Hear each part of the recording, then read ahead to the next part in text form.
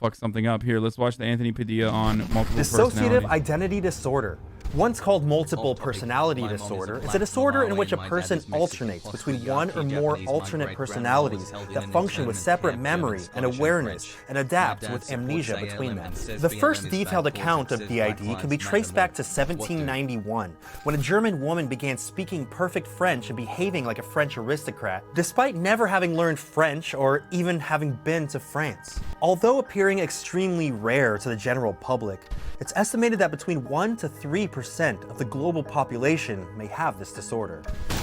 My name's Anthony Padilla, and today I'm going to be sitting down with people who dissociate into fragmented identities to learn the truth behind this heavily misunderstood disorder. Does DID access Race isn't a social construct, something like gender is? No, race is certainly content. A social construct as well. There are like what are you talking about? Of course race is a social construct. The only difference between race and gender is that your race is tied back to your ethnicity and also is something that you kind of get from centuries and centuries of pre-established social conditions. Race is a social construct. It's just that you inherit it from your parents, and there is a lot of like other factors that come into play in the way that people analyze you. I mean, if there are differences to different social constructs, like race being a social construct and gender being a social construct does not mean that they are exactly the same with respect to how you can flip through different races.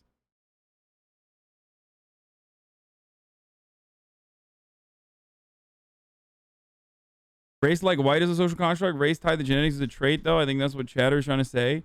Yeah, there are minor differences. The problem is the social construct of race comes from the way people react to your race.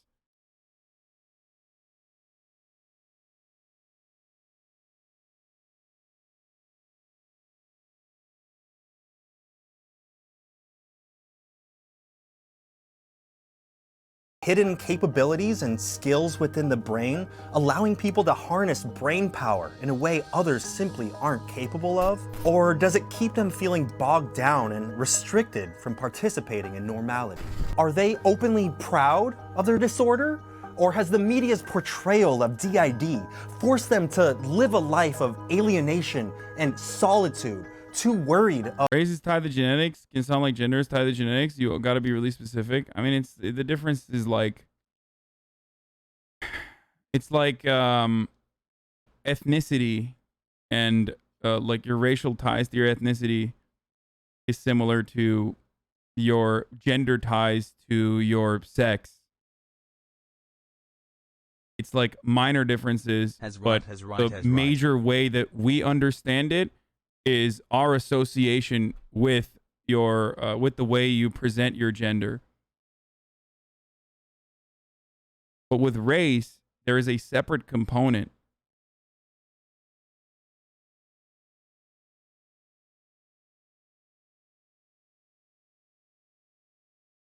So if race dysphoria gets documented, could that be a real thing, that we're trans raceophobic? Okay. I know it's an interesting subject. That's why people are asking, not because they want to fucking lock me down into like a position or anything like that.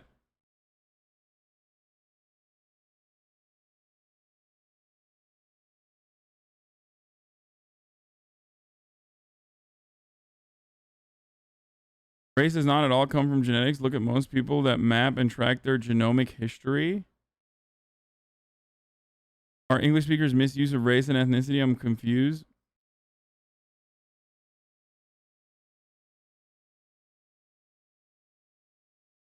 Race is to ethnicity as gender is to sex? Kind of.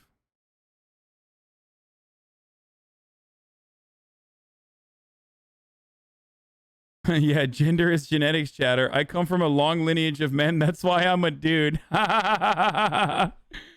Oh.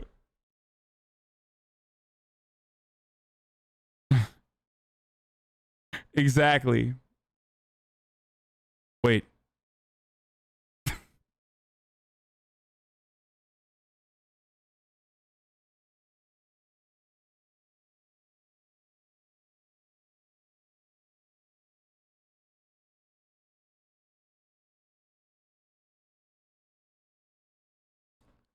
It's a social construct. Race is a social construct in the same way that like it's learned behavior. The way you treat black people or white people or people that you perceive as a different race is still tied to centuries of oppression and centuries of conflict, and the attitudes and everything else that you've like literally learned from people around you.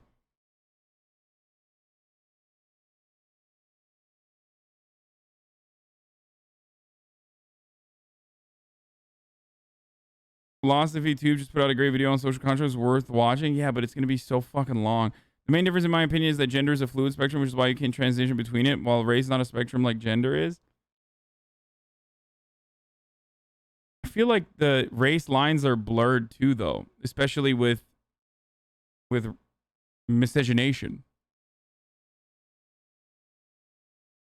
Gender is a social construct that's fake and malleable. Race is a social construct that has real and defined. Thus, you can be transgender but not transracial. That's a decent way to put it, I think. But what do you mean, real and defined?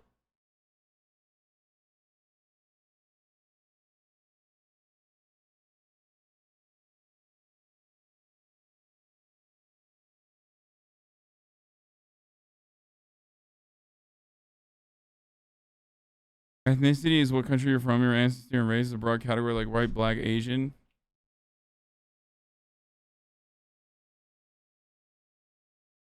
Unfortunately, I do think the transracial world will happen, but on the bright side, it'll break everyone's brains as to what constitutes racism. No, because the problem is like, the problem with being transracial is that, or people could just like say that they're, you know, transracial. I know that this sounds so much like fucking transphobes shitting on trans people, but like you're not going through that. You're not going through that country equals nationality. No, I'm not talking about nationalities. Like someone blackfishing, for example, can just be like, yeah, I'm transracial, but it's just that person taking advantage of traits that they feel are likable and exploiting that specific race without going through that oppression. But then that is like something that TERFs literally say about trans women. Like Whoa Wiki is a good example. Whoa Vicky is a good example of that.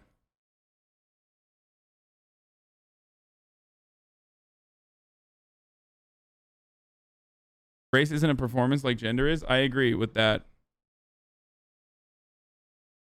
I mean, dude, I'm a fucking great example of this, dude. It's like it's hard to describe, like, but am I white or am I not white?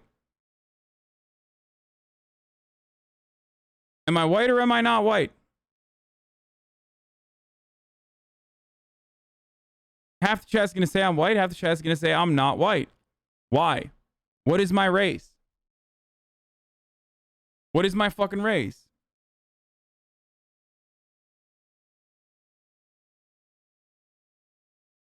It is a social construct in that, with respect to that. Race is definitely a performance. No, it's not.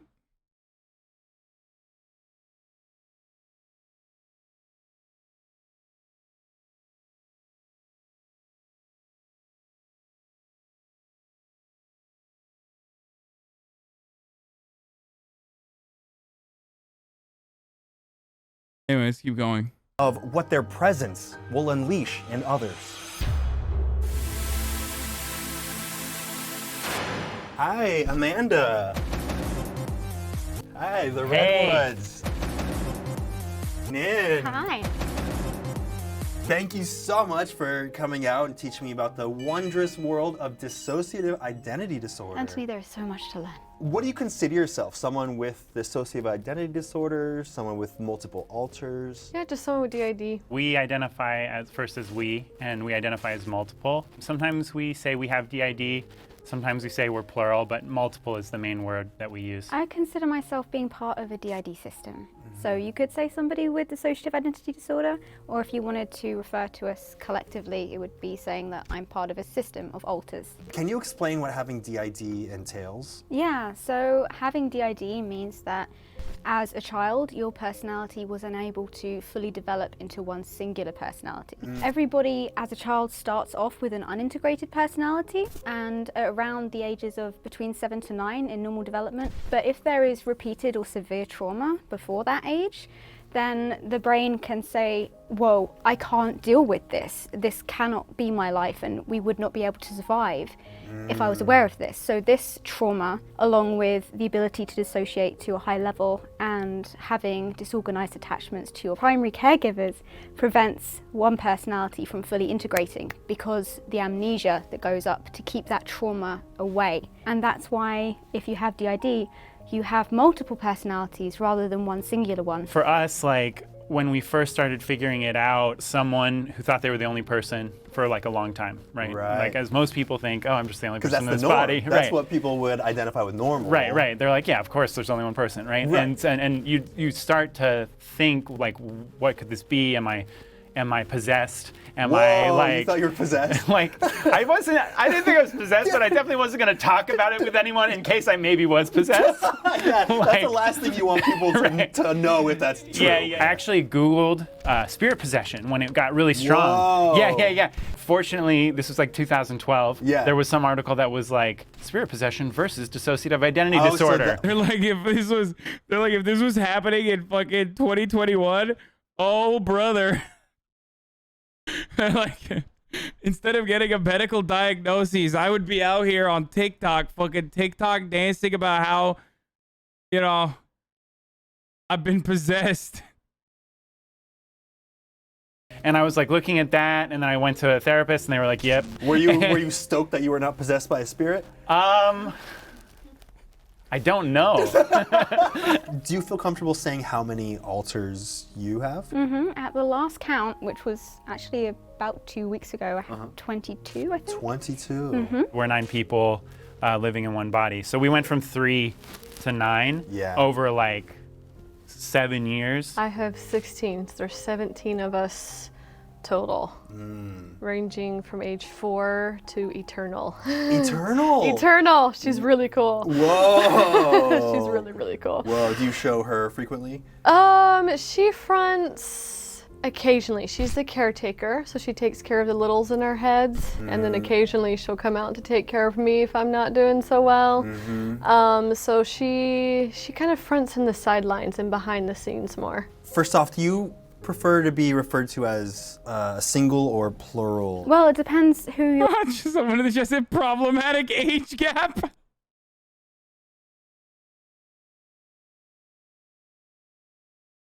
Oh God, chat will say anything.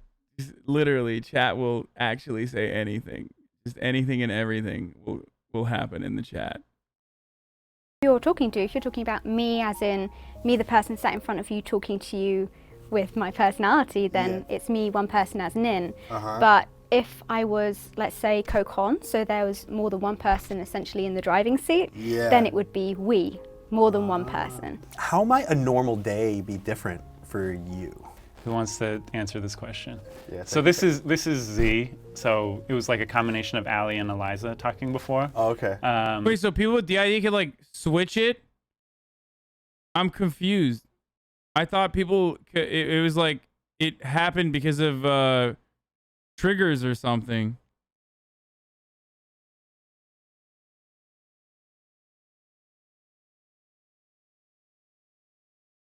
Because they're just saying if a person did masturbate, there's a child in there, just kidding, not an issue. Oh God, just stop. Having interacted with people who have diagnosed DID, this all feels sketchy, like they don't control ID switching. Yes, sometimes DID is thought to be an extreme form of borderline personality disorder by some. What the fuck? Wait, hold on. So they just said that they were diagnosed. Is the thing you were taught to do in therapy, ask inside? We can kind of blend sometimes. So when we first came into what we would call co-consciousness, and that's a pretty common term, which is the shared experience of kind of being able to talk to each other. A lot of people don't have that, and they're basically like coordinating in the dark with someone who's not there when they're there. And so like you might be doing something and then come back and it's 3 days or 3 weeks later and your life has been lived and all kinds of stuff is happening. I have a friend who would be heading one place and then someone would switch and then they'd head back home and then they'd switch and head back and forth, and it'd take like 4 hours to get out of that loop until the same person came back and was like, no, we're actually going here. And what they learned to do is to text themselves or leave notes on their iPhone and read those. And so it's kind of when you come to the front and you feel disoriented, you can read those notes. It's almost like having amnesia and leaving notes for yourself. No, it's called dissociative amnesia is like basically the term for that. I was in the bar. The person who's on right now is apparently fake. He gets fake sicknesses for videos like these. Wait, really?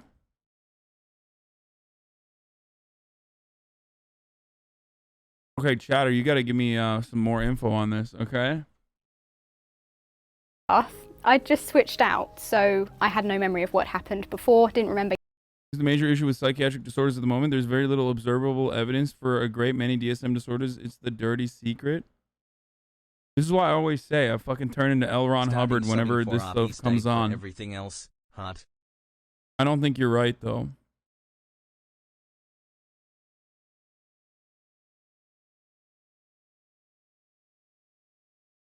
You can just smell the fake coming off that guy. I'm trying to be understanding, okay? Shut the fuck up, chat. Fun fact, L. Ron Hubbard is a big, like, anti-psychology, anti-psychiatry guy.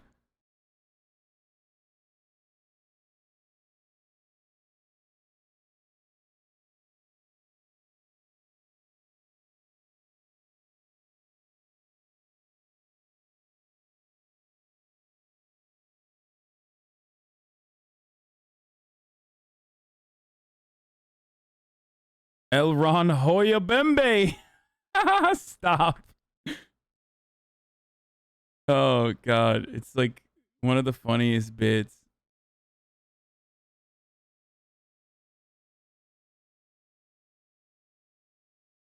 Fun fact, L. Ron Hubbard was a black man. But getting in the bath, because it wasn't me, it was my alter Kyle, who's my primary protector, and he'd apparently decided that he wanted a snack while he was in the bath, and there was just this half-eaten banana on like the shampoo holder, and I was like, what? Why? That's disgusting. So you just realized that you are in a bathtub with a half-eaten banana. Yeah, like peeled. It was pretty beautifully presented, actually. How do you feel about the different labels in terms of personality, alters, identities, multiple? Yeah, there are a lot of people who don't like the term personality because when a lot of people think of personality, they think of like how you act in a certain situation. T-Pain explains this? What?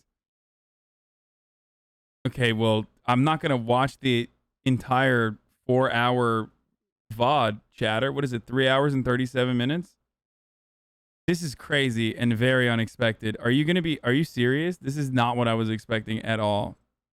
And that this song was something very personal and very traumatic to me. And I just hope to share my experience with you guys. This man recover for real. Without any more being said and wasting any more of your time, I want to go ahead and jump into it. Dude, come on. What is the timestamp?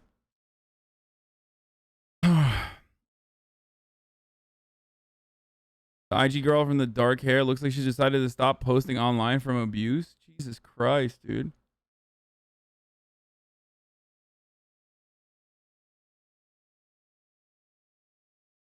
Unfortunately, our online presence has grown so large, we have regained the attention of past abusers. We have been contacted, located, manipulated, and threatened by someone dangerous who has the ability to harm us in person. What the fuck? Dissociative is on an infinite hiatus from YouTube and social media. We will be seeking greater anonymity as a part of our intention to escape them. Our past content will still be accessible to those who need it.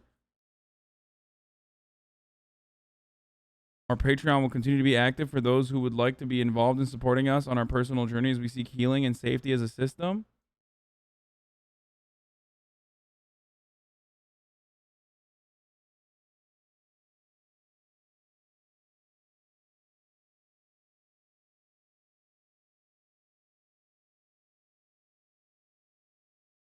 Considering how huge your platform is, don't you think doing this kind of content that could potentially make some of your more ableism-inclined viewers feel justified in their views, as opposed to doing content that undermines, disproves their ableist opinions, is not a good thing to be doing?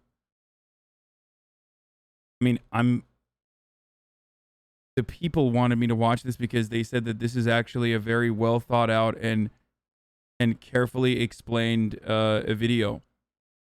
If you are watching a video that is meant to educate viewers on this disorder and you come across the opinion that it is unhelpful and actually trivializes that disorder, I think that's kind of a you thing.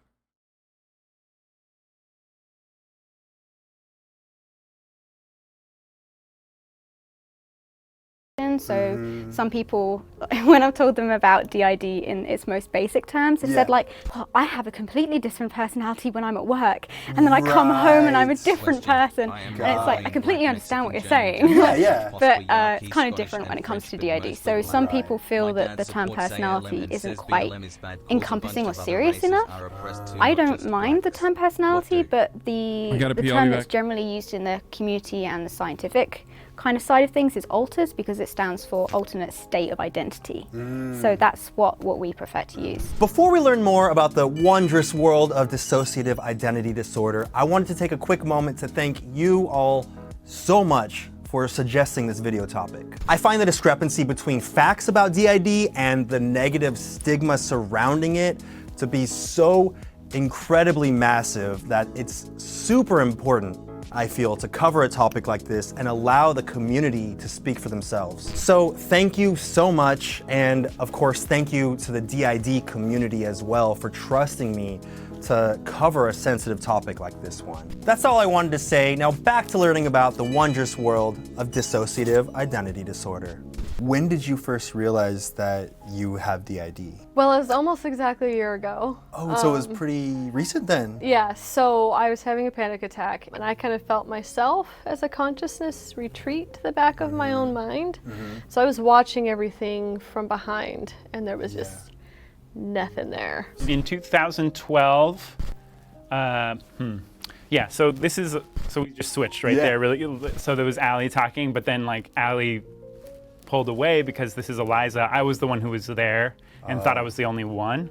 So yeah, I thought I was a boy, and I thought I was one person. Pretty standard, like, expectations. That's how I grew up. Yeah. Right, yeah. And then I just had this like weird triggering confrontation with a stranger. Basically what I understand is that I had a whole system of covering up all of this, a whole like strategy and everything, but I was so busy dealing with family member with cancer, personal life stress, housing stress, and then this sudden trigger, it crumbled. Yeah. And there was Allie and Z. How did you feel once you realized? Yeah, that I wasn't the only one here. Yeah. So the first feeling was actually overwhelming love and joy. I was crying. You felt good I was about like, it was like a family reunion with these other parts of myself, other characters, but like protagonists in my life. How DID The time is 3 hours, minutes, and 37 seconds.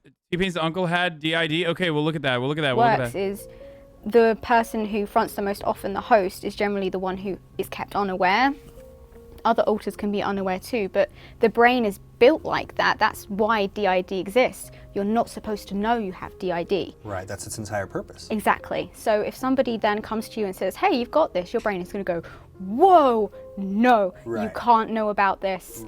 This is the whole way we've lived our life in order to survive. I was seen by the crisis team after a suicide attempt, and she asked me to fill in some questions, and this one had been a little different from the others, and it was my first real kind of communication with one of my alters, Kyle, my primary projector, the banana guy. The banana guy?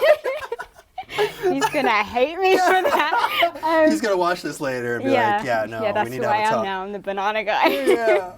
And he basically saved my life after this, and I could hear him talking to me, and it was the first time that I actually kind of wasn't like, okay. Imagine Hasan harboring an ableist chat. What? Ableist transphobes in chat today, Dad? guys, guys, I don't know what the fuck's going on. Just cool it, okay? I don't know, but listen, they have like multiple personalities, and some of them are a different gender. It's just not like chat is not going to be able to. There's a delay. Like chat's not going to be able to fucking reference them. That's why they usually reference themselves as systems. Okay. If you have did, can you argue if one of your personalities murders someone that it wasn't you but your other personality? Okay, yeah, so this is my inner voice. Yeah. That's what I thought it was. Everybody else says, like, you know, your inner voice, you talking to yourself. Yeah. And this lady in the crisis team was like, have you ever heard voices? Before this, I would not have given that a second thought. I've been asked that before and was like, no, definitely not. It was very much like a man's voice. It didn't sound like it was coming externally. Again, it wasn't exactly like a voice. It was an interpretation. But it was very different from mine. And he was like, I'm going to be with you the whole time. You're going to be fine. You can do this. And was like, you need to lie on your stomach now. And I was like, what? And was just pretty much shutting down at this point. And I was watching. You see the motherfucking chat? For fuck's sake, this is what happens when you laugh along ableist comments. For fuck's sake, Hasan, this is all a low moment for you. I think the lowest moment for me is the top of the hour ad break that's coming right now. Instead of addressing that chatter, I'm going to be addressing the fact that it's literally the top of the fucking hour. Which means that there is a 60-second ad break. But worry not. Instead of worry not, folks. You can avoid the ad breaks with a Twitch Prime subscription for free, an ad block, a VPN, all of those fun things. Here's the ad break now. Everything happen as if I was across the room. You had an out-of-body experience almost? Yeah, it's part of dissociating. It's called derealization, when you don't experience what's happening in your life or the world around you as real. It feels like a dream. I've experienced that many times in my life because I've had severe panic attacks. Yeah. And in those moments, it feels like my body goes. I've been realizing that you're wearing hats a lot lately. Is it because finasteride isn't working anymore? Yeah, dude, I'm literally balding. It's crazy. Oh, wait, no, it's not. Maybe it's because I have fucking really long hair, but it's not long enough that it can just like sit right. So I have to make it sit down by wearing a hat. But of course not. Chatter, once again, doing exactly what fucking toxic assholes in the chat does, which is try to overanalyze and perceive a moment of fucking what they assume is like a weakness. Okay. And just, you know, shove that in there.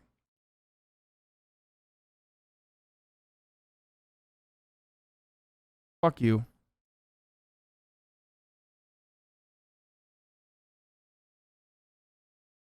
That's a cross-band moment, okay? Nah, I don't give a shit. You can go fucking blast off in other people's chats and be fucking toxic in their chats all you want, all day, every day, baby.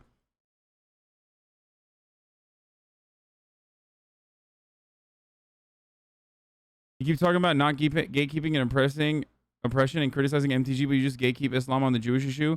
We don't need Dark Souls level gatekeeping from anyone, especially not a clown who can't. Oh, there's. Can you name some instances of anti-Semitism? I don't see any mentions of anti-Semitism on mainstream media. Meanwhile, there's been bigger Nazi marches over statues. What?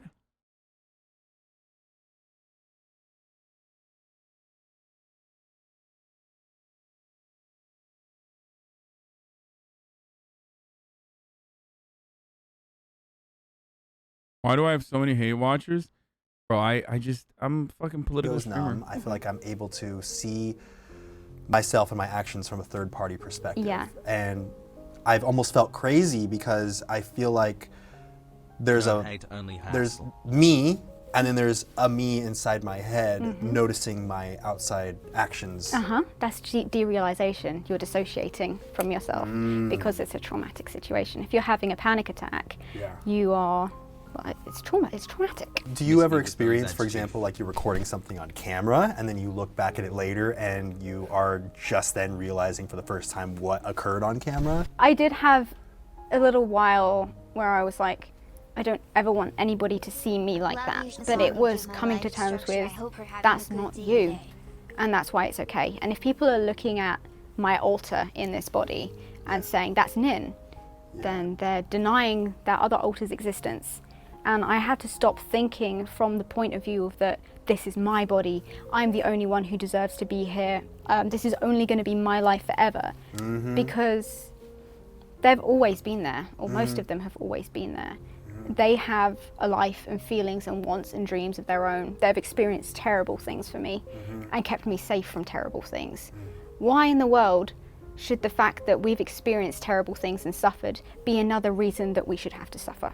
Do each of your alters have names? They all have names, ages, and literally the personalities. They're all very distinct. How do they end up receiving names? Oh, they tell me their names. Oh, really? Like, I don't think anyone thinks this is valid, though, beyond like a diagnosed medical condition. Like, I don't think these people are, or maybe I missed that part, but I don't think these people are literally like, I'm 4 years old now, so you have to treat me like I'm a fucking 4-year-old. You know what I mean? I think it's more of like a, hey, I have this situation going on, and informing other people. You know what I mean? I don't understand how someone can name their own personality and have different ages. So, they are Pepela. Wait, what? No, the fuck they don't, dude. What? And I have no idea where they come up with some of them, because I'm like, this is not something I would have ever chosen. Like, what? Where did that come from? Like, one of my alters' name is Freedom. Freedom? Yes. Does that alter represent freedom in any way? I mean, her first name was Pain, and then she switched it to Freedom. Oh, okay. Yeah. Where you said they aren't valid was bad wording? No, like, not... It's not, I'm not saying it's fake. I'm just saying that they recognize that they're not literally 4 years old. In that moment, they might think that they're 4 years old, but like clearly other personalities that they have also understand that they're not fucking 4 years old. Also, we have eyes and can understand that that person is not literally 4 years old. Okay? That's what I mean. Don't fucking Pepela. People are Pepela because they think like some rad lip person is going to be like, you're fucking crazy. No, that person is literally 4 years old when they think they're 4 years old. No. I'm saying that they're aware that they're not actually 4 years old. Except for that personality.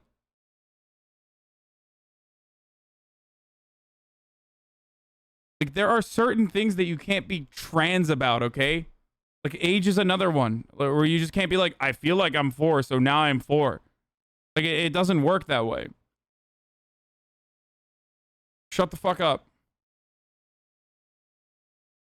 Literally, no trans people agrees with that, by the way. Like, no trans people will ever be like, oh yeah, it's a decision to be 4 years old. Like, for the record, it's only exclusively used by people who are trying to be transphobic and shit on trans people.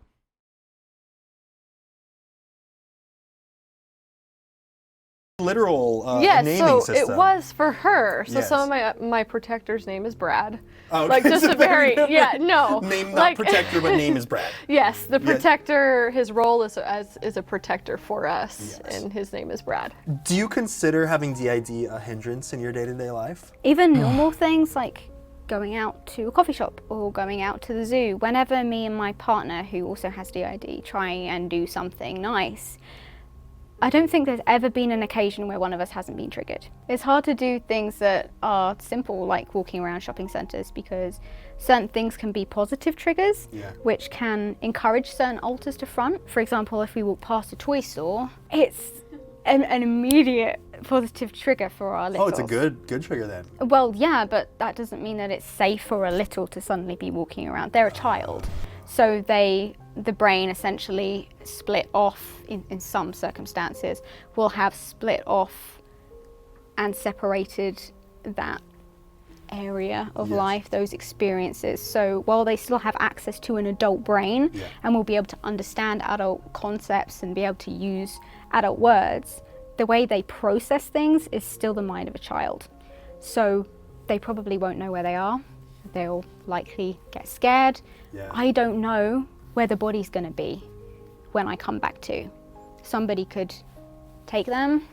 Yes, we're in an adult body, but adults get taken places too, you know? If you are in... It's frightening not to have control. And not to have memory, because you don't know what's happened. That sounds terrifying. It is terrifying. I don't have all of the brain power. I don't have all the body batteries. Like some of it's Ali, some of it's Z. So it's not each. That makes no sense. You can't have an adult brain but process things with the mind of a child. You fucking absolutely can, dude. What do you mean? You can literally have that without did in a moment where you're experiencing like a traumatic situation or some shit like that. The fuck? No, that's actually, it's 100% possible. You don't even have to have like this condition, this dissociative identity disorder to be able to experience that.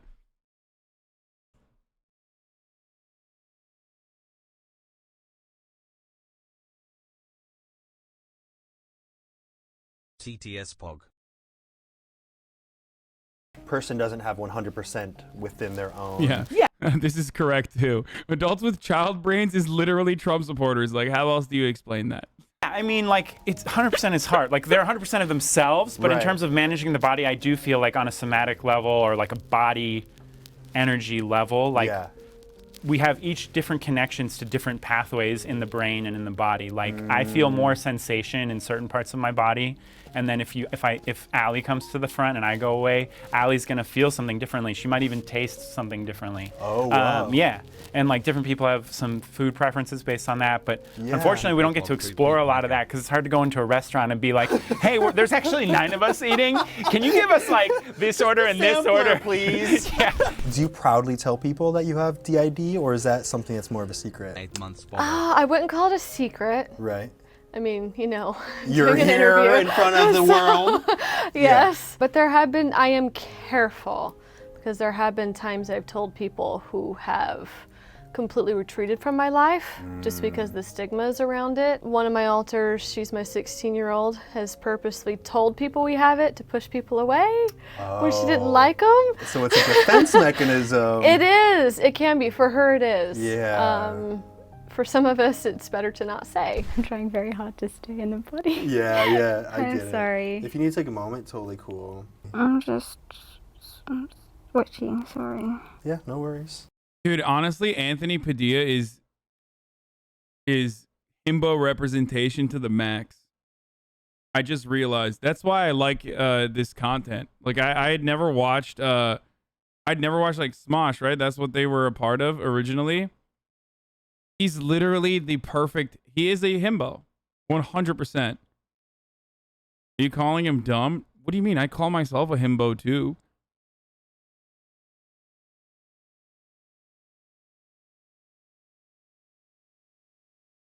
So technically, yes. I mean, I do call myself dumb as well. So, you never watched Smosh? No. Take your time. We got plenty of time, like I was saying. It's hard. I know it's hard, but you're so strong because you flew all the way out here, and and it's okay to feel these things because, yeah, like I said, you're here to talk about it. What?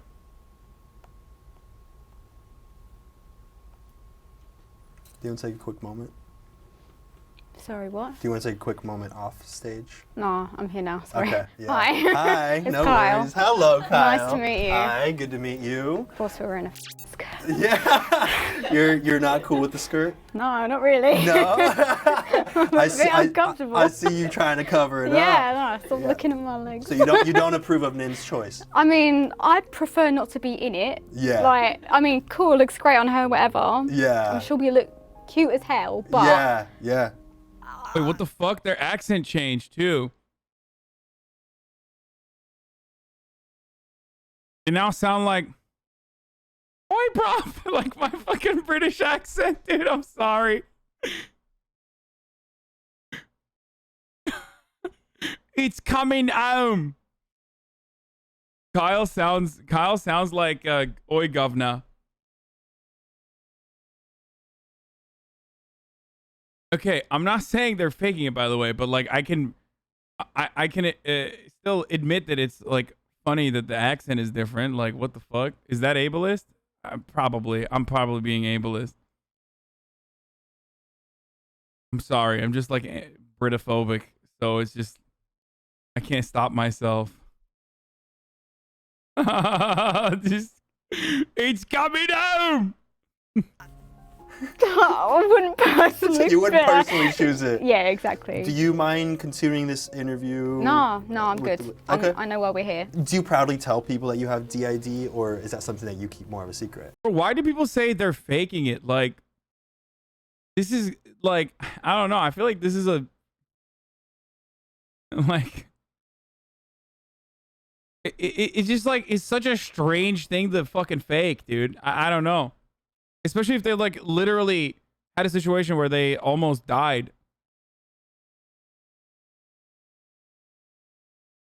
I don't know. I get why the immediate inclination is to think that they're faking it, though. I do understand that. And the reason why the immediate inclination is like, oh, this person must be faking it is because it's so beyond the scope of comprehension for someone who does not have this disorder, right? So you're just like, there's no shot. Like, I kind of understand it. Yo.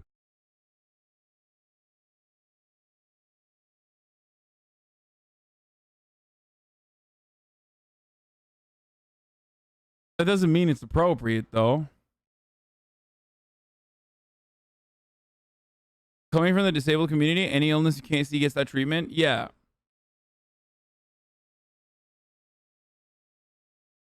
She almost had a breakdown there. It makes sense that her protector comes out. Isn't this literally what conservatives always harp about, identifying as a child or whatever? This seems problematic or what? No.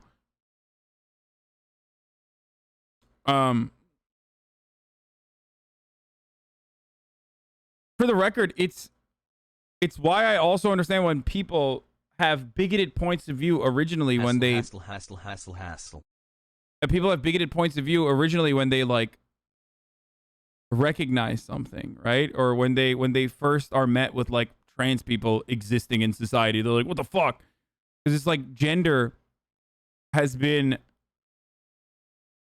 so heavily ingrained, like the rigid binary understanding of gender that's antiquated and false is so heavily fucking stamped to the back of our minds that like so many trans people themselves will openly admit that they had internalized transphobia until they came to terms with their existence and their gender. So it's just like, that's the reason why people who don't have this kind of disorder just look at this and go, what the fuck? There's no shot. It's real. So it's a normal way to feel that way. It just doesn't mean that you should act on it and immediately react and be like, oh, this is fucking fake, dude. It's totally fucking fake, dude. And start shitting on a person. That's when you become ableist. You understand? So, chatters who are a part of the disability community, welcome. I do this with every other fucking issue all the time. But the reason why people immediately start off with their starting point being like, this is weird, this is strange, this is not normal, is because it's beyond their scope of comprehension. Is what people do. It's the ignorance, the lack of interest in learning and understanding it that makes this problematic down the line. Not when they're originally learning about it for the first time ever. Okay?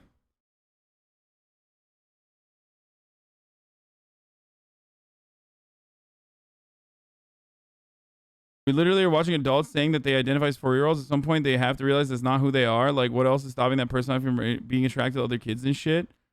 I mean, if they're fucking 4, I don't think that's a problem, considering that, like, you know, 4-year-olds don't necessarily have a lot of attraction. They're fucking 4, dude. You know what I mean? Why is that where your mind goes to immediately? Like, what 4-year-old do you know that is just like, I'm really attracted to people?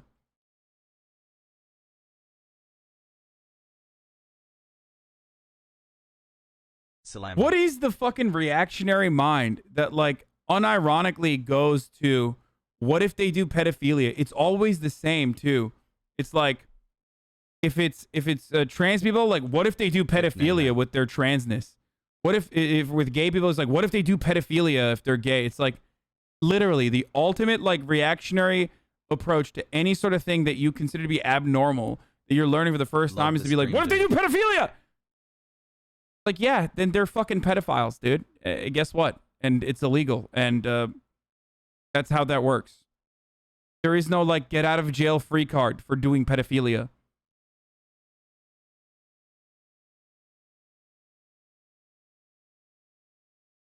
I don't know, man. All these people are also self-diagnosed with this such a red flag. I think you're experiencing in your own right, but when you're saying something that's happening to you and it may not be, there's actual people afflicted, is pretty fucked.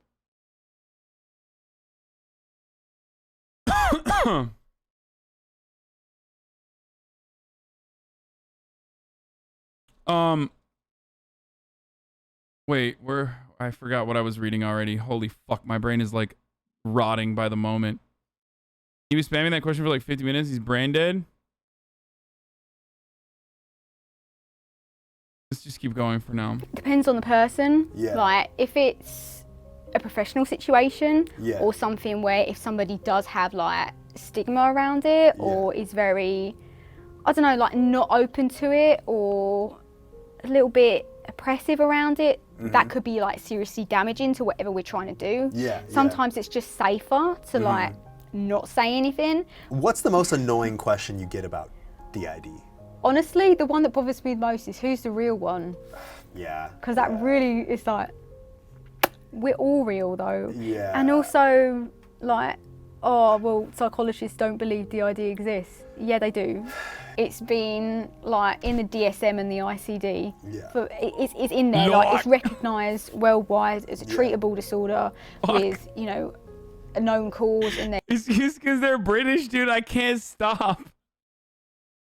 Coil, bruv. Oh, dude. Oh my God. Look.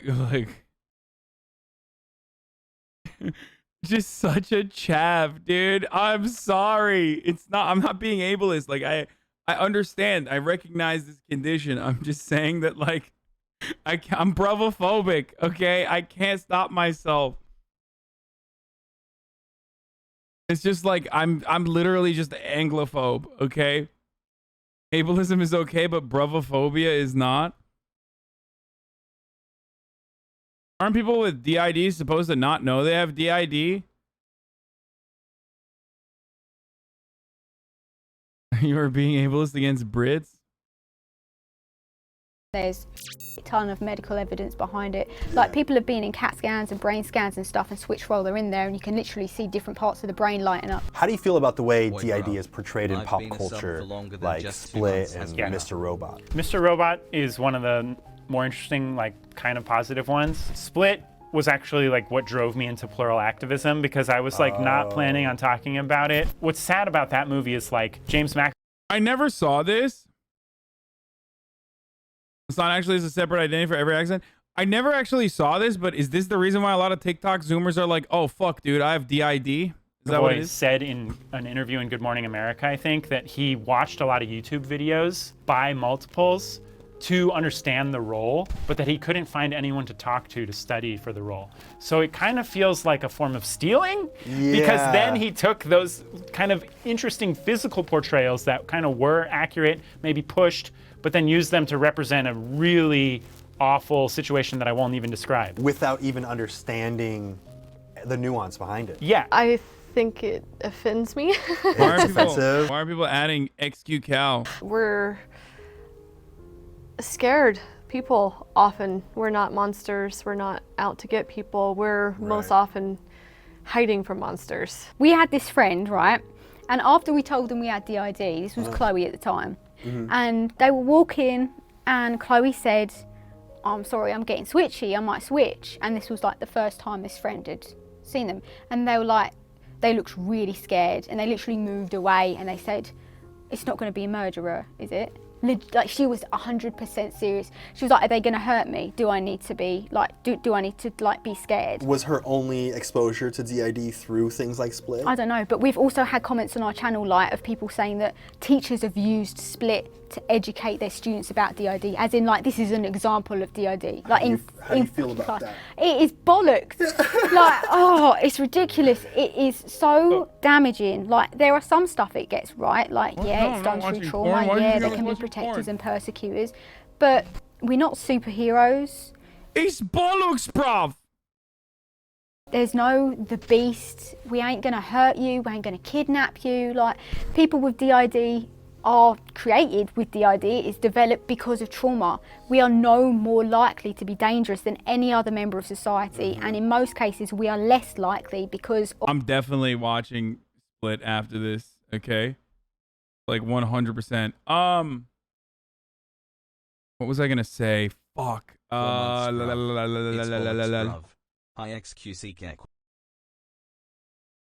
forgot what I was gonna fucking say, bruv. Let's just keep going. The thing I was gonna say is, and the reason why I'm saying I want to watch Split after this is because the is that the girl I have a crush on? The one that has like the alien looking face? She's on that.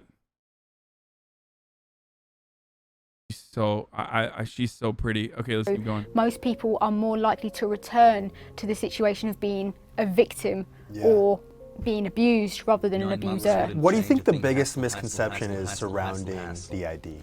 I think there's the idea that it's purely dysfunctional, that it's obviously miserable. I've definitely had my rough days, weeks, months, but it's not years. Constant. It's gotten better. Yeah. And I think that's the part that we don't tell. A lot of people think that it's really rare. Yeah. But the same percentage of people who have ginger hair have DID. What is that? What? 1 to 3%? 1 to 3%, yeah. Shut the fuck up. Are you serious? I did not know that. I thought it was like hella rare. What?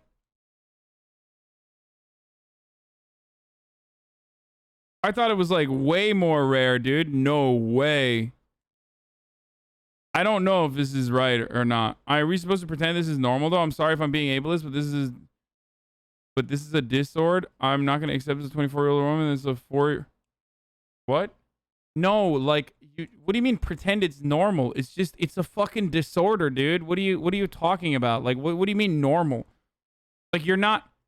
The point isn't the point is to manage it, dude. It's a disorder. The point is to fucking manage it. Like you're not. Unless you're literally talking about like act like the person that that is in front of you is literally a 4-year-old. No, I don't think you're supposed to act like that.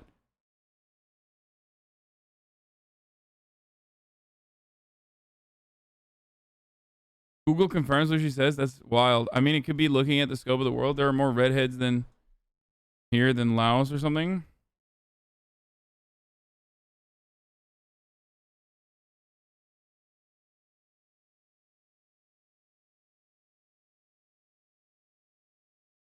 Dissociative identity disorder statistics vary, but show that the condition occurs in anywhere from 0.5% to 2% of the population.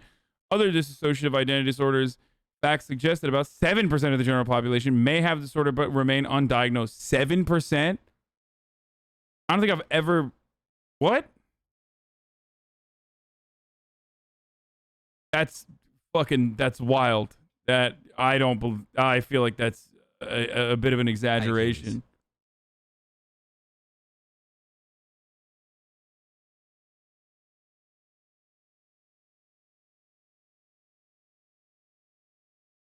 Nin is a proven habitual liar. There's a whole rabbit hole about her and her ex-partner that's super problematic.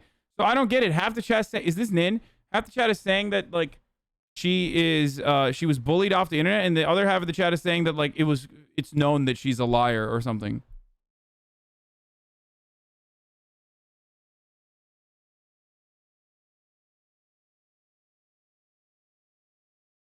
Or that's which one is it?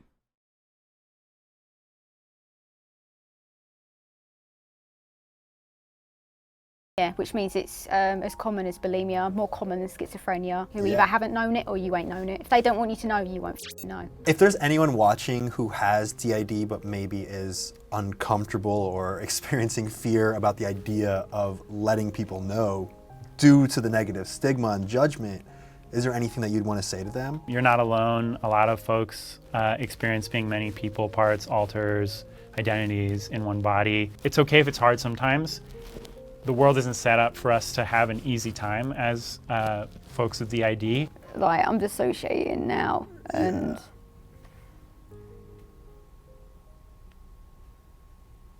Hasan, you're the man. Thanks for being part of my routine. Rock on gesture. Just zoom in, dude. Zoom in, dude. What the fuck? Let me know whenever you're ready.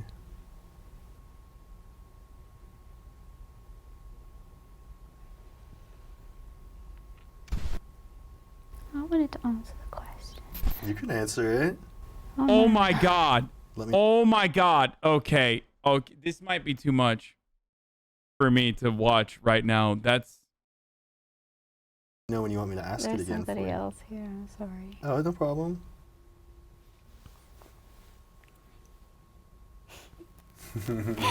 Hi. Hi. How you doing? I'm good. You good? Yeah. Do you want me to set you up with a question again? Do you want to answer this? I don't know what's going on. Do you want me to explain to you what's going on? We're in the middle of an interview about DID. We have DID. Yes, you do. Yeah. And that's what you're here to talk about. Yeah. Do you feel comfortable talking about DID? Mm-hmm. Yeah? Mm-hmm. Do you want... I can answer the question. All right. I'll ask the one that I just asked Kyle. Okay. And Kyle mentioned that Nin wanted to come out and answer this one. Do you feel comfortable answering this one? I don't know what it is yet. Okay. All right. All right. I can't answer it till you tell me what it is. Okay. If there's anyone watching who has DID and is maybe nervous about the idea of coming out and talking about it with people because they're fear of the judgment that they might receive or anything like that, is there anything that you'd want to say to them? Any kind of advice that you'd want to give them? I say... And you can say that to camera if you want. The camera? Yeah. Without the man behind the camera. Hi. You have such good hair. Yeah, doesn't he? It's so good. When you have DID, you feel very alone. And it feels like you're going crazy. And there's no way anyone can understand. And there's no way you can have a good life. And this is it. It's gonna be bad life forever. It's always gonna be living bad memories, people thinking bad things, and it's not. And even when it feels like that, it feels so bad. And the memories are so bad. It's okay, take your time.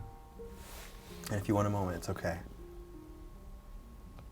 And if you want to cut this part out or anything like that, we totally will. Okay. Yeah, so take your time. But we felt like that.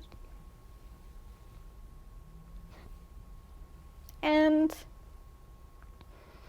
now everything's different. What's different? We're not alone anymore. Is that a better feeling?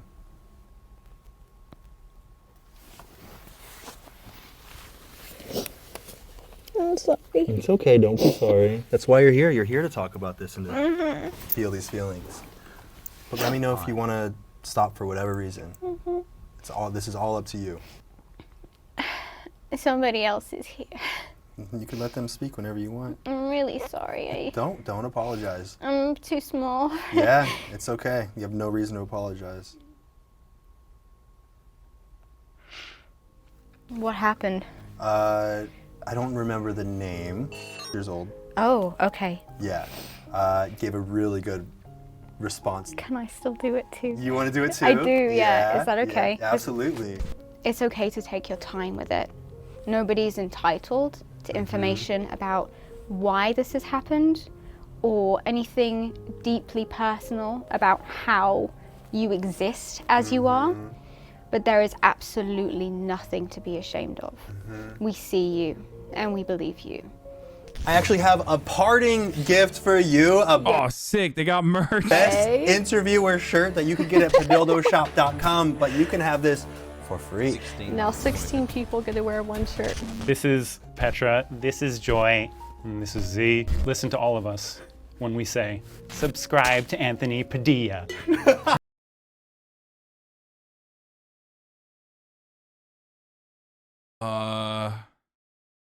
That was wild.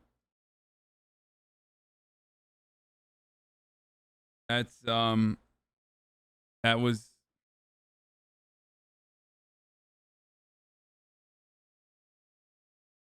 I just like, this is why Nin was saying if this altar comes out and they're at the mall, it can be dangerous.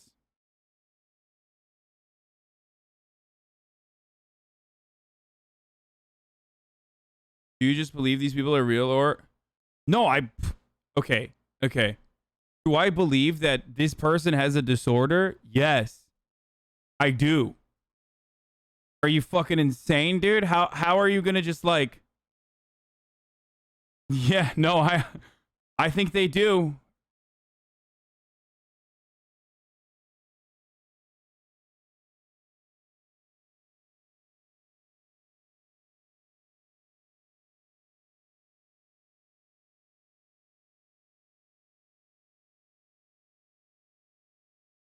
I think it's a big debate in, honestly, there's a big debate in psychology that this disorder exists and there's no point in fighting it. Is there actually like dude,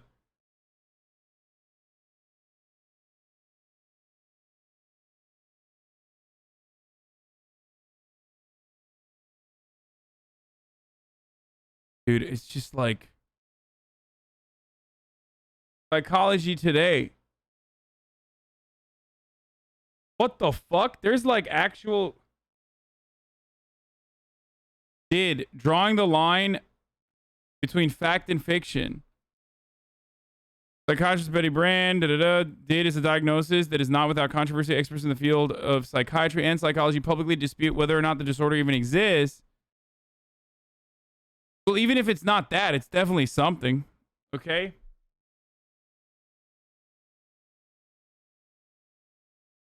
There is no debate, it exists. Okay, well, this guy's a fucking liar, dude. Robert T. Mueller, fuck you and your fucking bullshit-ass PhD writing on the fake news Psychology Today.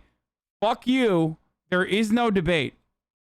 Okay, for the record, something can be a medical diagnosis in the DSM-5 and completely legal, but there could still be debate over it. That doesn't mean it's not real. Dude, you're doing the anti-equivalent of finding anti-vax articles online?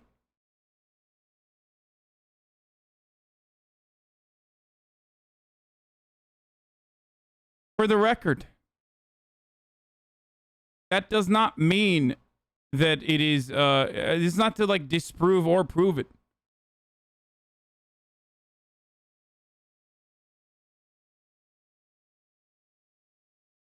The trauma and mental health report had the opportunity to interview Dr. Brandon, discuss diagnosis recently. Can you just did what used to be called multiple personality disorder? These people may have different names for their different parts of personality. Some don't know that other parts exist. They don't know because of florid amnesia. What they view as blackouts are actually times when another part of themselves is taking control of their actions or consciousness. It can be difficult. That's why I contribute to research in the field. Training and assessment of DID is important, and many professionals do not get enough. There are reliable structured clinical interviews for dissociative disorders that have been shown to distinguish between faking and true disorders. I watch for behavioral cues while interviewing clients. I also carefully interpret their answer to personality tests and symptom questionnaires. I mean, this person isn't even saying it's fucking fake. I don't know why, like, I don't know why people got so mad. Like, if you look up if DID is real, there is way more articles saying it is. Maybe the info changed after some time. No, I think it is. I was getting mad at the chatter who like said, no, nobody fucking argues about it. Or something. You know what I mean? I already know it's like a legitimate diagnosed disorder. I said that already. Wah wah wee wah. Feel me?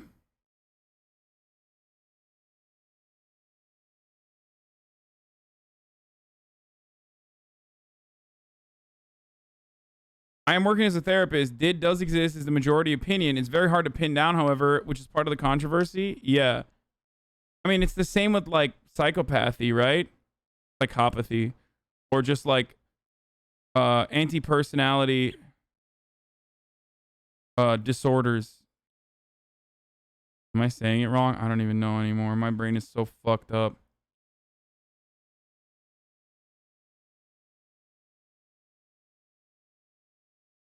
Did I say anti-personality? Antisocial personality. Okay, I gotta.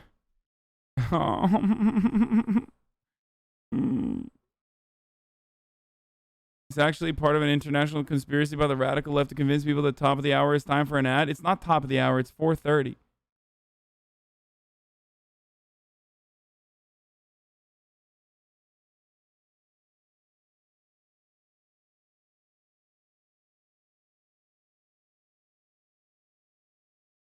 The debate seems to be rather whether did is intentional or not, but that's doesn't really matter if there's no material gain for someone who does it. The fact that people with did act this way is enough evidence of a different mental process.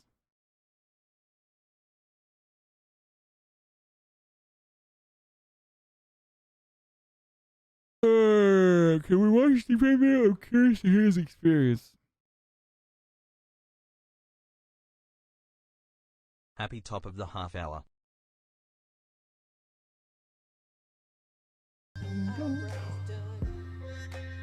Hey, can y'all hear this through my mic? Fire. She looks stressed. I look stressed. Damn, bro. Like, why y'all be saying shit like that? Isn't this it? Isn't this a timestamp? Why y'all be saying shit like that, bro? Like, Full face of makeup. I am sorry. Jesus, she looks stressed because she got her hand on her fucking head, hands on your head. It's 3 hours and 4 minutes. Head that, boy. It's a disorder. It's a disorder that got my fucking uncle killed. And people are on TikTok faking like they got it so they can seem interesting and quirky. Dissociative. Oh shit. Get him, T-Pain.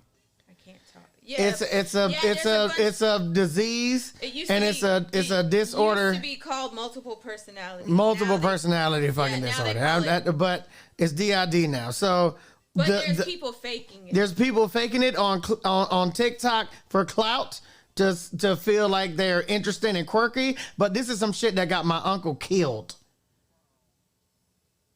And it's happening a lot. It's happening a lot. It's when you have multiple personalities, when you're schizophrenic, when you have these actual things. Here's what's like fucked up about TikTok. People with DID or claim to have DID on TikTok.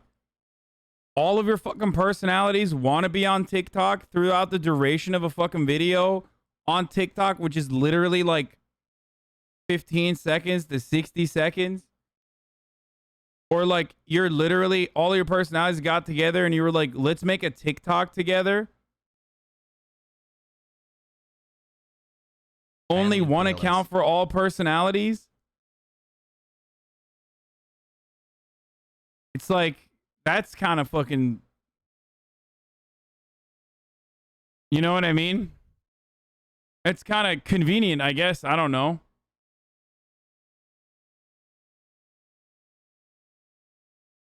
All of them have very distinct outfits, all non-binary, and all love TikTok.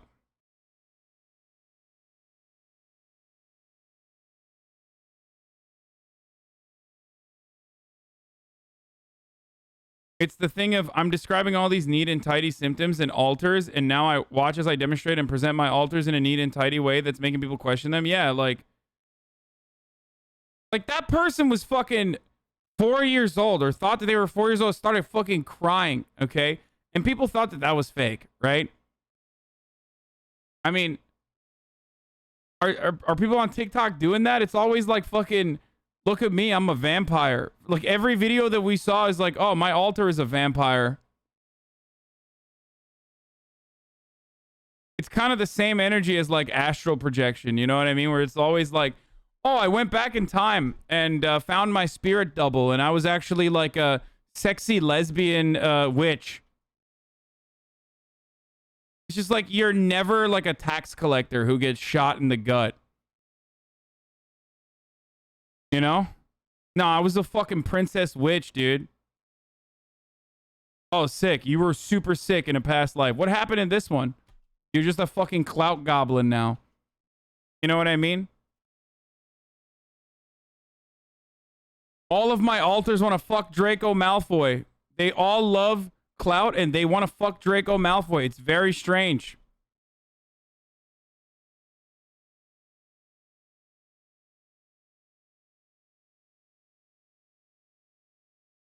I don't know why. Uncontrollably want to fuck Draco Malfoy with all my alters. And then people on TikTok are like, oh, just came up with 20 new alters today. They call them alters. They're new personalities. I just came up with 20 new alters today. Hey guys, I'm they, them, and my name is Zach, and I'm this person. And then they change clothes and then start recording again. Like, hey guys, I'm Farina, I'm he, her. Like, nah, bro, that's not how that shit works. This shit got my uncle killed. This is not some fucking joke. Mental health is not a fuck.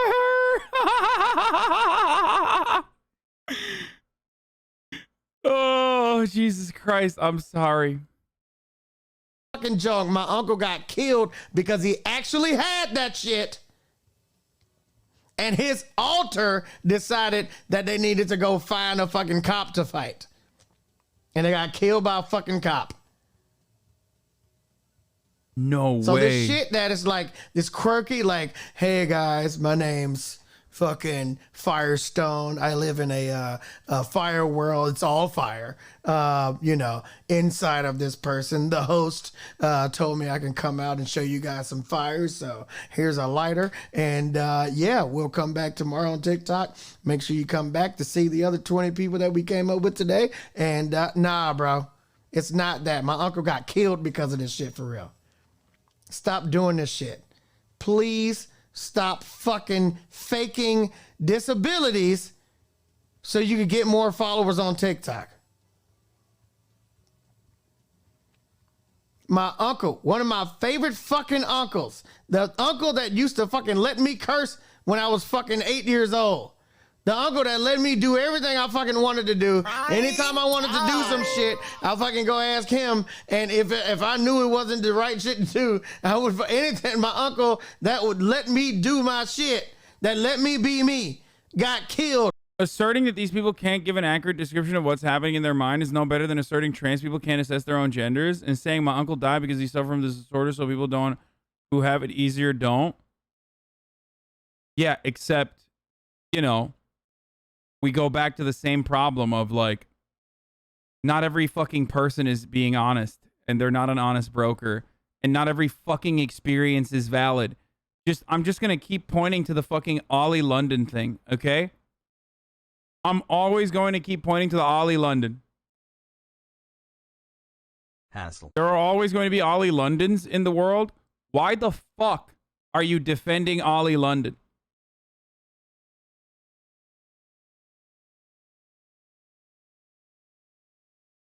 Yeah, sorry. Pronouns Korean and Jimin. Pronouns Koa and Rian. G and Min.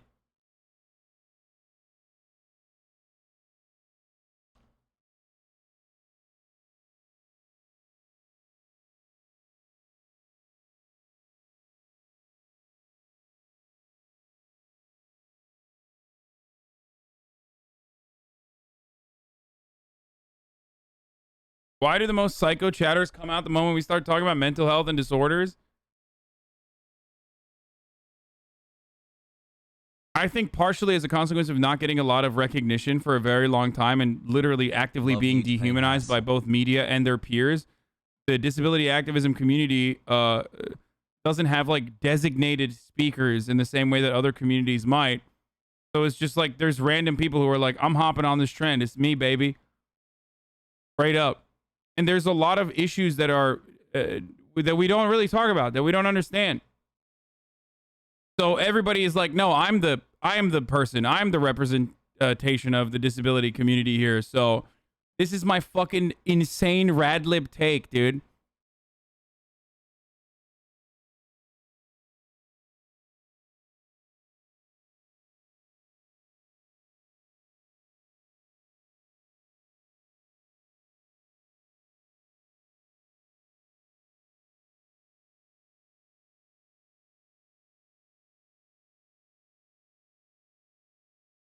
Kim Noble is well documented DID and has diagnosed for decades. She worked with several therapists and social workers after the birth of her daughter to make sure her personalities could work together to raise her. Sorry if you watched this. I tuned in a while ago. Wait, what the fuck? Meet the mother with 20 personalities, the Oprah Winfrey show? Get the fuck out. That's crazy. But I will watch. Okay. I think the problem here is that there's no way to tell a faker from someone who actually has a disability. So assuming everyone's faking it harm to the disabled community? No. Everyone is not assuming everyone's fucking faking it, dude. Shaq riding a bicycle in Hermosa Beach. He was essentially 10 feet tall. You should ride a bike as well. Everyone is not assuming everyone's fucking faking it. But there are definitely TikTokers who are just like, yeah, my multiple personalities all revolve around being like sexy witches and fucking vampires and shit. And look at me switch over into this like cool ass fucking like right on camera in a fucking 15-second video. Look at me switch through automatically. It's the same attitude as like, I can't believe you're saying someone is not not fucking handicapped when like it's obvious that they were faking it and they literally came out as faking it. There's usually other people that out them regardless anyway.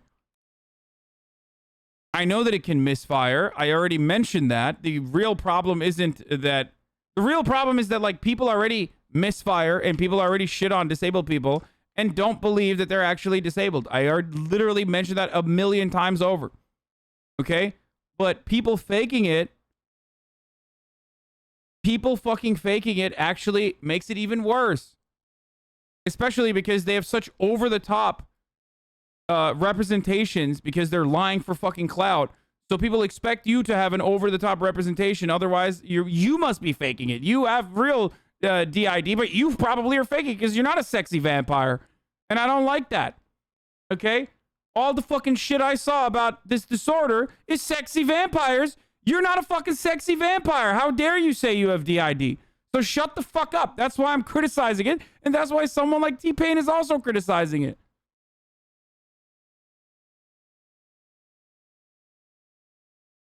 My alter is Cedric Dankery and he gets blasted every time I shift Sag.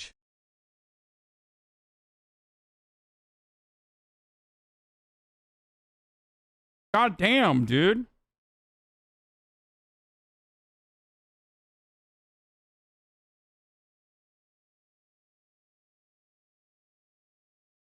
You're right. People with DID admit that they literally don't have full access to their consciousness for multiple hours at a time. Even if someone with DID wanted to be 100% an honest broker, one of their alters may not want to comply or may be too young to understand.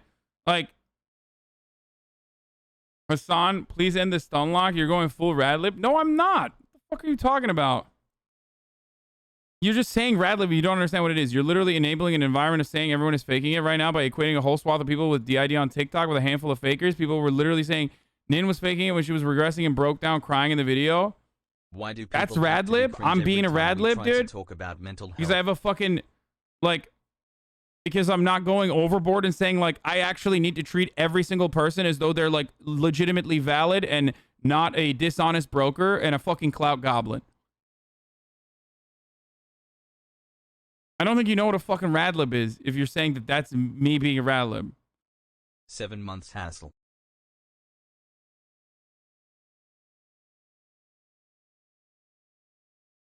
To answer Travis' question, alters can talk to each other, and it's very likely we don't like each other, but we kind of have to settle everything seeing as we share headspace. So yeah, we often fight and can't communicate through many, though many systems can't.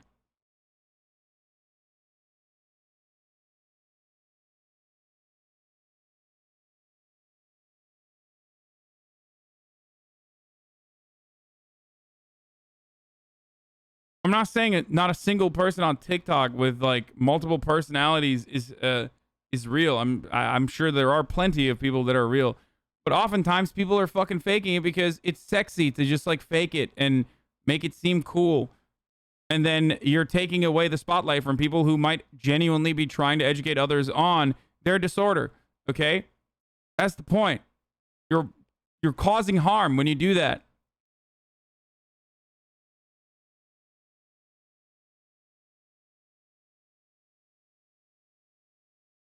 Same with OCD, same with Tourette's, same with all that shit. Is sexy? I mean, it's not fucking sexy to me, but maybe other people clearly find it interesting and unique and compelling that, oh my God, this person is so quirky. They have multiple personalities. It's wild. Ooh, they all seem to wear cool leather jackets and slick back their hair. You are totally ignoring the damage from all the fake claiming in this take. Will you tweet again when you move on to a different subject? How can they prove to us they actually have the disorder? I mean, that's why there's fucking medical professionals that diagnose it. And even then, it's like hard to figure out. 13 months. Time to say something that'll get me banned. Sag has Sag.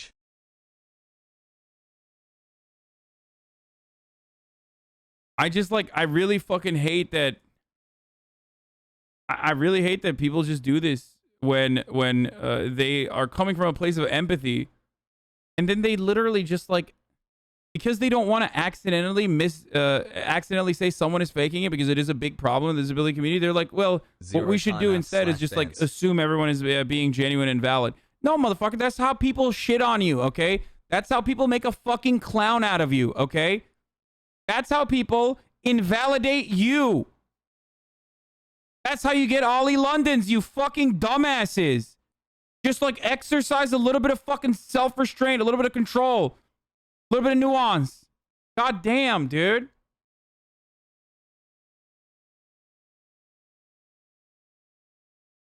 You're having a fucking shit take? Sorry, you're right. Fakers have done so much What is damage this? to the ID that it extends Age into the regression, medical community. age dreaming is a I've thing. It's personally fully met non-sexual, psychiatrists completely who safe claim for that work, they a way to didn't cope believe / in DID. educate yourself, chat. Sincerely, an age dreamer, not often dummy. You're having a fucking shit take.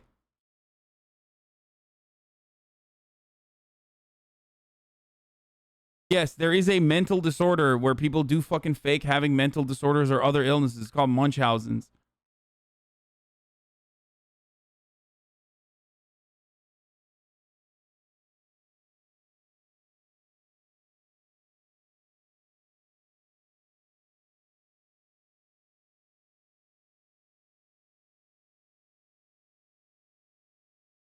Chat keeps digging to try to find out if they're faking it or not, and you keep discussing with these people instead of encouraging that behavior, which makes it seem like policing disabilities is good clout. I guess maybe that's why people are angry at you.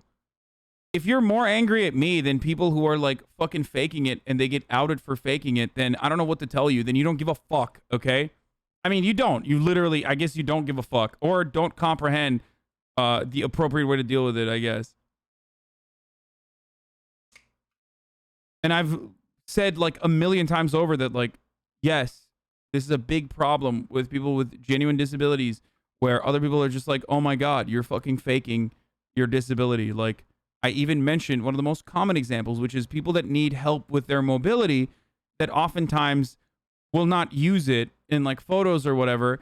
And that's one of the most common ways that a person with a genuine disability will get treated like they don't have a disability. And it's really fucking triggering and it's really dumb. And I get that. And I mentioned that example a million times over.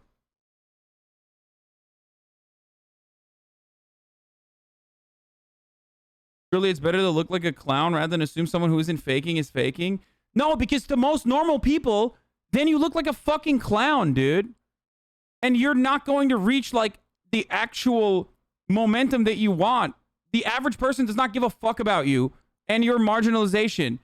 So me, as a person with profound amounts of privilege, want to reach out to the average person who does not give a fuck and make them give a fuck.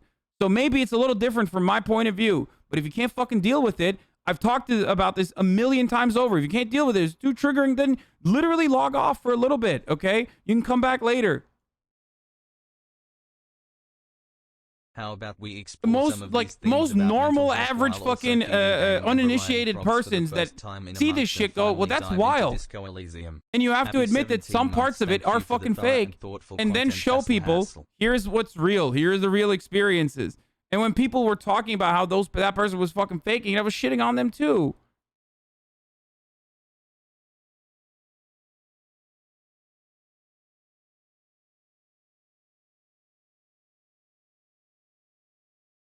People faking having disability does more harm than good because they knowingly reinforce potential negative stereotypes for specific disabilities, and these people don't get that. So it's pointless to respond to them. I just said that like 3 times. I don't know how many times I have to repeat it over and over again.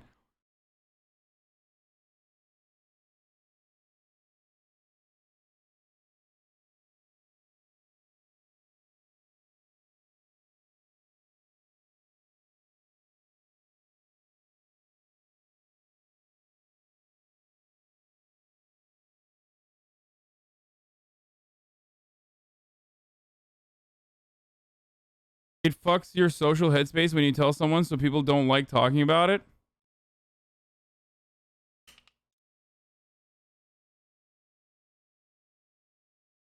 Then shut the fuck up. About what?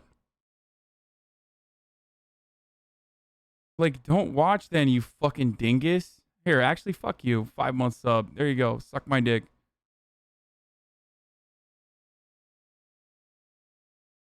So fucking annoying, dude. It's like, yeah, you're literally being fucking insane, dude.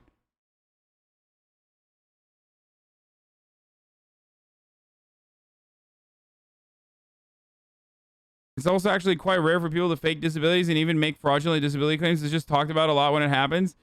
Yeah, the problem is TikTok, okay? That's the point.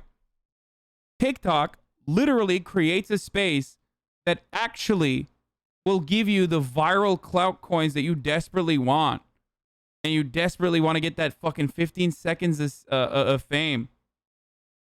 Coming from someone with disabilities, your take is correct, just hard to hear because it feels like you're saying you should be always witch hunting for those who are faking, which ends up hurting people who aren't. I know that's not what you're doing, but it's hard to not hear it that way. I'm not even saying that. I'm recognizing that it can lead to you just like assuming everyone with a disability is faking it, which is a big problem. My point of view always is that, look, I'm going to fucking treat you with respect and dignity, okay? Until you are being fucking weird. As someone with Tourette's, I've literally seen people get clout on TikTok, but in my opinion, like, yeah, it's fucked up. I wish we're faking having painful tics, but I see these people who are faking it, and to be honest, I do have some empathy for them because they have issues themselves that they crave clout that much. I mean, true, but the point is, like, you're faking a debilitating problem specifically so you can fucking get clout. Oh my god, there's literally a DID TikTok compilation. They said you are not saying that. I know. Yep.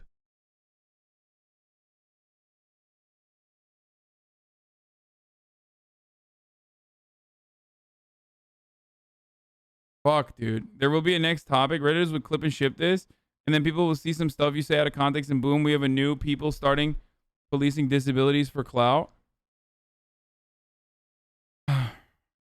ADHD TikTok seems to be 50% of the people faking it. What are they faking? Like, I don't even understand. How do you fake ADHD? It's so dumb. Like,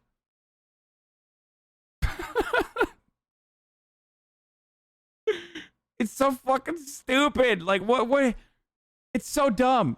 And I get fucking triggered as someone with ADHD. I get super triggered when I see that because I'm like, what is it? I want to make fun of that. Can I make fun of that? As someone with ADHD, can I make fun of that? Probably not, right? Because I'm being a fucking ableist. You're not allowed to make fun of people with ADHD that are faking it because on the off chance that, God forbid, you're making fun of someone who actually has ADHD. Yeah, okay, sure. I'm making fun of someone who has actual fucking ADHD. Boo fucking who? Now that is different than someone with DID because DID is like actually way more debilitating than ADHD. But goddamn, dude. Fuck.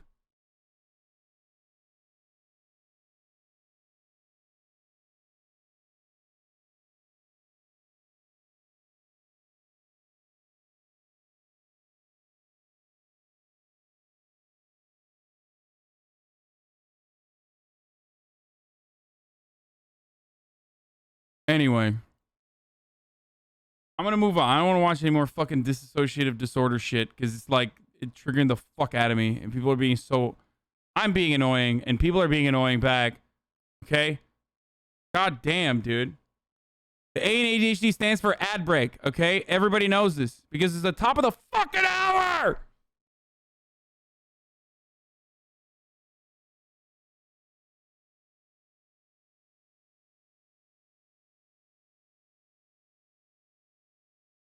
You can avoid those ads if you subscribe with a $5 subscription or with a free subscription with a Twitch Prime.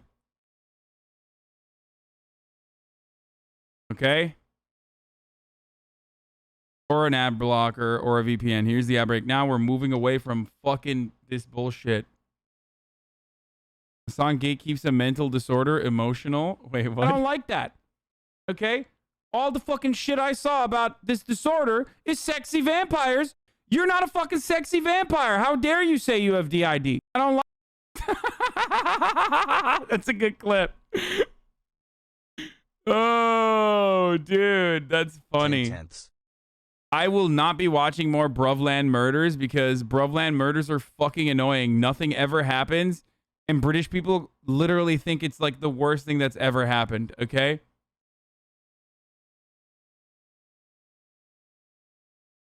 We gave up on Bruvland murders after yesterday's excursion. James Bulger story's really fucked up though. Watch my piece of shit cousin. He murdered a homeless guy. Bro, this guy's been trying to get me to watch his fucking murderer cousin for like since yesterday. It's kind of weird. Look, dude, look at this guy. This guy's been blasting the chat. He's like, dude, come on. My cousin fucking is a murderer, dude. You have to watch this. Oh, will you make fun of my cousin tomorrow? I love you. Good night, Hasi. Will you make fun of my cousin tomorrow? I want to show my mom you read my message. She'll never believe me. My murderer POS cousin?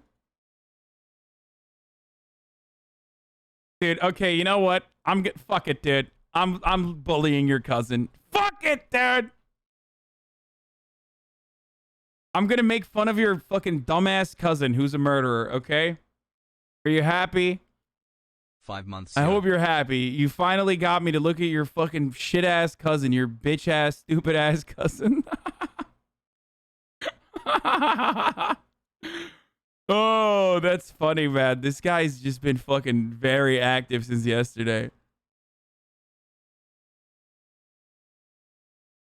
Dreams do come true.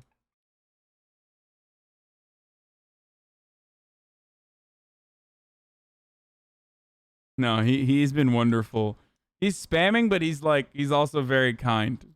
And also, it's good to spam shit like that because that's like actually.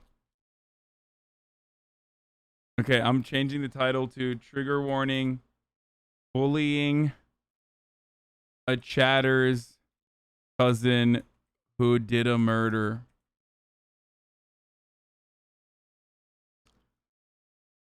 Okay, tweeting out. Why is Vosh trending, dude?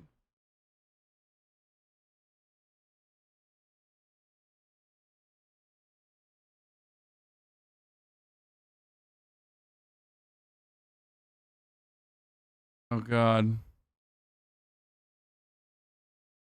Bro, you ain't never have it like this before, dude.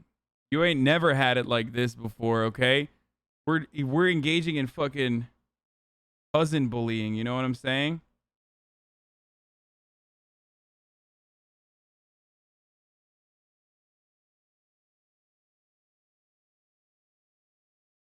Phase K says he's not. Watch the fashion video. No, I'm moving on to murder. We'll get back to the fashion in a little bit, okay?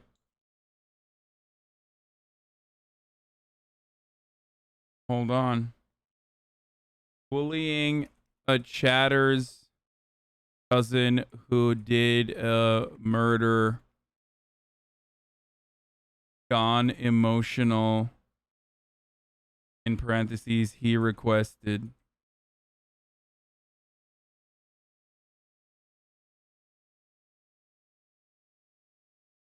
I wonder if the fucking rad libs who are like on fire from my previous takes are in here like losing their minds, saying like Hasan Piker is saying that bullying is good. Pog. God, this shouldn't be so funny.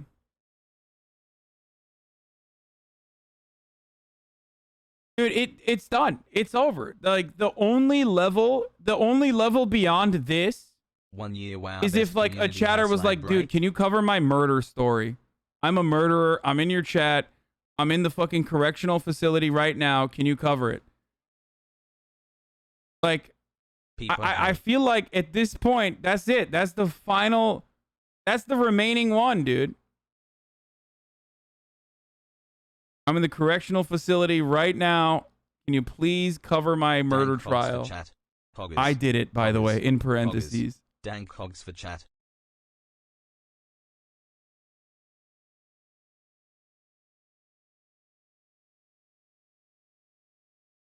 Like, we literally always fucking cover murders, especially in Canada. Whenever a murder happens in Canada, there's like 1 degree of separation with like 1,000 chatters. I'm here for the emotes. It's kind of wild.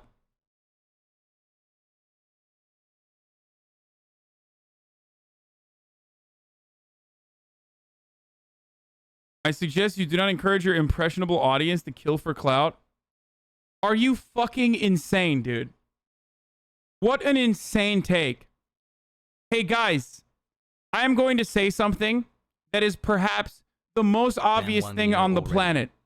Murder is wrong and bad. Don't do it. Like, that's a self-report, dude. That's literally a self-report. You're saying you're that impressionable that you lack the comprehension to understand when I'm like very clearly joking. So you worry that other people will also lack a similar comprehension. This is no different than when people say, dude, why are you platforming murders?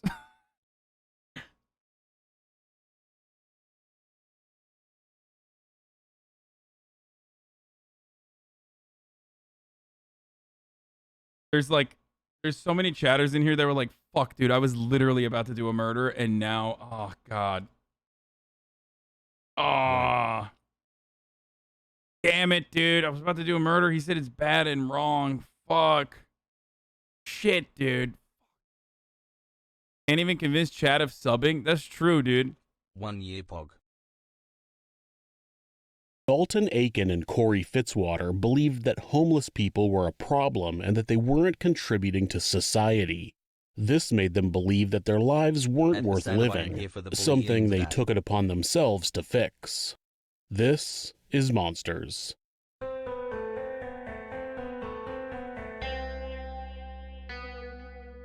Hyperpoga murders in chat. Hyperpoga. 27-year-old Dalton Aiken and 35-year-old Cory Fitzwater were a couple of guys from Ogden, Utah, who would regularly hang out, drink beer, and smoke marijuana. The pair had a common disliking for homeless people, believing that they didn't contribute to society. Oh, dude, here we fucking go. It's already spicy, dude. It's already spicy as fuck. Conservative dipshit murders a homeless person, thus making them worthless. Cory was a military veteran who had served in Iraq, but I couldn't find any information regarding his employment at the time of the incident. Dalton held a license as an apprentice electrician. Brian Racine was a 28-year-old father of 2 who had recently moved from California to Utah. He had suffered from mental health issues, and when he failed to refill his prescriptions, he suddenly decided to move to Utah and join the Church of Latter-day Saints. His brother, Matthew Short, said that he had been living in a house a month prior. What the fuck, dude? Wait. That's wild, dude. Wait, so when he went off his medication, so he joined the Mormon church? It's wild, okay? It's a to his death. It seemed that at some point, Brian had become homeless and was living in a homeless encampment in Ogden. Unfortunately for Brian, Dalton and Cory were nearby, dwelling on their hatred of homeless people. On August 16, 2018, the two men decided that they were going to spend some time drinking beer and shooting guns at a property that was owned by Cory's parents. Shooting at targets and beer cans just wasn't giving them the thrill they were looking for, so they grabbed Cory's .45 caliber pistol and headed out to the 21st Street Pond where there was an established homeless encampment. There were no witnesses to what happened in the encampment, but after the two smoked some pot, they entered the camp and found Brian asleep on the ground. One of the men shot Brian in the head, killing him, and the pair ran through the woods back to Dalton's truck. Ogden police got a call of shots being fired, and they had just begun investigating when they pulled over a pickup truck being driven by Dalton with Cory as a passenger. When the vehicle was searched, they not only found marijuana, but they found a .45 caliber handgun on the floor of the vehicle. They also found a full-face ski mask that had twigs on it on the floor of the passenger seat. Oh, Jesus Upon Christ. searching the truck's occupant. This is awesome. Thank you. He's a piece of shit. This guy, you fucking hate your cousin. Probably for good reason, I think.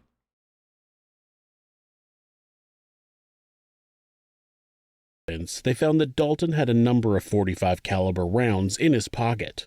Dalton and Cory were arrested on suspicion of murder and taken to the police station for questioning. At about 4 a.m., police were called to the homeless encampment at the 21st Street Pond regarding a suspicious death. Residents at the camp told police that everyone but Brian had left the camp at about 2 a.m., and when they returned at about 4 a.m., they found him shot dead. Police found a .45 caliber shell casing at the scene. The Utah State Crime Lab compared the spent casing found at the scene to one fired from the gun recovered from Dalton's truck, and it was a match. During their questioning, Cory claimed that he didn't see a shooting and didn't hear gunshots. Dalton's interview went a little different. I got pulled over and I had marijuana. Okay. What about before the traffic stop? What were you doing? Oh, we were walking at the park. By the park, you mean like the pond and the trail and all that? Yeah, what do they call it? The old Indian place where the rivers meet. So if you cross that main bridge at the parking lot, and then you just kind of keep going straight-ish, and then it curves to the right. Yeah, right there where the two rivers come together. Yeah. Okay. All right. And you were with, who were you walking with? Cory Fitzwater. What up, chat? Is he family, friend? Yep, family friend, exactly. There we go. What time do you think you guys got out there?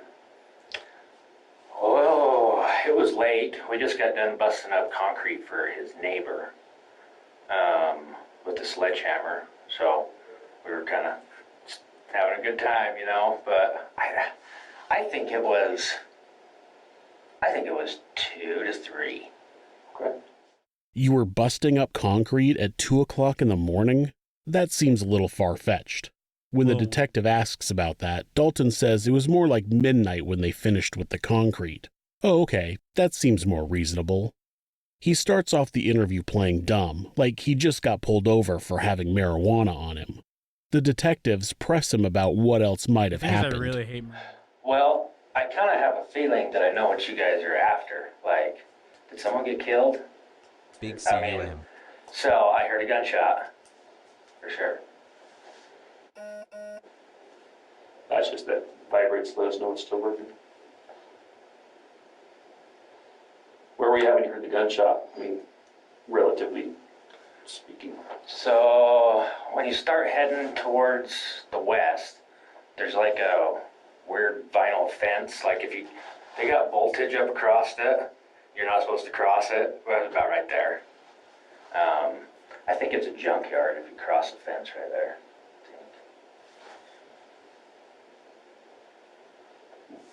What did you see, hear, smell after the gunshot? Nothing. Yeah, just it. What did you guys do? That's silly. Well, we're kind of country. I guess we didn't even pay no mind to it, to tell you the truth. I thought it was weird so late, But yeah. Did you guys just continue on your way? Did you start? No, sorry, I missed it. So did you guys continue just walking the direction you're going? You guys? Yeah, we turned around about when you hit that fence with the voltage, and you can see the freeway. This interview is being recorded on a body cam, so it beeps periodically to let the officer know it's still on and working. Where Coty denied hearing a gunshot, Dalton brings it up right away.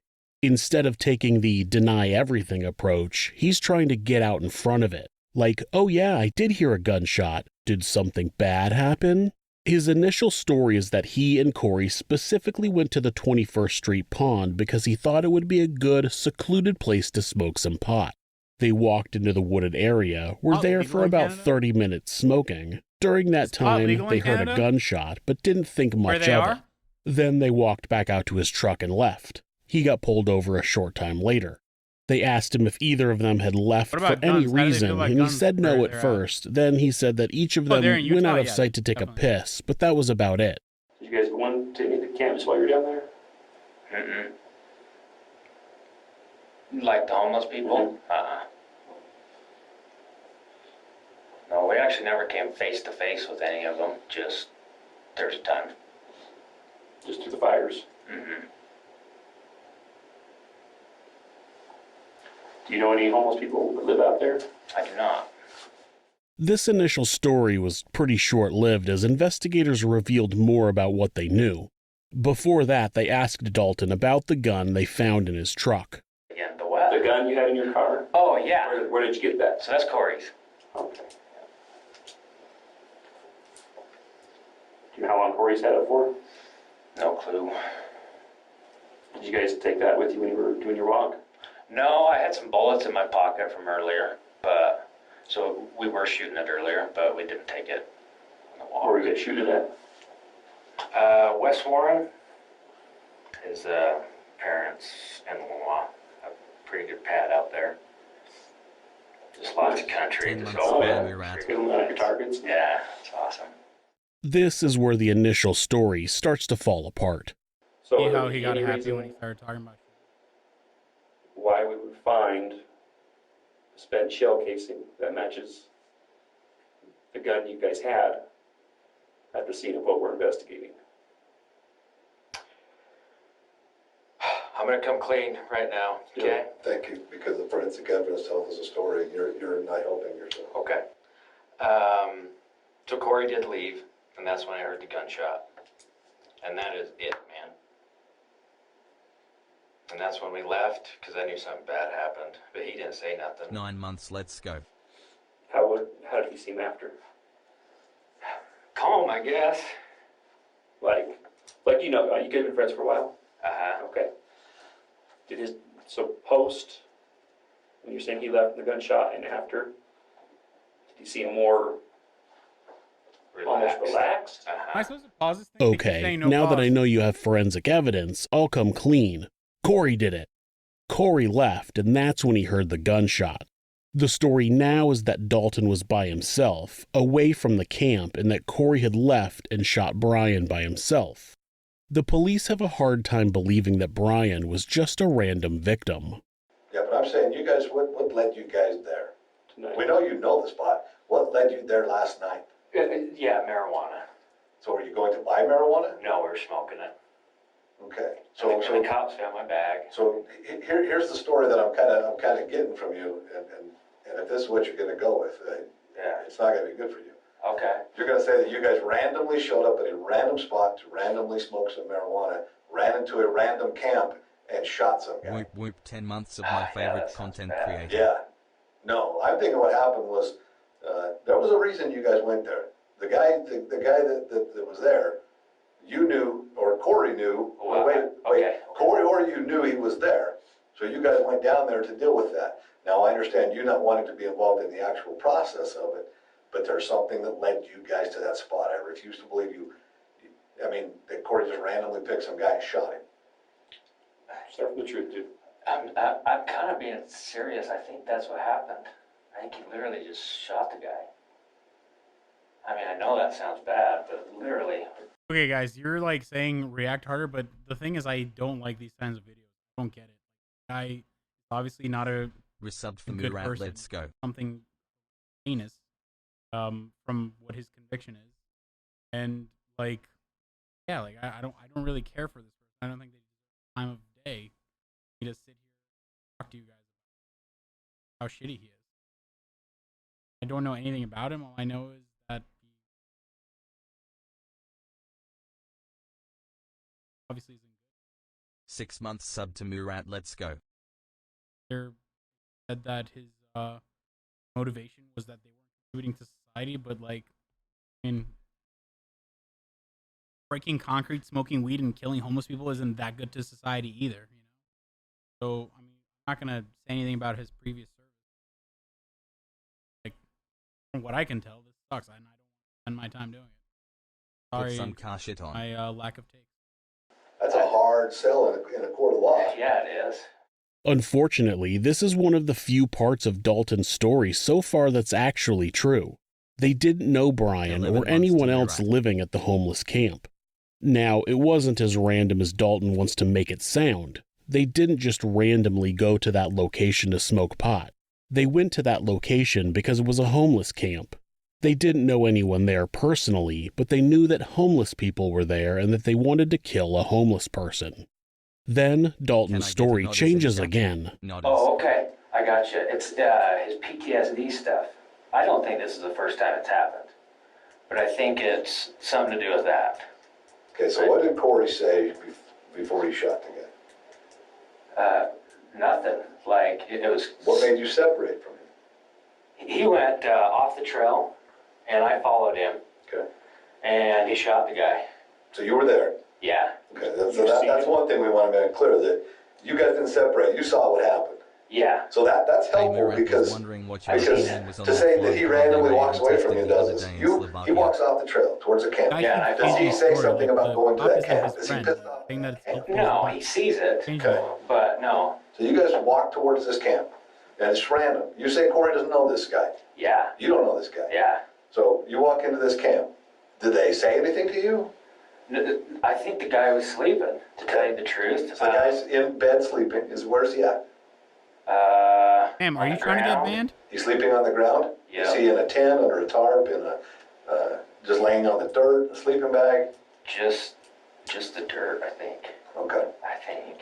Now Dalton was with Corey when he shot The audio's Brian. low 'cause I don't yell at They the were microphone like walking my through a brother does. trail. Corey went into the camp and shot a guy. Nothing, dude. I'm just Dalton bonding with claims that he chat. thinks it was PTSD. Not only that, but he throws Corey under the bus and says he doesn't think it's the first time Corey had done this. Well, that came out of left field. So you think that your friend has been having PTSD episodes where he kills people? I don't walk. He's asleep outside the tent. He's on the ground. That's what I'm saying. When you walk into the camp, you believe he's asleep. Yes. Okay. And what does Corey say? He kind of mumbles in like a drunk talk, like. Hasan as always. Corey says that? Uh-huh. Okay. Is he drunk? Yeah, he probably was like 10 deep, probably. 10 beers? Uh-huh. Okay. Plus, have you guys smoked marijuana at that point? Yeah. Okay, so we've got marijuana and beer in it. And you say mumble something. Uh-huh. Okay. Yep. And to the guy. To the guy. Yep. And then what? Shot him. What did the guy say? Hello, Hasan's I brother, don't it's know. nice to meet It's you. almost like I just didn't want. You know what I mean? And so I don't think I looked when he shot him. Okay. But if I had to guess, somewhere here. Okay, so he shoots him somewhere in the upper body. Then what? Then he takes off running, and I don't know what else to do but run too, I guess. Okay. He's constantly removing himself from the incident. He says he didn't look because he didn't want to be involved, so he's not sure where he shot him. I believe that if Corey was the shooter, Dalton definitely watched because that was the thrill they were specifically looking for that night. Because a lot of the things you're telling us. Oh, okay. Yeah, so I took off running. He took off running. I lost him. Okay. And I got to the truck and I had to wait for him for 25 minutes, I'll bet you.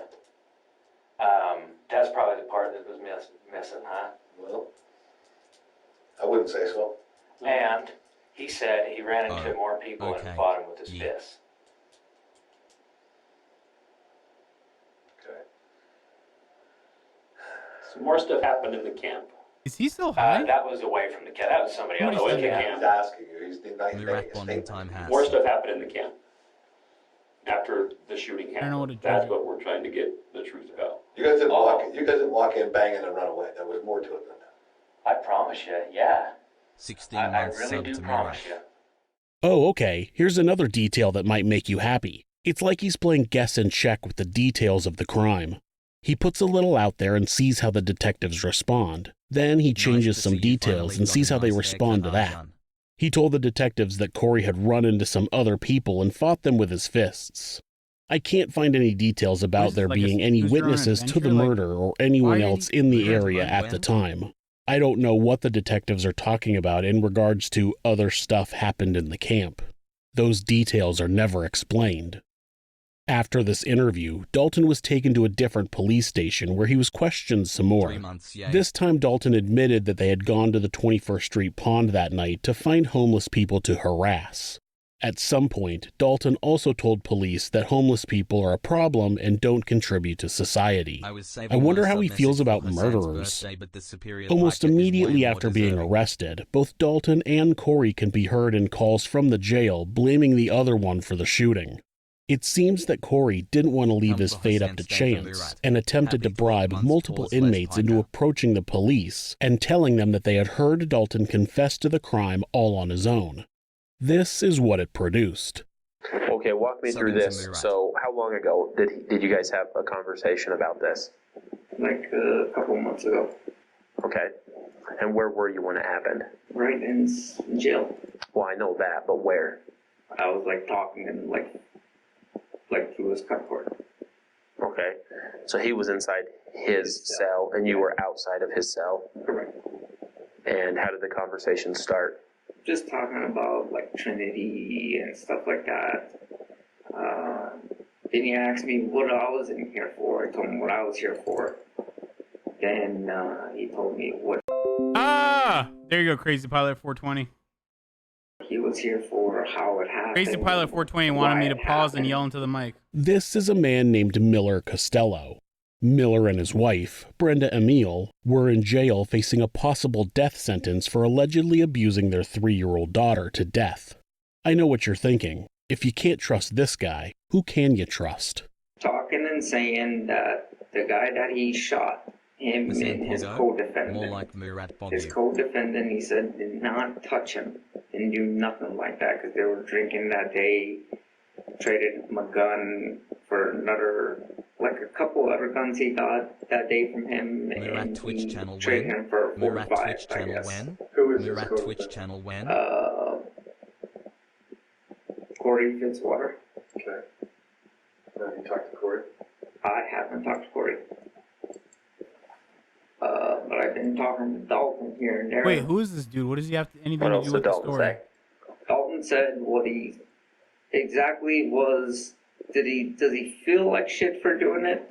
Yeah, but like he said, he has no one to worry about him.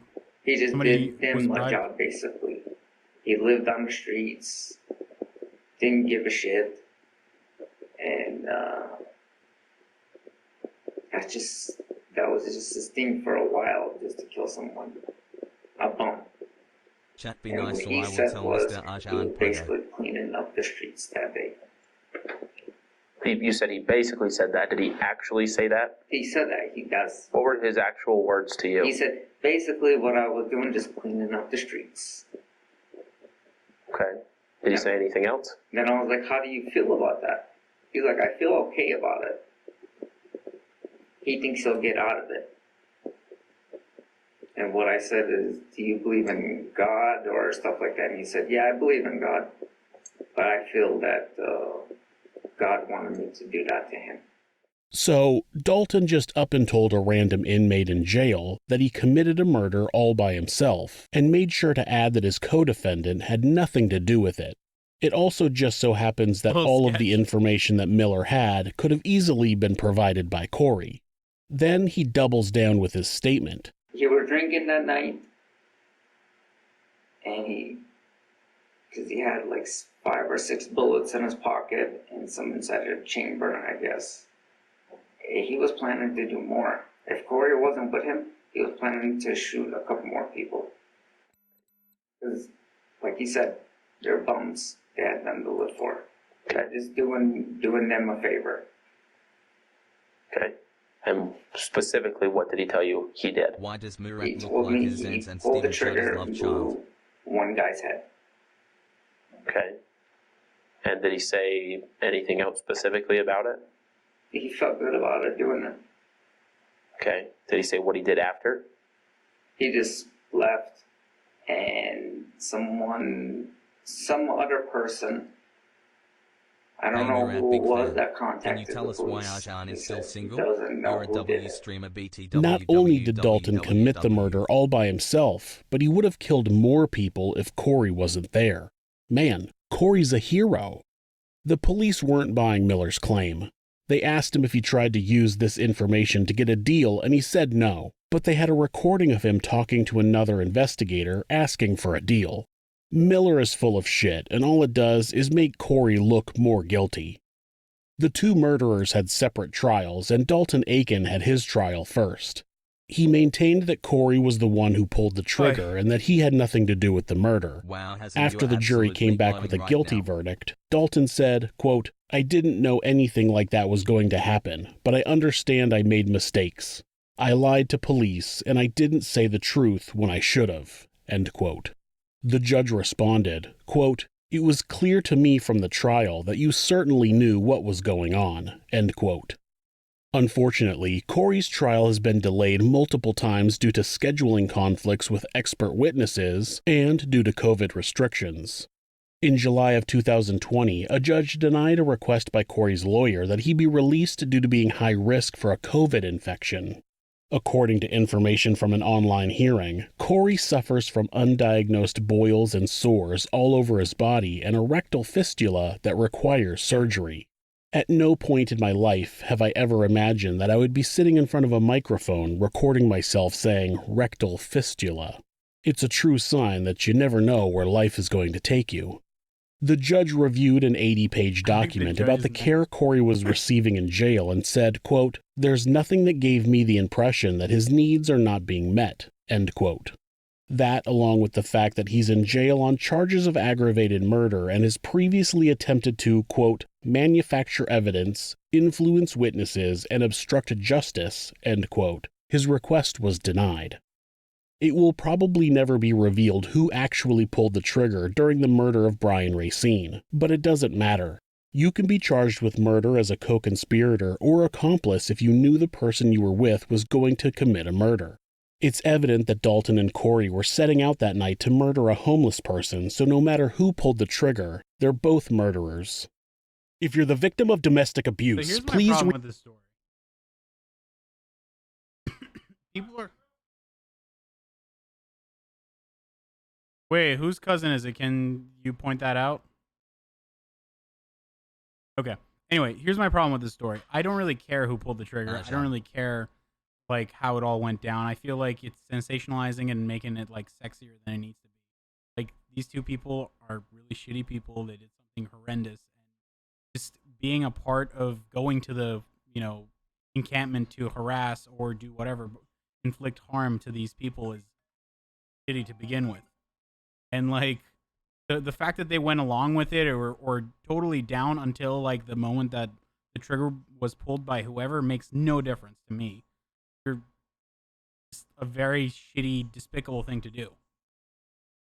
I'm sorry I'm not yelling. I don't know how to fuck with the noise gate, all right? Okay, whose cousin was it? Can you guys, like, point that out? Whose cousin was it? Oh, of the two dudes, like Dalton or Corey, who's the cousin of the chowder who brought this up?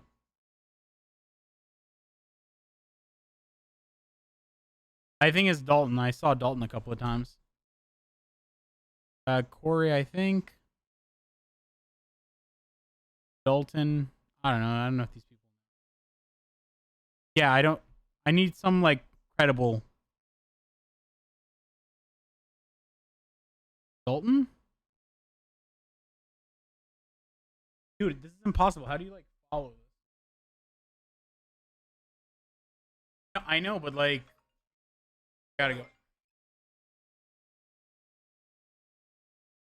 I'll take over the reins here, okay? Let the professionals handle it, okay?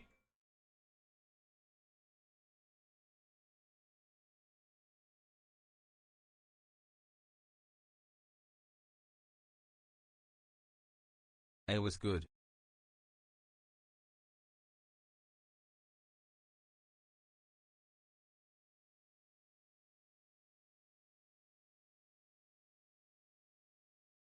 Dude, same voice, holy shit, dude.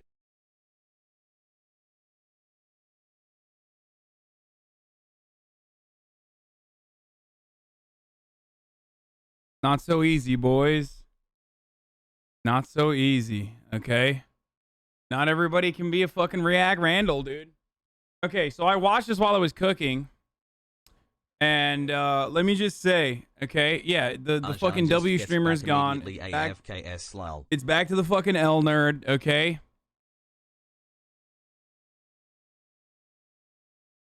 Oh, they couldn't hear you because you were speaking to... Yeah. He's a gentle boy. Wait, what was your take on it, Murat? Take him back, free.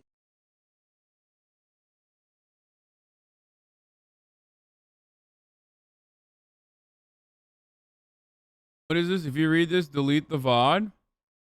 Murat, thank you for spending time with us. Why? Hasan. There was blood? Where was it?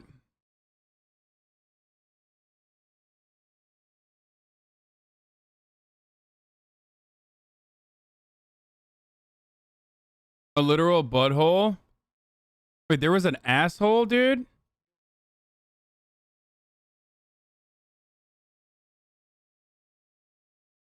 Oh, it was just a zit? It was a rectal fistula? Yeah, shut the fuck up, chat. Literal fucking medical. It was sores. It's fine. Oh my god, dude. Y'all are so fucking annoying, dude. Oh, it's so funny. So fucking funny, dude. You couldn't even tell it was an asshole because it wasn't a fucking asshole. They were just showing a fucking sore.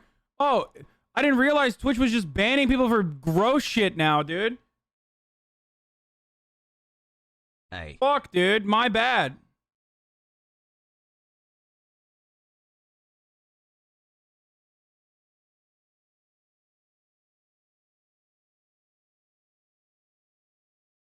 Anyway.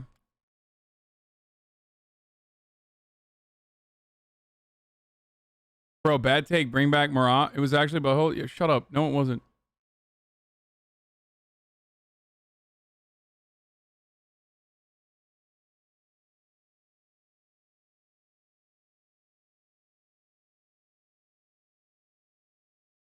Shut up. Okay, stop. Please stop. Please stop fucking talking about it. Okay, I love that you guys are worried. I love that you guys are concerned about the well-being of the stream, but like, this is not the way to go about it. I promise you.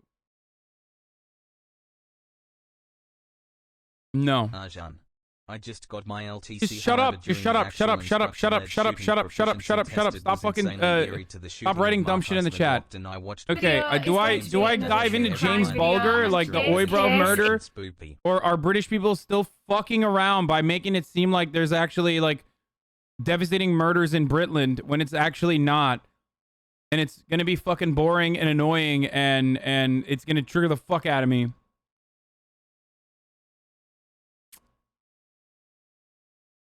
This is really bad. No, this is really bad. Okay.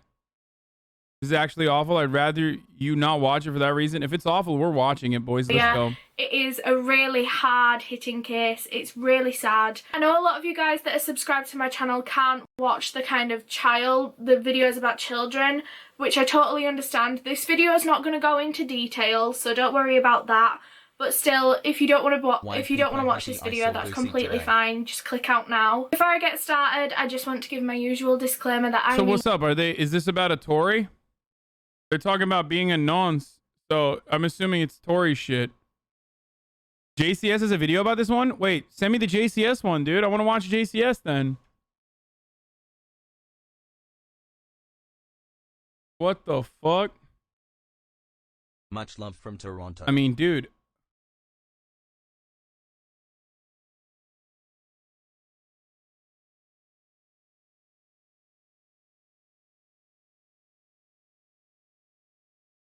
Hello Hasan, the first like watching you even though you are advocating for murder. Heart, congrats on Does our anyone stream, have baby. the JCS?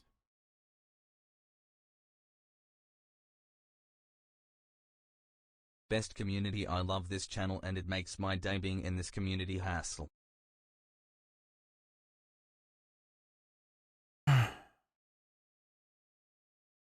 Here's that Jonestown vid if you want it again. One of these days, dude. Hi, friends. One of these days, I'm going to watch this, okay? It's just that she has a very intimidating presence.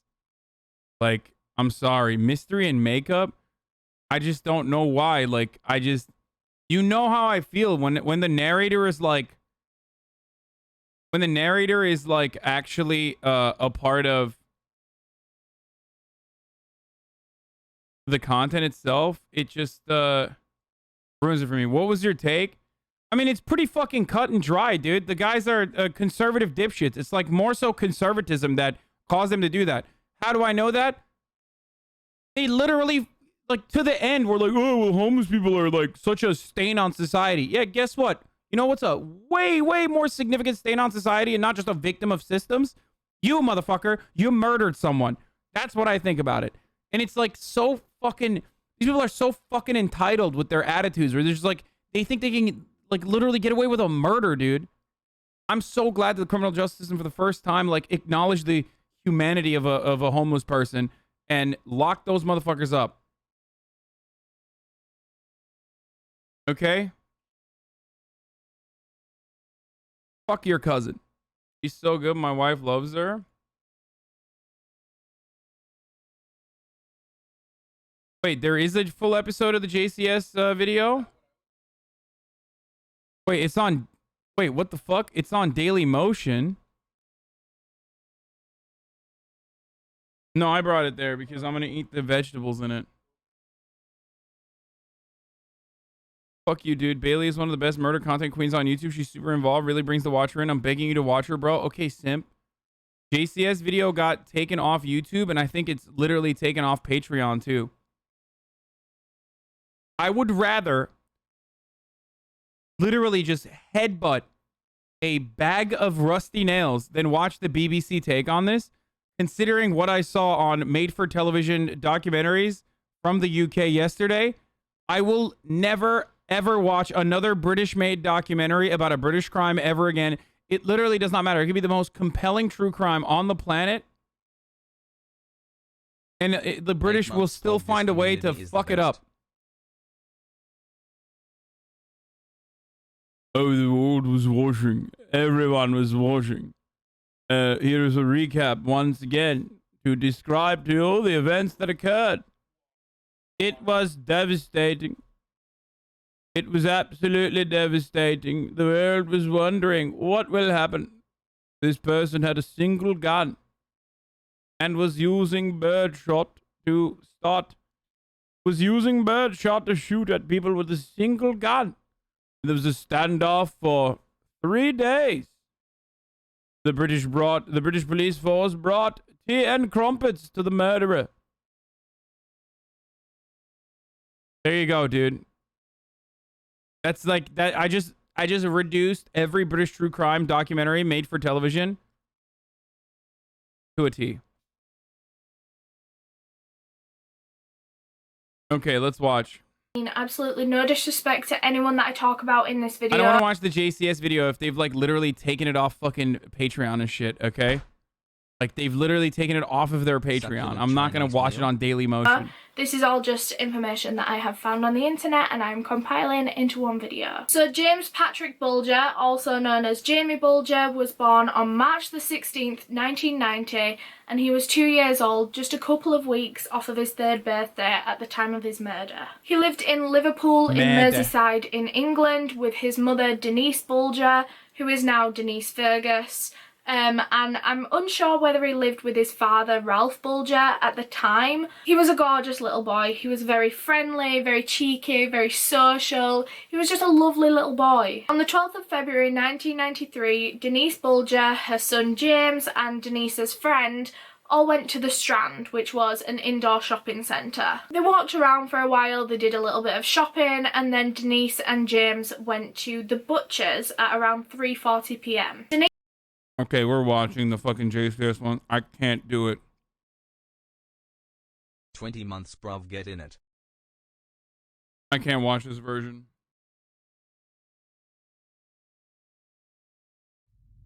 I don't know if there's blood, and that's why they like. The element of morality or the state. Hold on. A whole year of common sense and you get Wait, this is a double one. This is a double whammy. It starts off with someone else.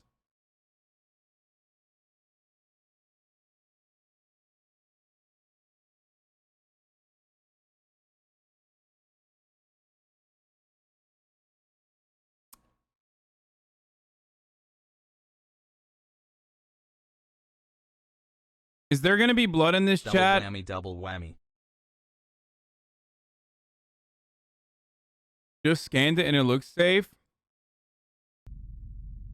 The element of morality is one of the more misguided factors with respect to the rule of law. This is because it is often too closely associated with innocence and guilt, not only by the layperson in wider society, but even by some working within the justice system. The most important thing to remember is that just because someone is a bad person, it doesn't mean they are at fault of breaking the law. It might seem like an obvious predisposition to have, yet this can and often has been a predominant factor that has swayed a jury inside a courtroom. We could use the ongoing trial of Harvey Weinstein as a current example. He is facing multiple counts of sexual assault and rape, which now have to be proven by the state if he is to face charges. What doesn't need proving is that Weinstein is a terrible person. Most in the entertainment industry already saw him as an overbearing, egotistical chauvinist even before the allegations came out, and further testimony has essentially driven the point home beyond assumption. Yet it could be argued that the prosecution have now overused this evidence, and have overreached in their strategy to attack the character of the defendant. This could allow the defense to create a counter-narrative, being that Weinstein had become an easy target for false accusations due to the ugly nature of his character, and that a snowball effect essentially created a witch hunt, aimed at a highly unlikable, yet ultimately innocent person. This isn't necessarily the approach the defense will adapt, yet demonstrates how the miscorrelation between immorality and criminality have dire consequences for the state. This not only applies to what takes place inside the courtroom, but also to what transpires long beforehand. And this is the reason criminal investigators are taught not to get emotionally invested in a case, as their own biases can affect best practice. An accurate example could be the interview of Christianne Allison, whose husband Clayton was suspected of murdering their 15-month-old daughter. He was alone at home with the toddler while Christianne was out for work, and was allegedly in the bathroom unclogging the toilet when his wife returned home to make a gruesome discovery. She found her daughter lying unconscious at the bottom of the stairs and was completely unresponsive. Christianne screamed, then immediately called 911, and the toddler was flown by helicopter to a hospital in Anchorage, where doctors found blood around her brain, a bruised lung, and 2 dislocated vertebrae. The girl died that night. Her cause of death was declared as traumatic brain injury, which her father stated was caused by falling down the stairs. Yet Alaska state troopers discovered the stairs were carpeted, thus couldn't have caused the fatal trauma, and the fact they were guarded with a baby gate made it even less plausible. He became the prime suspect when the autopsy report came in, but was not immediately arrested. They first decided to call in his wife Christianne to see if she would cooperate by getting him to either admit his guilt or at least garner some sort of damning testimony to use against him. We're at a point in the investigation where either you're on the side of Jocelyn or you're on the side of Clay. Don't say that. That's where we are. You're putting yourself... I'm putting myself where? You're putting yourself in a position saying that you automatically want me to be angry with you.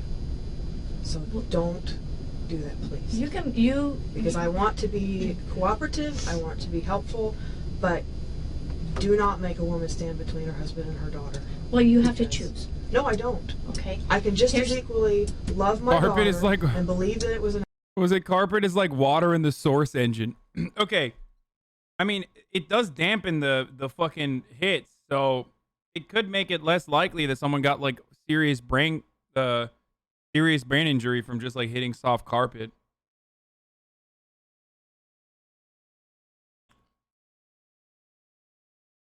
An accident.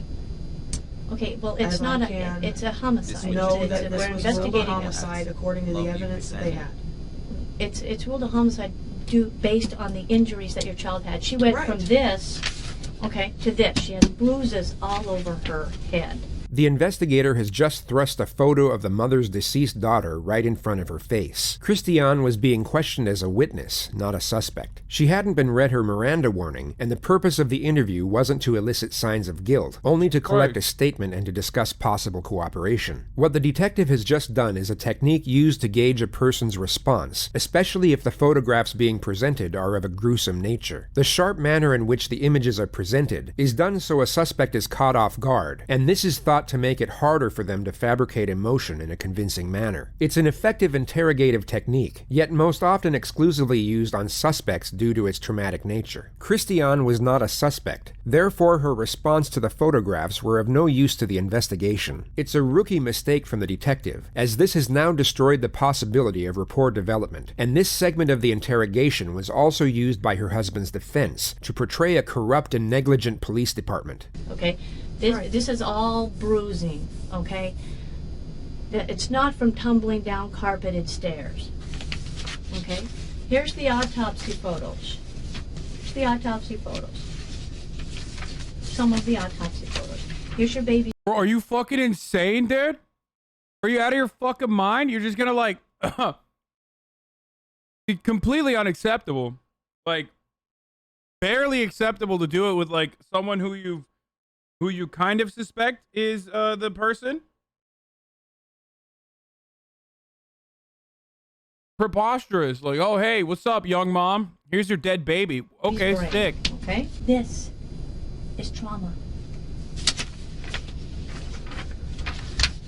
This is trauma.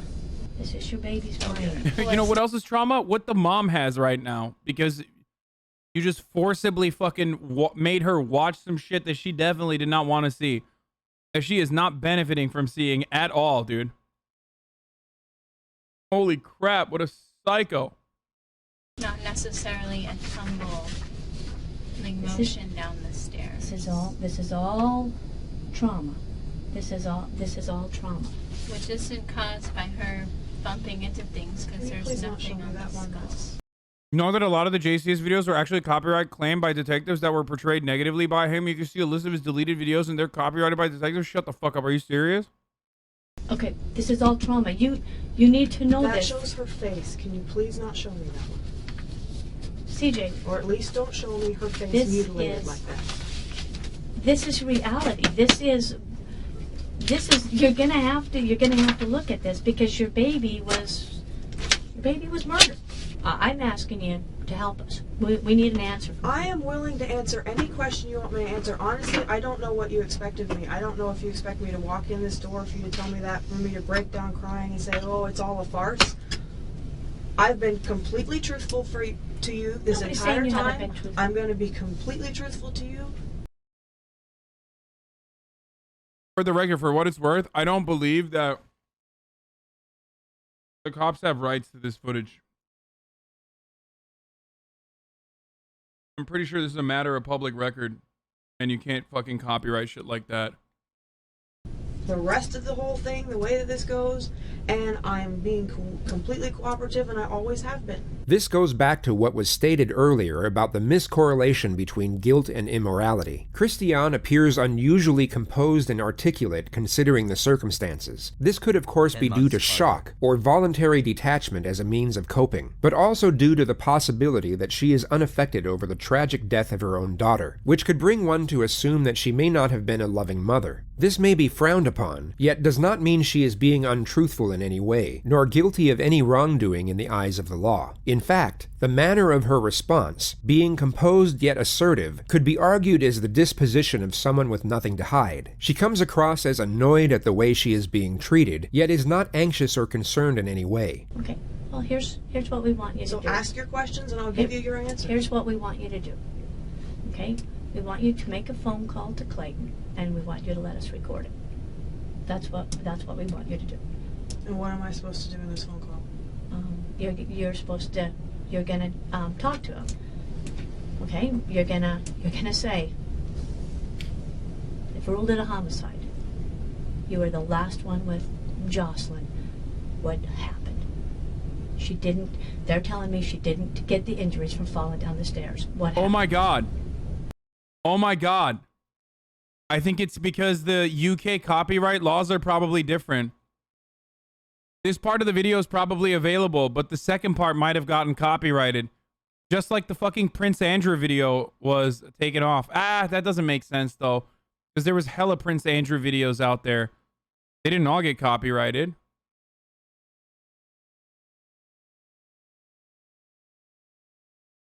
Aiken, bruv, I'm not talking shit about the fucking UK governor.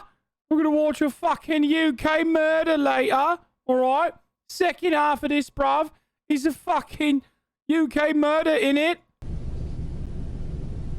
I'm not gonna do that. Okay, and I'm gonna ask you why. Because I am the type of person that would feel like I was lying to my husband if I didn't automatically say, don't worry, Aiken. Being recorded. Aiken, don't fucking worry, Aiken. It's coming home, alright? It's coming home, governor. It's coming fucking home. Like the Euros.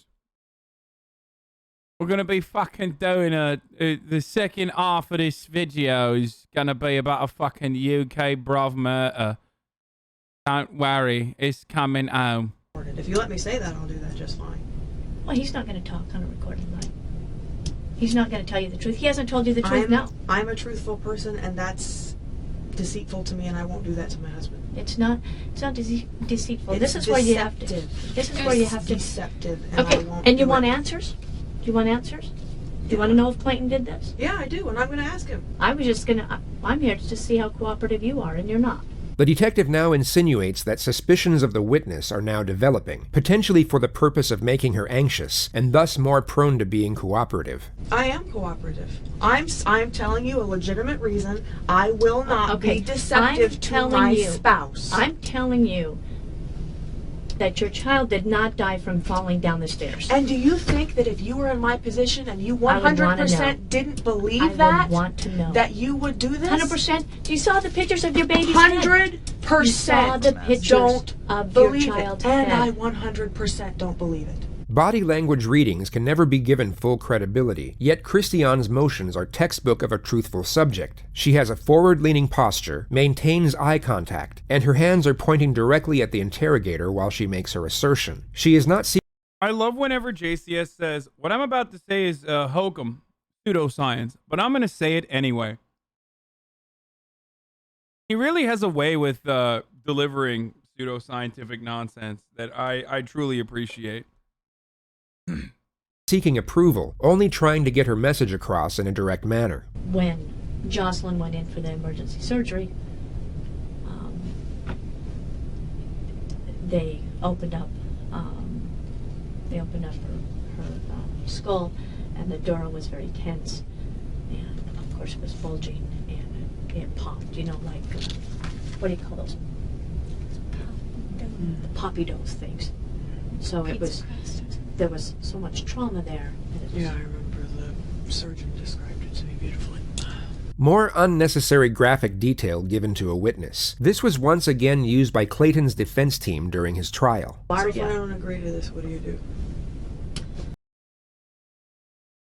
This is what is known as making the video as shitty as possible in an effort to see if people are still watching technique. Oftentimes utilized by those who do true crime videos.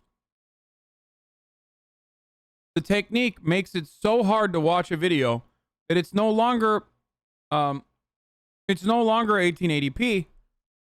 It's not even 144p. It's just a dark sequence of shadows.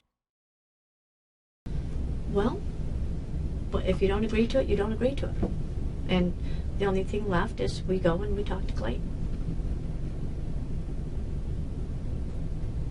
Well, that's probably where we're at, because I'm just going to be flat honest with you. Even if I 100% believe that he done it, which I don't. I still couldn't do that.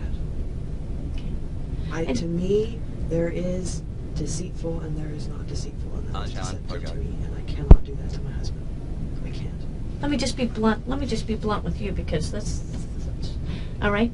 The detective now repeats her strategy of trying to induce anxiety. It once again fails, and Christianne displays all the signs of a truthful subject. Did you have any part? Did you ever shake Jocelyn? No. Did you ever throw her in your bed out of frustration? No. Okay. What's your part in this? What's your part in Jocelyn's death? Nothing. Except for not being there. What's your obligation to Jocelyn now?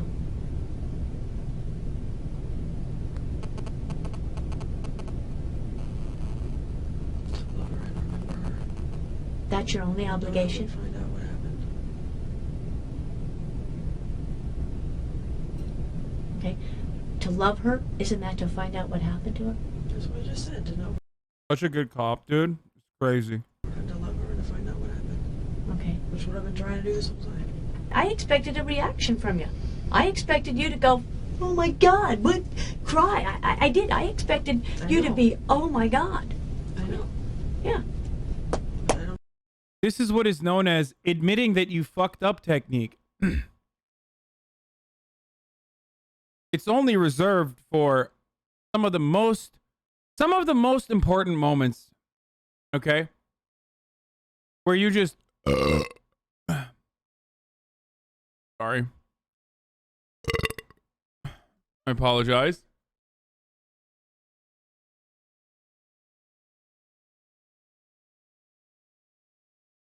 Fuck, I'm so hot.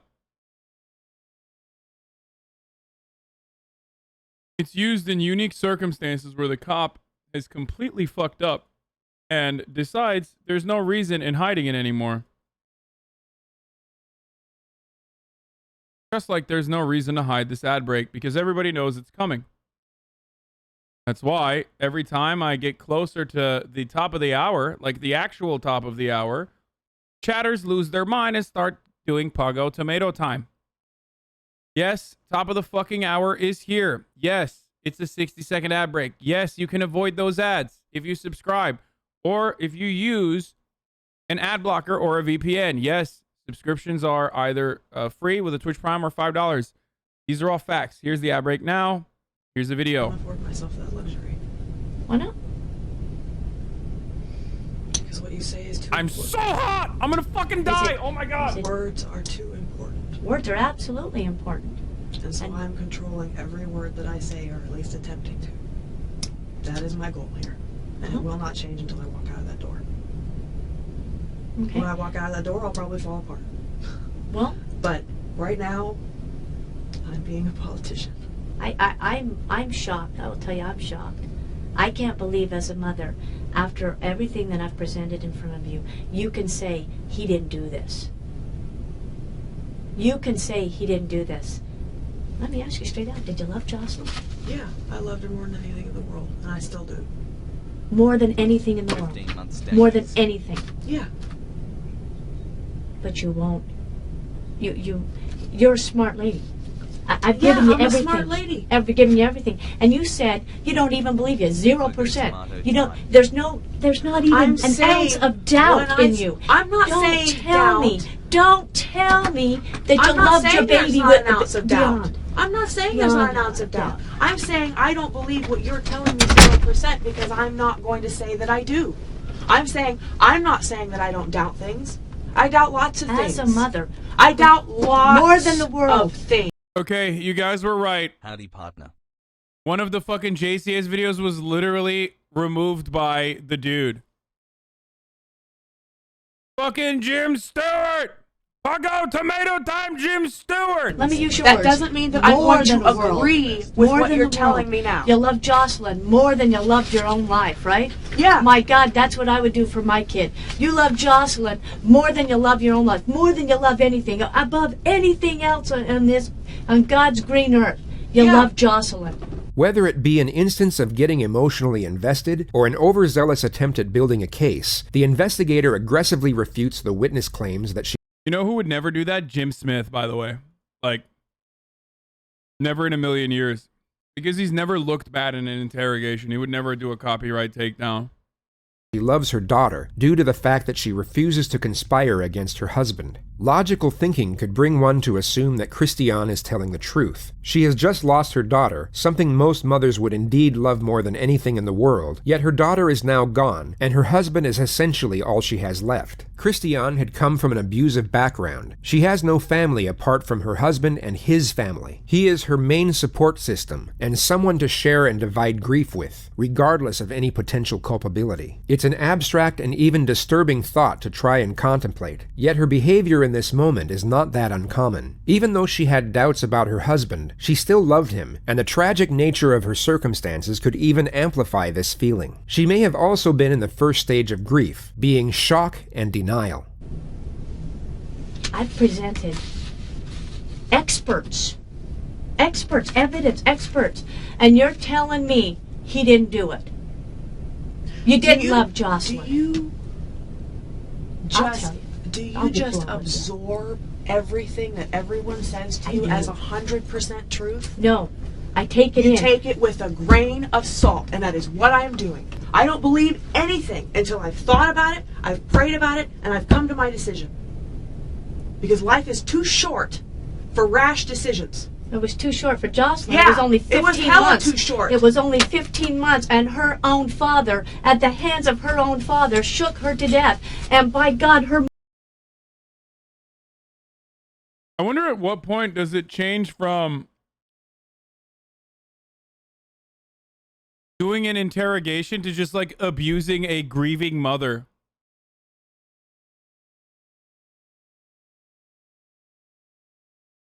You know what I mean?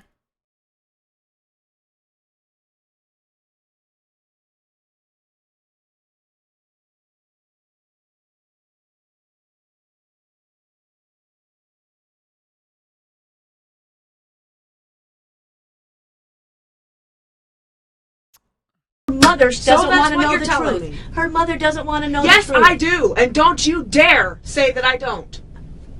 Make the phone call.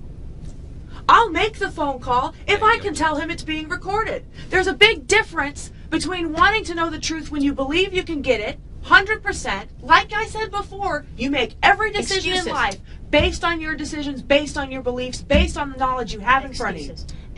And you're being and contradictory. This is the knowledge I have in front of me. No, I am not. You are being contradictory. I have not contradicted myself yet. I have said this is where I stand on it, and I'm not changing my mind.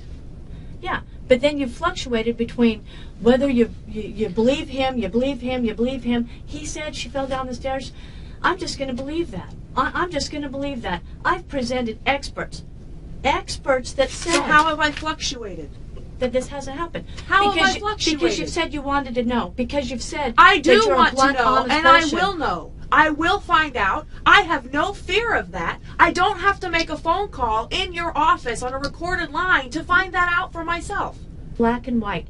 He lied.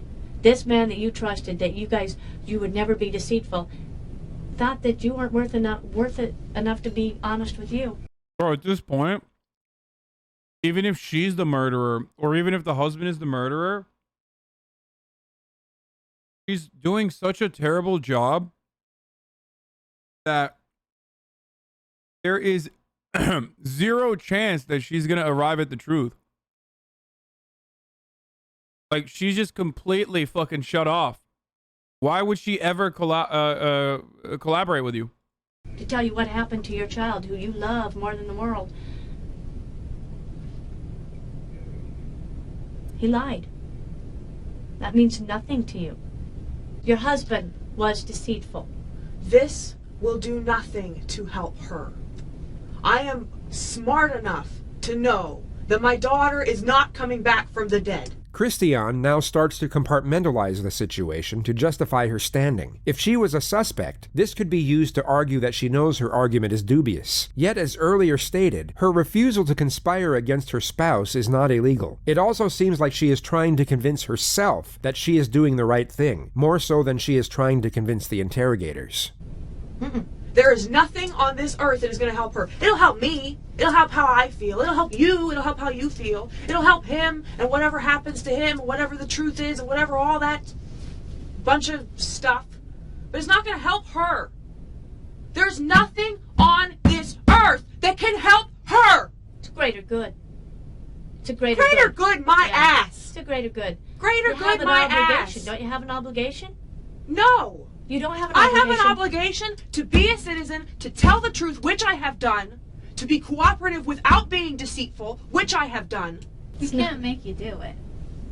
We're not going to make justice, you do it. Obviously. It's just really kind of upsetting and disturbing to me personally to see this kind of reaction and justification and reluctance to kind of have an open mind about what happened. It's really upsetting and disturbing to me. You don't even want to know what happened to Jocelyn. I'm showing you a picture of what happened to Jocelyn. If I showed you that picture of your child, would you want I'd that be on picture the embedded phone. in your mind for I'd the rest be of on your the life? phone. Would you want to face that picture in your I'd dreams? be on the phone. Would I you would want to look- I face would it at look night at it. every day? I would. You know how hard it is for me to face it at night? The way she looked laying in the hospital bed in one piece? I would. Do you know what that's like, looking at your child that way? You don't. When have you looked at your child looking like that? I haven't. So you don't know. So don't accuse me of not wanting to look at the picture because I don't want to know the truth. I don't want to look at the picture because I don't want to see that picture every time I go to sleep. That's what regardless of what happened to her. You. Regardless of what happened to her. I don't.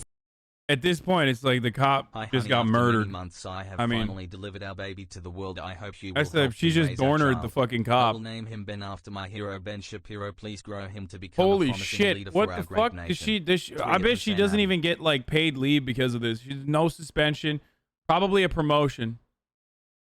Want that picture in my head. And there is nothing wrong with that. Your husband deceived you. He mean- makes love to you knowing that he did this to Jocelyn. That's deceit. I tell you, this is just a picture.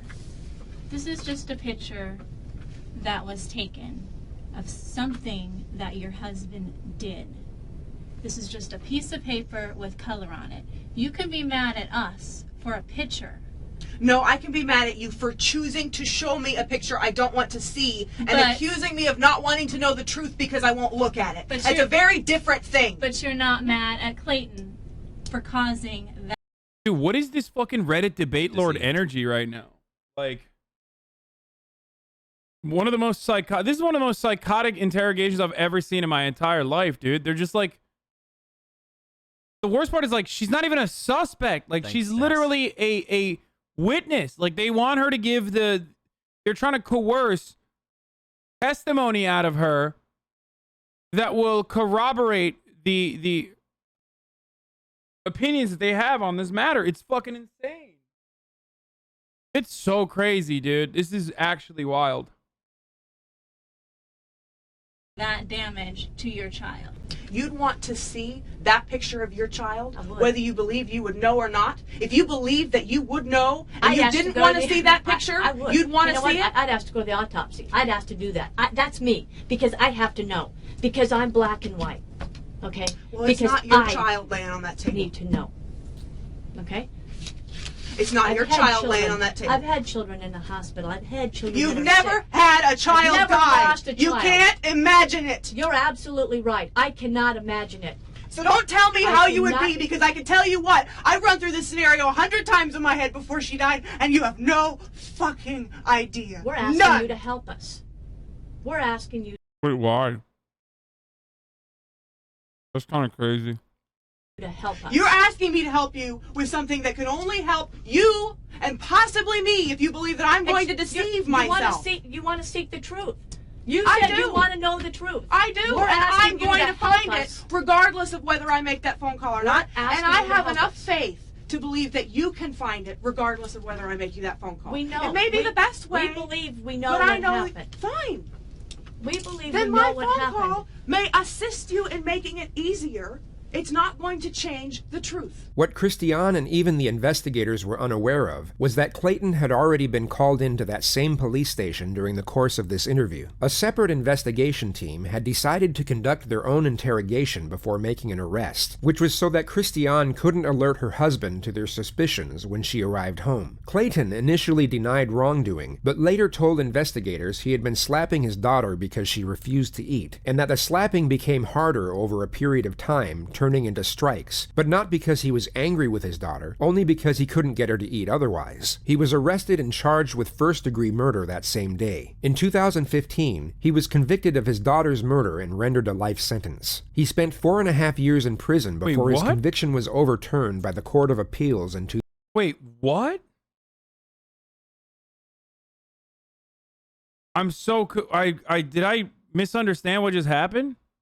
The slapping became harder over a Clayton had already been called into that same police station during the course of this interview. A separate investigation team had decided to conduct their own interrogation before making an arrest, which was so that Christianne couldn't alert her husband to their suspicions when she arrived home. Clayton initially denied wrongdoing, but later told investigators he had been slapping his daughter because she refused to eat, and that the slapping became harder over a period of time, turning into strikes, but not because he was angry with his daughter, only because he couldn't get her to eat otherwise. He was arrested and charged with first-degree murder that same day. In 2015, he was convicted of his daughter's murder and rendered a life sentence. He spent 4.5 years in prison before his conviction was overturned by the Court of Appeals in 2019. He is currently released on bail awaiting his next trial. A primary focus of his appeals process was the incompetence and negligence of the Wasilla Police Department.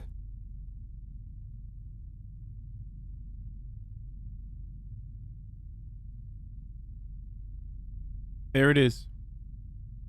On February 15th of 1993, and now we get to the main fucking course, dude. The northern city of Liverpool, England, would bear witness to one of the most shocking and horrific cases in its history. Police on Merseyside say that 2-year-old James Bulger, who disappeared from a shopping precinct at the weekend, was horribly murdered and then dumped on a railway line. They say that someone must know the identity of the 2 boys who took James from the precinct. Inch by inch, the police have searched the railway line where 2-year-old James Bulger's body was found yesterday. The scene is still protected from the elements for forensic work. The body itself was removed late last night. His uncle had identified him. It had been spotted earlier by 4 schoolboys. Wait, what the fuck? There was a genetic condition? What? Evidence of genetic condition leads to overturned murder conviction? The first time my knees ever started creaking in the cold as I walked up the stairs, I was 8 years old. Allison says I was in elementary school. That was the first time at which I started experiencing nightly severe pain. 9 months. Allison was diagnosed with type 3 Ehlers-Danlos syndrome, a genetic condition that affects connective tissue. However, the diagnosis arrived too late for the Allisons. My husband was arrested in November 2008, a couple days before I got the diagnosis. The cause of death was blunt force trauma. Prosecutors argued Jocelyn died of abuse from her father, but the Allisons have maintained that she fell down paddle stairs and hit a chair, an injury that wouldn't normally kill a child, but CJ Allison says their daughter wasn't normal. When my daughter was born, she appeared normal at first, but after 4 to 6 months, she started showing signs of something very serious. Allison believed Jocelyn suffered from the same condition her mother was in the process of getting tested when she died. When they tried to submit CJ's diagnosis as evidence, the judge forbade it from being mentioned when Jocelyn was never diagnosed, and CJ's was a rule-out diagnosis. Oh my God. Wait, but he admitted to beating her, though. What the fuck?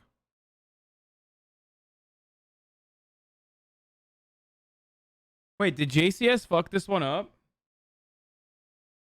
Maybe that's why they took this video down? Or was it like a... Maybe he confessed because of cop manipulation? False confessions are not uncommon. Yeah. So he really is like, oh yeah, I beat her, but I didn't kill her.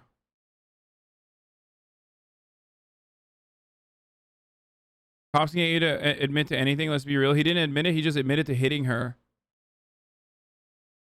Okay, but then what the fuck? JCS kind of made it seem as though like he literally beat her to death with his bare hands. Right? Am I crazy? That was kind of implied, right? No? Okay, I misunderstood. Like,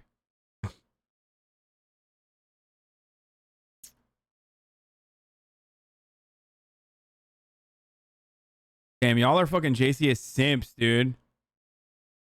They didn't mention the condition at all. Well, this is new information, so he probably didn't know. I'm trying to figure out why. I'm trying to figure out why they took the video down. This could be part of the reason. You know what I mean?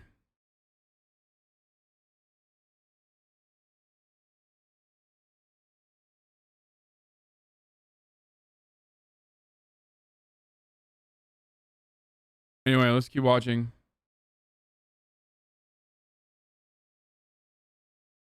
Is playing. The blurred images of two youths seen taking James away are now all over the city. The public say detectives hold the key to finding them. They believe James was killed locally, then his abandoned body was hit by a train. We know it is a murder inquiry. There's not, as we'd first hoped, we were going to find James and return him to his parents. It is horrific what has taken place, and there must somewhere be somebody who will know the identity of the two boys who were seen with James. James's blue and mustard hood, seen here in a security video, has now been recovered. It had been missing from his clothing but was found nearby. Police have set up a temporary base in the shopping centre. They're warning parents that other children could be vulnerable. For goodness sake, keep tight hold of your children. Poor James only went missing from his mother for a matter of seconds, and he'd gone and disappeared. It was a warning heeded as parents picked up their children from school. I've said to him that if he doesn't hold my hands, then, you know, an naughty man's going to take him and all that. It's on your own doorstep, isn't it? I mean, I come strand every day with my kids. Of course, it's frightened everybody. The shadow of this murder is hanging heavily over Liverpool. As flowers built up around the scene, James's family have spent the day being counselled by specially trained officers. Murder conviction overturned for Wasilla man charged with killing 15-month-old daughter.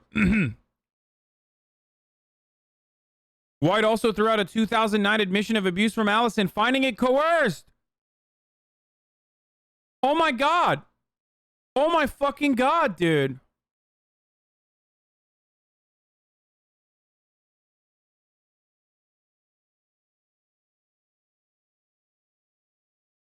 The appeals court found that Standard wrongly placed the burden of proof on Allison to prove his innocence. Additionally, barring evidence that might have cast doubt on Allison's guilt, restricted his ability to defend himself, the appeals court said in its opinion. Evidence that there were other possible medical explanations for excessive bleeding was something that the jury should have heard.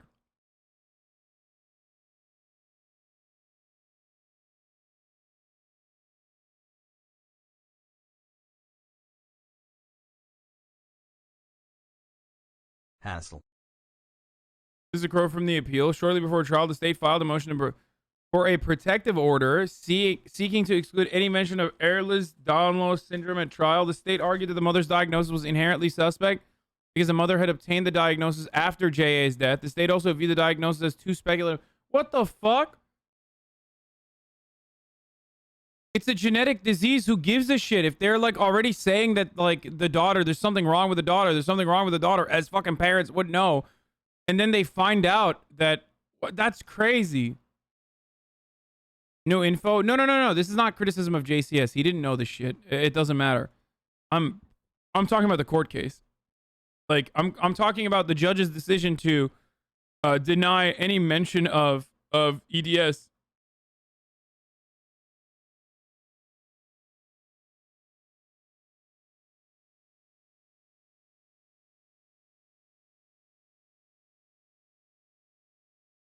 The baby gate and lack of supervision from the father is still suspicious, but yeah, the cops definitely fucked this up.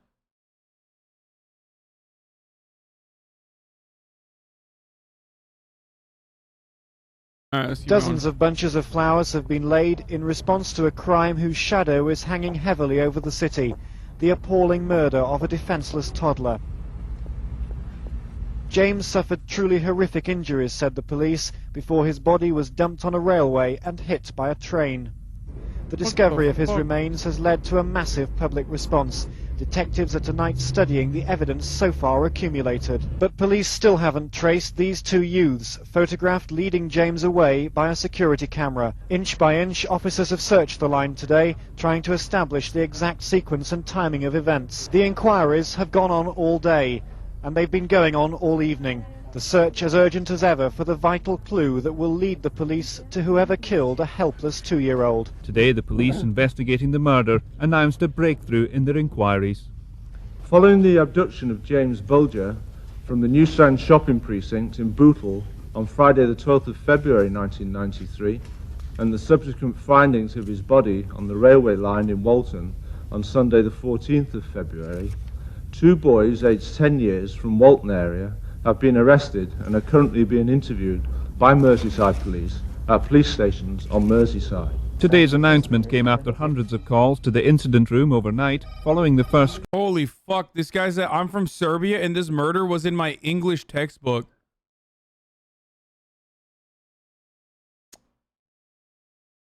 I feel like England is so desperate for murders that they just like, one time a murder happens, they're like, we got to put it in an international textbook. I mean, I from what I understand, this is like a horrific one. This is like a specific one, but this case is taught in most English schools. Wait, what the fuck? Like, this is like a murder. It's a part of like history. Yo. I learned this in school too, but I'm from the UK. Wait, really?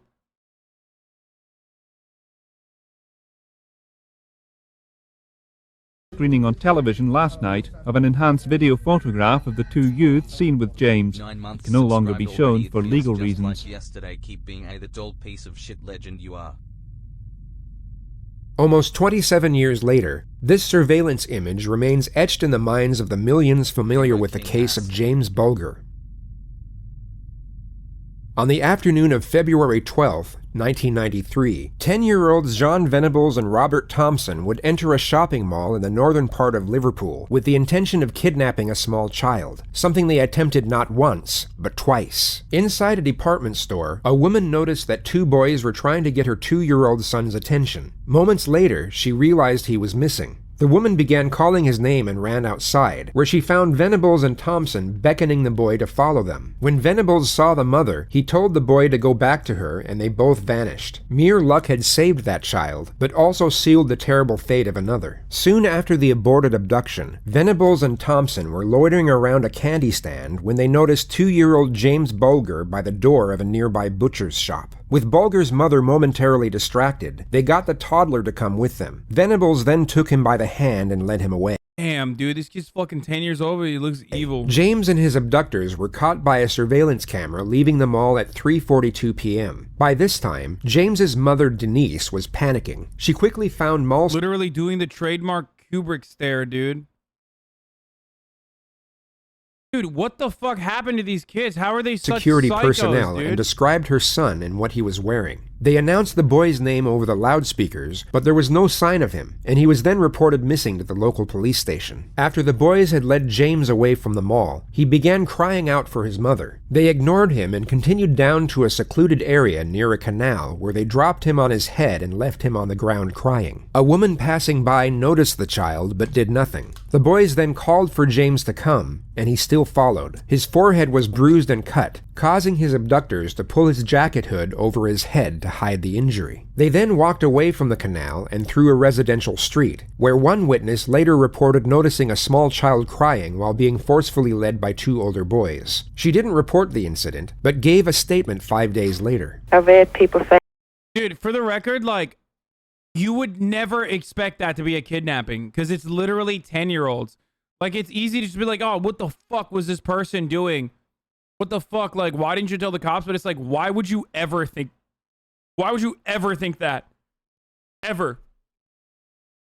You would literally just assume that it's like brothers and the younger brother's just like fucking being a dick and crying or some shit. Or the older brother's like bullying the younger child. Like, you would never, ever in a million years report that as like something that is suspicious.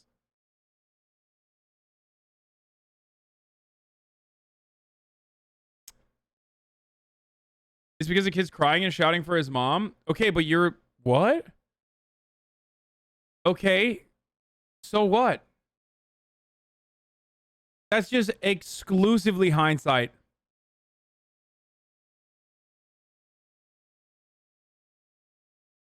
Seven months boggers. You would never, ever in a... Dog, you would literally never think a 10-year-old is kidnapping someone. You are fucking so crazy. If you think you saw a 10-year-old kidnapping like a 4-year-old or whatever, you're literally out of your mind. No matter what happens, like, no matter what happens, they're fucking 10, dude. Are you kidding me? You would never think that. You'd just be like, wow, these 10-year-olds are being dickheads to a smaller baby. Saying, why didn't someone do this and why didn't someone do that? But, you know, now the guilt's there. I don't think I'll ever get this guilt. I seen them. I heard the baby crying. And I watched them. Oh, God, I watched them. I've got to look out this window every day. I see these kids. I go to bed and I see these kids. A second witness also noticed the trio while driving, but only reported the incident when the story hit the front page of the national news 3 days later. I went to the police that same day, on the Monday, and reported the incident. And I said to the police at that stage, you know, I hope that it wasn't him, because I couldn't live with the thought that I could have done something about it.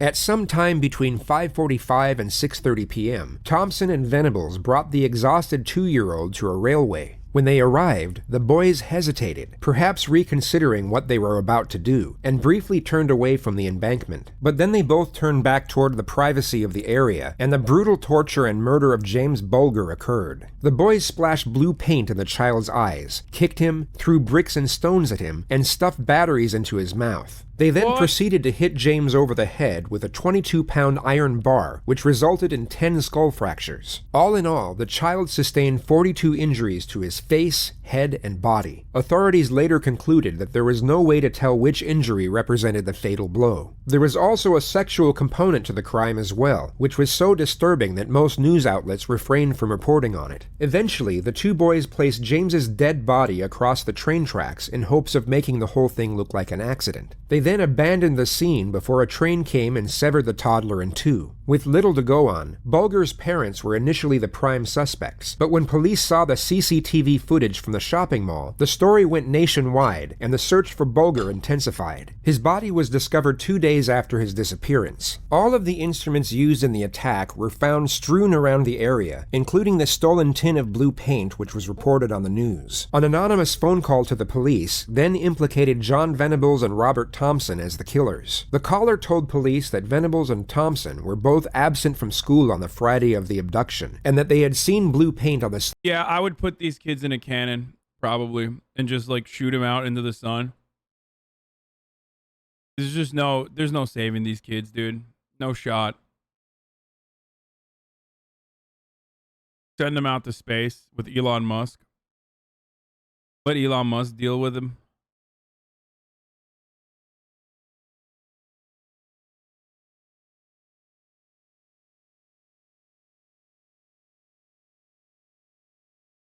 Like, how the fuck do you become this, dude? At the age of 10, how do you become that? At the age of 10, how do you become that? I get, like, a lifetime of abuse and whatnot leads you to this kind of behavior at the age of, like, 26. You know, add on some additional problems. 10, dude?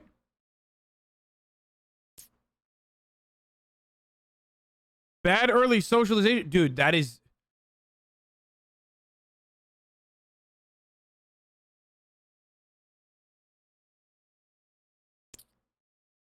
You saying that, especially what we know after the fact, makes it seem like a reasonable take. It's just like...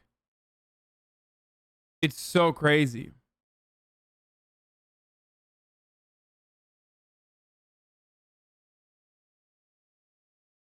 Fortnite does that? Yeah, back in 1993.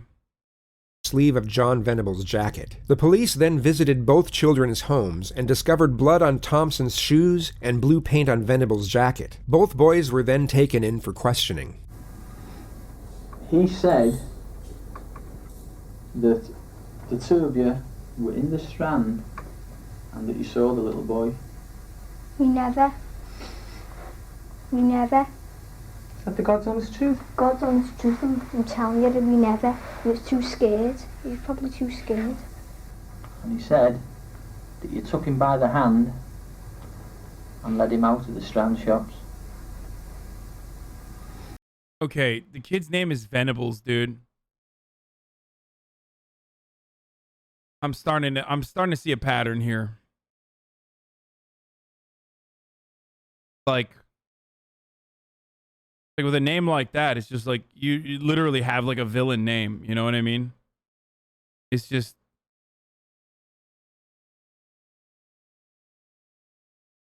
it does. It has demonic energy. It literally has demonic energy. What was the other name that we looked at before? By the way, remember how much? What was the other name? I remember from a while ago. No, it wasn't Draco. What the fuck was it? Lazarus. Yeah, Lazarus, dude. Literally, you name your child Lazarus, dude. That kid's gonna fucking do shit. I mean, come on, bro. Lazarus, dude. Really? Just name your child Methuselah. Oh, it's the family name? Okay, well, regardless. Same shit. My little bro's friend is called Lazarus. Yo, watch out. Be on the lookout. Damien's kind of, So,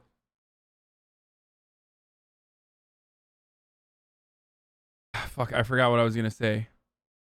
Let's keep going. We never. He's a liar.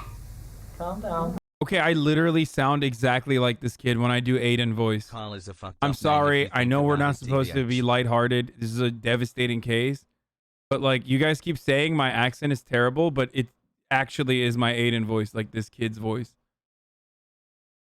Said yikes. Okay, I'm sorry. I know. We're not making like it's the unacceptable time to do. The unacceptable time to be doing bravophobia. But it was just too close not to point out. Alright, come on, look. It's alright. Dude, this fucking. By the way, I literally don't feel any empathy for this kid. I feel like he's just lying to fucking cops with not a single fear in his eyes or mind, or he's just like literally crying, lying. It's just like I never got the boy. a piece of shit. I never killed someone. Yeah, we was, but we never saw any kids there. I love you We saying never that. got any kids. So you were in Bootle New Strand? Was you in Bootle Strand? Yeah, but we never got a kid, Mum. We never got Mrs. a Venables, kid. would you? I must ask you not to get angry with it. A short while ago, as is detailed on your custody record out there, you had a conversation with your mum, and you then requested that myself and Dave Tanner come into the room. Is that right? Yeah. And what was it you told us? That I killed James. He took him on the railway track and started throwing bricks at him. Why did he throw bricks at him? No. Did it make him fall over? No. So he's saying he threw another. The same What do you do house in this brick at him. situation with your parent? Late-term abortion, I think, probably. Like, what are you supposed to do? Act like that is not your child? Literal fucking hellspawn, dude. Bro, I'm telling you, this is like out of a movie, dude. This is like Omen. You know what I mean? What do? You bring a life onto this planet and it's literally the devil. Like, what are you gonna do?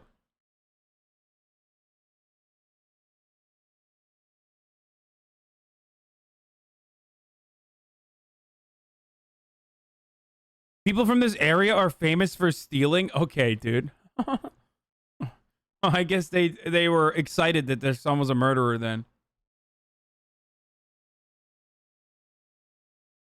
Venables was caught with kiddie porn after being freed? Okay, dude. Shut the fuck up. Are you serious? At just 10 years old, John Venables callously abducted and murdered James Bulger at 2 years old.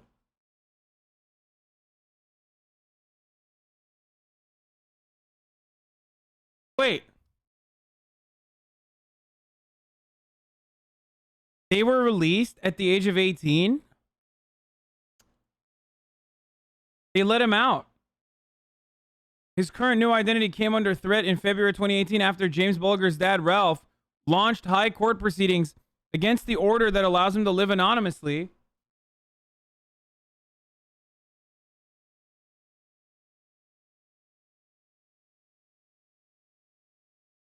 James's mom does not support the proceedings and said her son's killer should keep his anonymity to avoid vigilante justice.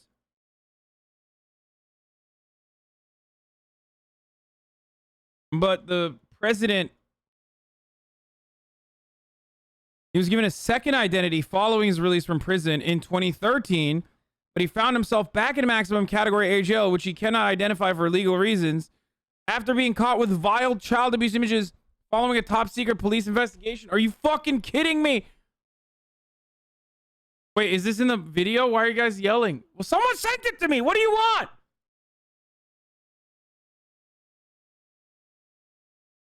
Someone sent me the fucking link. I didn't think it was going to be in the video. And he didn't fall over? Yeah, he did fall over. And he just kept on getting back up again. He wouldn't stay down. What was he saying while he was doing all this? He was saying stay down, you stupid dick and all that. Why did he want him to stay down? I don't know. Wanted him dead probably. So we walked up to him and we were walking around with him and I took his hand. Well, whose idea was it to walk towards him? Mine. Was it? What did Then he it was Robert's idea to kill him. And we went outside to the canal. What for? Don't know, we said let's throw him in the water. He was persuading him, he said kneel down and let's look at the water and all that, but he wouldn't. Because when we wouldn't get him down, Robert picked him up and threw him on the floor and that's where he got his bump on his head.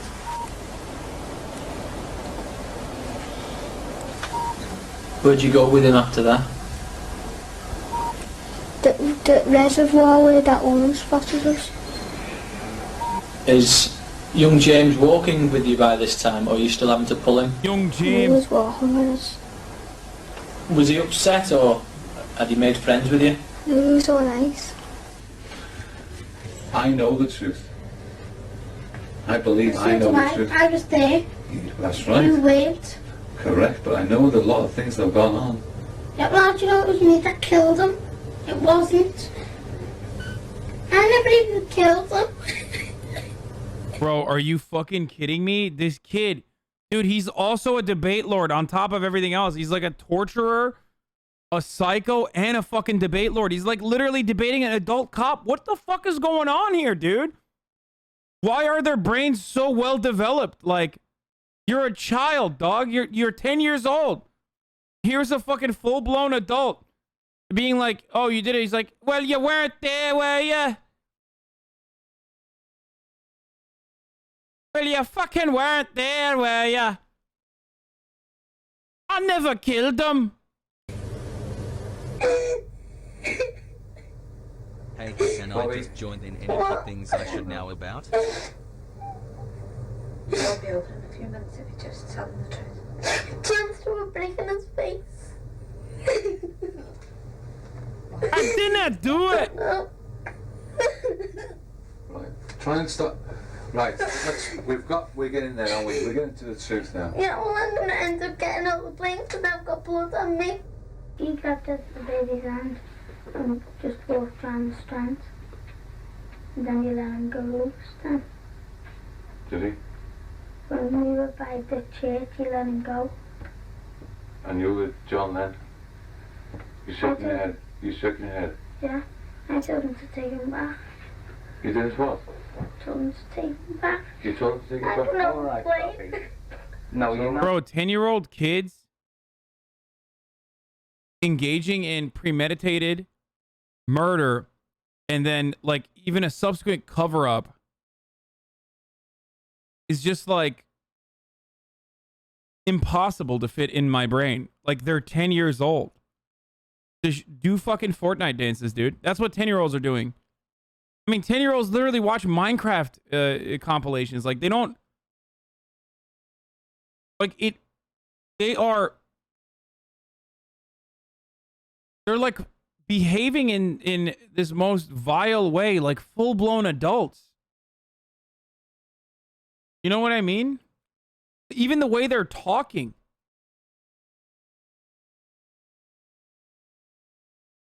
Even the way both of these kids have like tried to originally lie to the police, like. I'm getting all the blame. We're just asking your son. We're trying to find the truth. We always get the blame. Wait a minute, Bobby. Listen.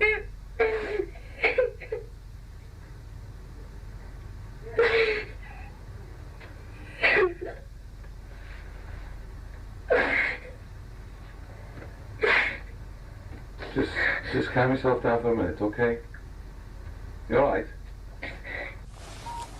He said he wants us more. So what? What did you say to him? What did you say? You. We're going to try and find us, Mum. Where did you leave him then? On a reservoir place. I don't believe you would have left him there. You took him away from where the reservoir is and walked down somewhere else. Where? Going towards the police station. Like even this lie is so strange. Like it's almost like they're saying, "Oh no, I only assaulted him. I didn't actually murder him." You know what I mean? Like how does he have the wherewithal to know just to say that he assaulted the kid and then the kid just fucking died? Like if you're 10 fucking years old, like, you know what I mean?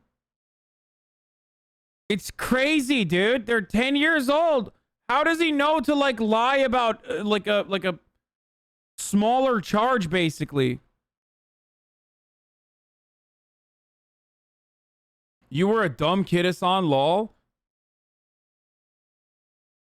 I'm sorry, dude. Are you really saying in the chat that you would be smart enough as a 10-year-old to like cover up your tracks? Is that what you're... Okay, there's something going on with these rocks. No ads. I have those like mineral things, those rocks. And I place them on top of one another and they keep falling at like really random times, the mineral rocks that you guys have sent me.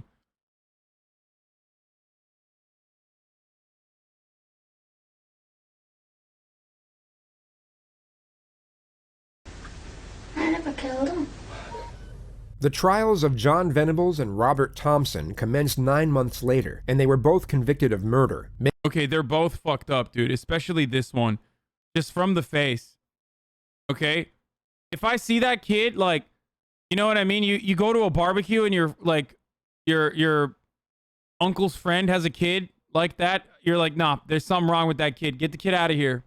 No, I don't care. He's 10 years old, dude. Nope, fuck that. That is a scary looking kid, dude. Fucked vibes. Absolutely disastrously fucked vibes, dude. This kid wouldn't allow him near a school, okay? Making them the youngest to be found guilty of the offense in over 250 years. 2 days later, on Monday the 22nd of February, the boys were taken to South Sefton Magistrates Court in Bootle for a hearing. Media interest in the case was enormous. Television crews and photographers from all over the world came to Bootle to get a shot at the boys. Public anger too had been building for some time in Liverpool, both against the boys and the intrusiveness of the media. A menacing crowd gathered outside the court, waiting for the boys to come out. Yeah, I take back everything I said about Minecraft stands, dude. I would much rather have like little 10-year-old Zoomer babies running around being like, oh my god, that's fucking, you're triggering me, or, you know, trigger warning, Hasan neg. Like Hasan earlier today talked about DID, and that's really fucked up. You know, I'm so much better than whatever the fuck is going on here. You know, I would rather have them occupied with like disassociating into being Dream or something.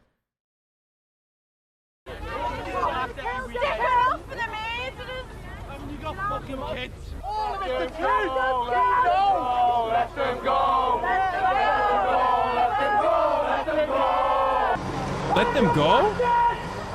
As the boys left in the transit van, bricks were being thrown, people were running up to the side of the truck. Oh, they wanted to let him go so they could kill him, dude. That's crazy. Oh, they wanted to like let the little, you're gonna fucking, what are you gonna do? You're gonna murder a 10-year-old, dude? Like, I'm talking a big game here, but like, let's be real. I think it's good that they were, you know, put through the criminal justice system in a more empathetic capacity. There's no capital punishment. Like, ultimately, that is what the right thing to do is. And I'm glad that the government was doing the right thing in that situation, and I'm not running anything. It's like, I personally would have been like, yeah, no, throw him to the fucking crowd. 4 months with the Has-Chuds. Love you all.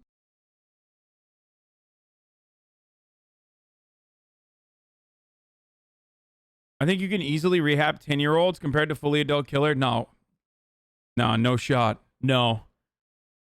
Dude, that kid, like, maybe one of them. In a situation where you have two 10-year-olds, both of them being, like, bloodthirsty psychopaths is unlikely. So one of them was less bloodthirsty of a psychopath than the other. Maybe that one can be rehabilitated, but both of them, fuck no. One of them is the mastermind, and that one is, like, there is no way to medically fix something like that, okay? Sorry, it's just the fucking truth. What do I always talk about when I talk about, like, prison abolition and all this other shit? There are edge cases that you cannot fix. We happen to keep looking at the edge cases, which does not reflect the entirety of the criminal justice system. Murderers can be rehabilitated, but there are certain kinds of murders that are impossible to rehabilitate, okay? Antisocial personality disorders are unfortunately very hard to diagnose and very hard to figure out if they actually truly rehabilitated. Radlib Hasan? What? They're literally 10? Yeah, that's what I'm saying. One of those fucking 10-year-olds is a psycho. Like, straight up. This is why I meant it wasn't funny to joke about. This really shook people and it's still taught to people. Yeah, one of them is a fucking psycho that will never be rehabilitated. And saying that currently medical science that we have readily accessible cannot rehabilitate antisocial personality disorders is not a Radlib take. It's just the truth. You want me to lie and tell you that it's not the truth? It's true. We currently do not know how to, one, appropriately diagnose psychopathy, and we also do not know how to appropriately rehabilitate psychopathy. Pedophilia as well. But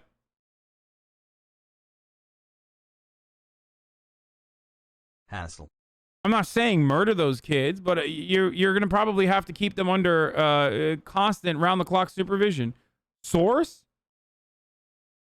I don't know, man. Psychopaths test. There's like a bunch of different things that you can read about how difficult it is to criminally charge psychopaths.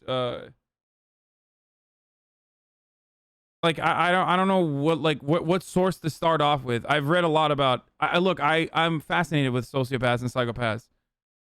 So it's understandable that you're asking for a source, but I don't know what to like start off with. What the starting point would be, but probably like Ron Johnson's psychopath test is pretty good. What you are stating is just incorrect. Really? So it's actually easy to medically diagnose psychopaths and sociopaths, specifically psychopaths. Well, it's the official Karl Marx, so he must be right. No shot. What you are stating is just incorrect. Go ahead, please explain to me how I'm incorrect.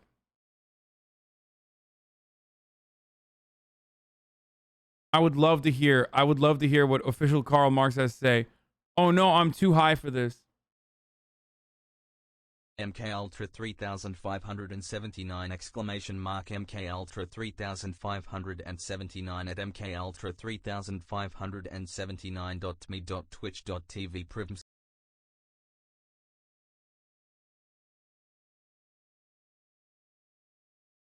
What you are stating is just incorrect. Oh no, I'm too high for this. I hate this.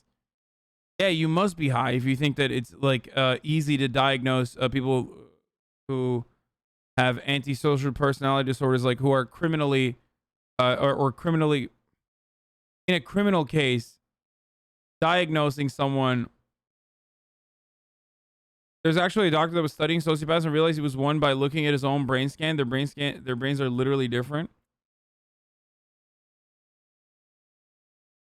such a bitch-made move, by the way, 17-month subscriber, to just be like, you're literally wrong, and then be like, oh, I'm too high. You are correct, but I don't like hearing that we should throw 10-year-olds in prison. Okay. This does not reflect the 99.9% of juvenile offenders, okay? 99.9999999% of juvenile offenders, I can't even talk, have absolutely nothing to do with this case. I hear what you're saying, but you're not a doctor and you're not a psychiatrist. Okay, it doesn't matter. I know I'm not a doctor nor a psychiatrist, but what I'm saying about diagnosing psychopaths is still, unfortunately, very difficult. Treatment of psychopaths is also, unfortunately, very difficult.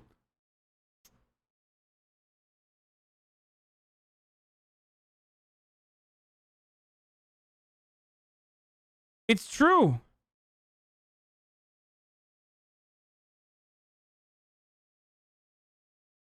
I'm right. I don't know what to tell you, dude. Like,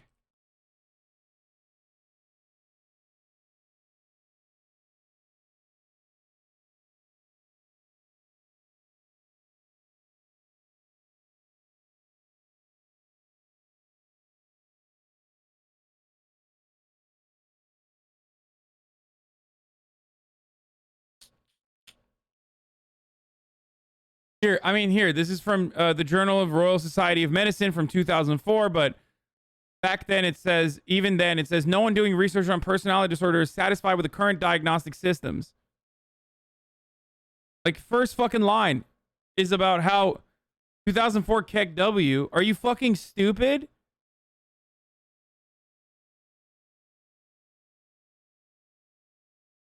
Dude, then you send me a foolproof system of diagnosis for psychopathy right now. It's literally, one, currently untreatable. That doesn't mean it will always be untreatable, but it literally is untreatable.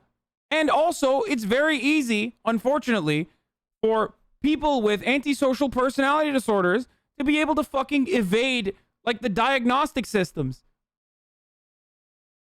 Especially if you're an older psychopath who has already gone on for, who's already, like, lived for an extended period of time. You know how to show empathy. You know how to manipulate the diagnostics.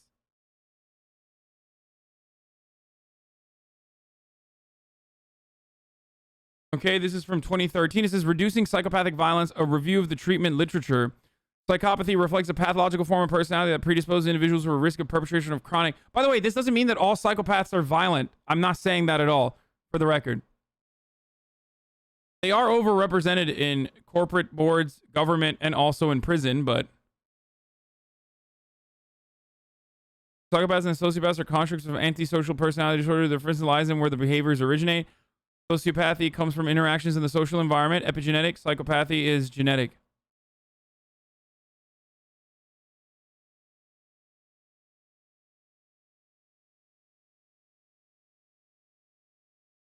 So what's up, dude?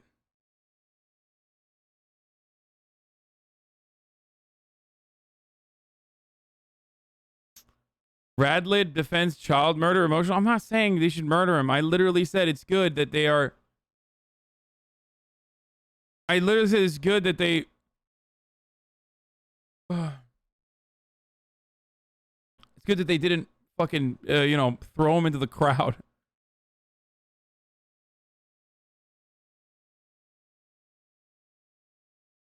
There's currently no consensus on trying to diagnose psychopathy. A lot of the guidelines are currently centered around its criminality rather than its medical prognosis. You're fucking... Oh, dude. Fuck you, dude. I saw. Okay. Yeah, it's top of the fucking hour, dude. Okay? Yeah. It's top of the hour. For the past 3.5 decades, the psychopathy checklist revised and the self-report psychopathic personality inventory revised have been the standard measures of diagnosis. Technological approaches can enhance these diagnostic methodologies. The purpose of the paper is to present a state-of-the-art review of various technological approaches. Both of these checklists are routinely routinely, this is the closest to correct you have read. What? Hasan, sometimes your takes aren't always right, except that dumbass. Bro, every single fucking paper that you guys, that we just read proves I'm correct. I don't know why you're saying this.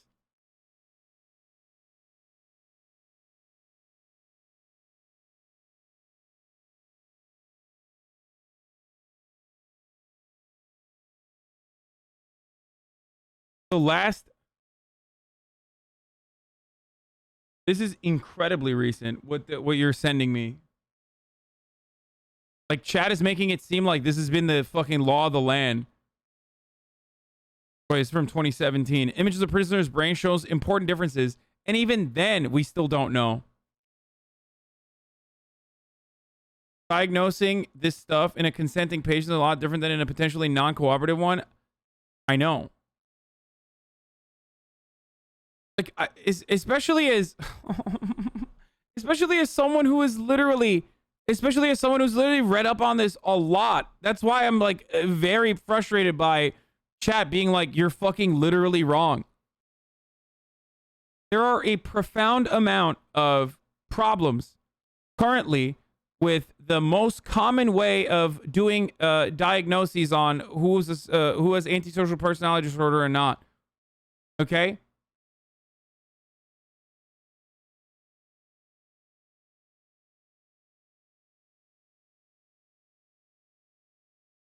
I don't know why fucking people are not like, I don't know why people are just not listening to what I have to say. I don't know what happened in your brains that you unironically think that, like,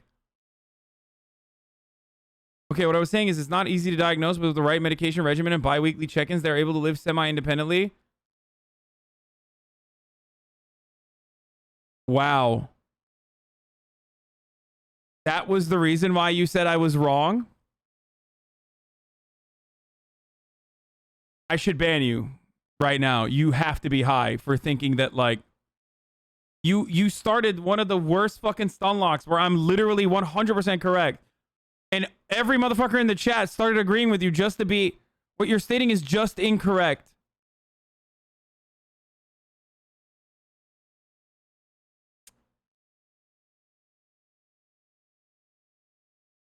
You were wrong because you said it's impossible to diagnose. It is not, dude. It's not easy to diagnose. Does not mean that it's a fucking 80% diagnoses rate, especially when it comes to criminal psychopaths. Okay?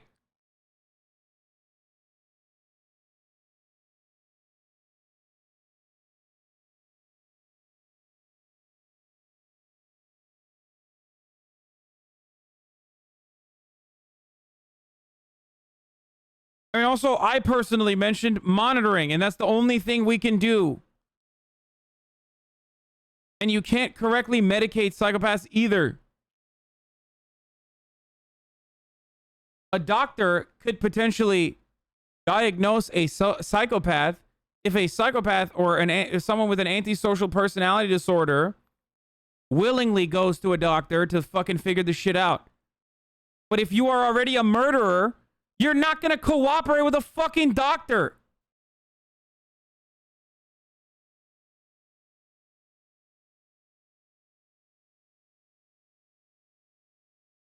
That's the other problem. Yeah, this is true. You can't even diagnose a child with an antisocial personality disorder because they haven't. That's something that happens when your brain is like fully fucking developed. That's the other issue.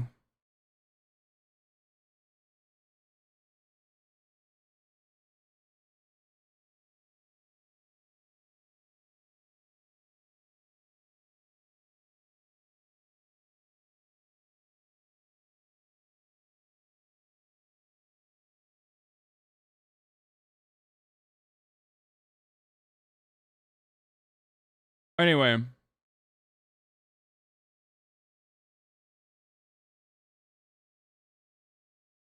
I guess what we learned is if you're too fucking high, don't immediately come like with a, dude, you're wrong.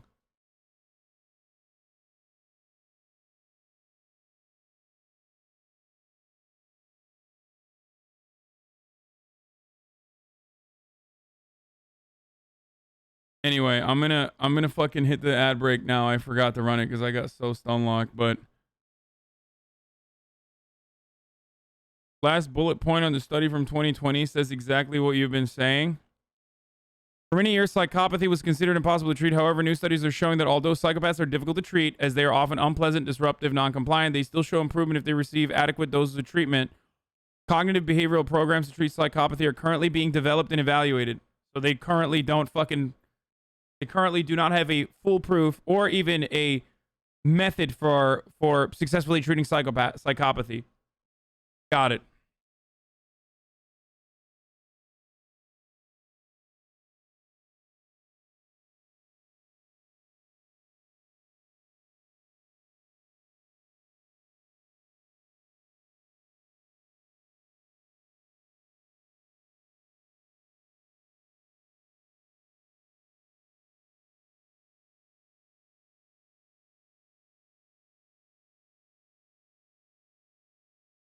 That's what you got from that? Yeah, it is what I got from that. Dude, this is one of the like most heavily fucking debated issues in criminal justice. And you motherfuckers literally just arrived at it yesterday. And you're over here talking like you know what the fuck you're talking about. It's so frustrating, dude.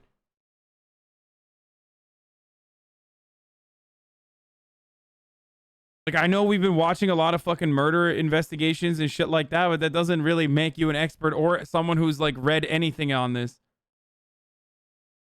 It's really annoying, especially considering, like, yeah, I don't really read a lot, but, like, this is one area where I have read a lot. And you are? Yes, I am! This is one of the few fucking instances where I, like, actually have done a lot of reading on. Like, a lot.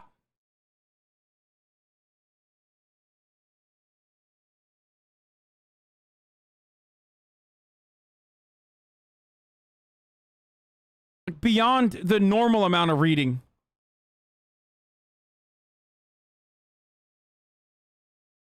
Fuck me, dude.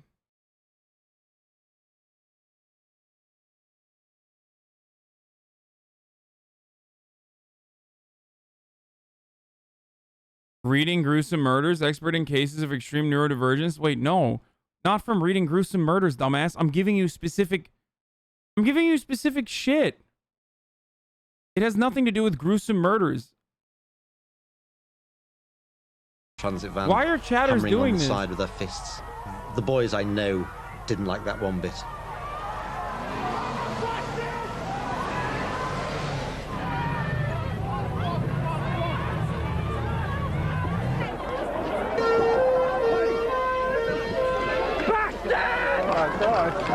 Okay, lads, come on. There's been a backlash against horror videos as Britain searches for answers in the wake of the James Bulger murder and the life sentences on his schoolboy killers.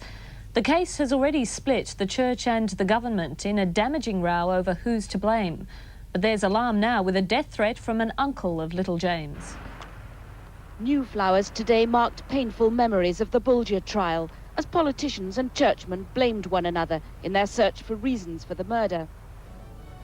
Feelings everywhere were running high today, nowhere more than in a phone-in on BBC Television's Good Morning with Anne and Nick programme, when James Bulger's uncle, who was the one called to identify the child's body, threatened to kill the two boys. Looks to me like everyone's making excuses for them, and there is no excuses, Anne. They took the child, they battered them to death, and if they don't stay in jail forever, if they ever get out, we'll be waiting, and when we get hold of them, we'll kill them.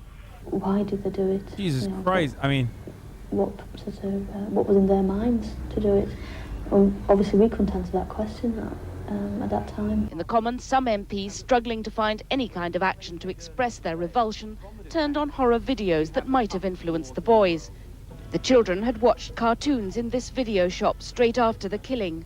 A month before, John Venable's father had rented Child's Play 3, a mainstream 18-rated black comedy showing a demonic doll being battered to death. The Bulger trial judge surprised the police investigating the case when he suggested violent videos may have played a part in the case. The police said they had no evidence to suggest it. However, responding to criticism, Sky Television said it's dropping tomorrow night's planned screening of Child's Play 3, while another video chain said they were burning 10,000 copies. The youngest murderers this century were driven at speed to an indefinite future in custody, detained at Her Majesty's pleasure. The sentence that has been passed is the only sentence that the court could pass. They recognise that, but no sentence the court could pass would ever bring James back, and nor, in their view, could it ever properly punish those two boys for what they did. They were both given an indefinite sentence, which has no maximum, but has a minimum determined on a case-by-case basis. In this case, it was just 8 years, and despite public outrage, they would end up serving this minimum sentence, and were each released in 2001, when they were both 18 years old. Lord Wolfe has decided the tariff should expire today. He says the boys, both 18, are genuinely remorseful, and further detention wouldn't be constructive. No shot. It was a terrible offence, but they were only children. They were only just criminally responsible when it occurred, and it has to take into account the undoubted progress which they've made. James Bulger's mother, Denise Fergus, said she was shocked and disgusted by the decision. It means her son's killers could be out in a matter of months. I'll never forgive them for what they've done, never. I'll take the hate for them to my grave. It's always for their side, you know, they were only 10 and it's just excuse after excuse for them all the time.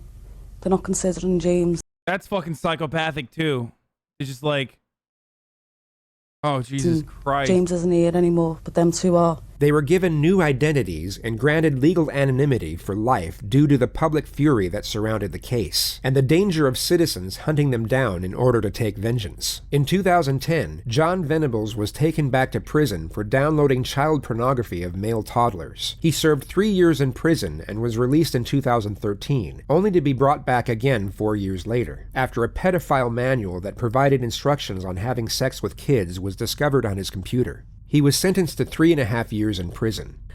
They just don't want him in there. There you fucking go, dude. There you go. We read some of it already, but like, that dude is not treatable, man. He's just not.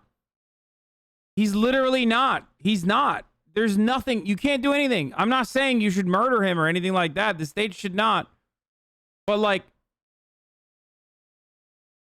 that person cannot help themselves. And currently, unfortunately, and this is something I always mention as well, there is no way to treat that person. There is no successful way to treat that person with our current medical science. There might be in the future, but right now there isn't.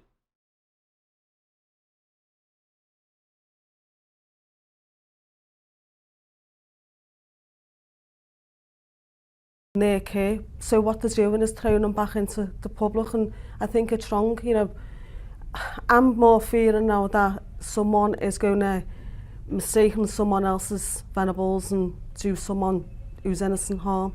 That's my biggest fear now. Do you trust that the authorities can monitor him properly? No, definitely not. They couldn't monitor him the first time. What makes them so sure they're going to monitor him now? They haven't got a clue. I think they're not doing the jobs properly. They've got jobs there to do and they're not doing them. You know, they let him slip through the... Psychopathy is treatable. Look at the doctor who found out he's a psychopath. Did he go home and murder his wife after a brain scan? No. Are you fucking stupid? Do you think that, like, being a psychopath automatically means you're going to start being a violent psychopath? When did I ever say that?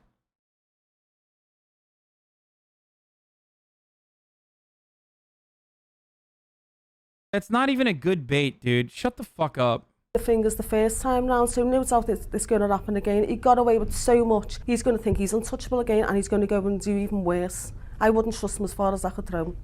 John Venables, now these orders, these anonymity orders are very rare. There was only about 4, I think. There's Mary Bell, the child killer from the 60s. She got one to protect her own daughter. And I kind of think, again, fair enough.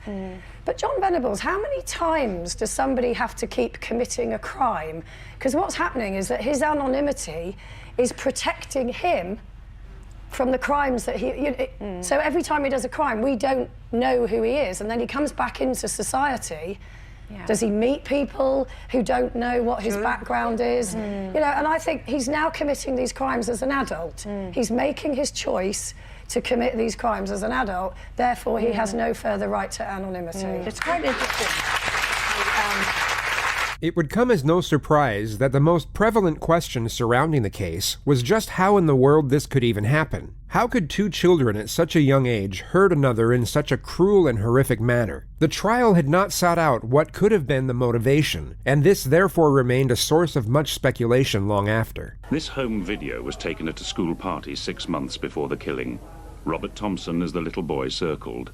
Dude, stop advocating for chemical castration. Are you fucking insane? That is a horrifying, torturous, inhumane punishment, dude. Speaking of chemical castration, they used to do that in England, as a matter of fact. So, you know.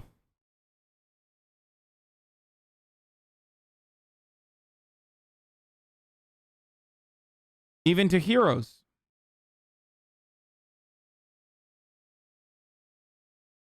What shocks is his size and childishness.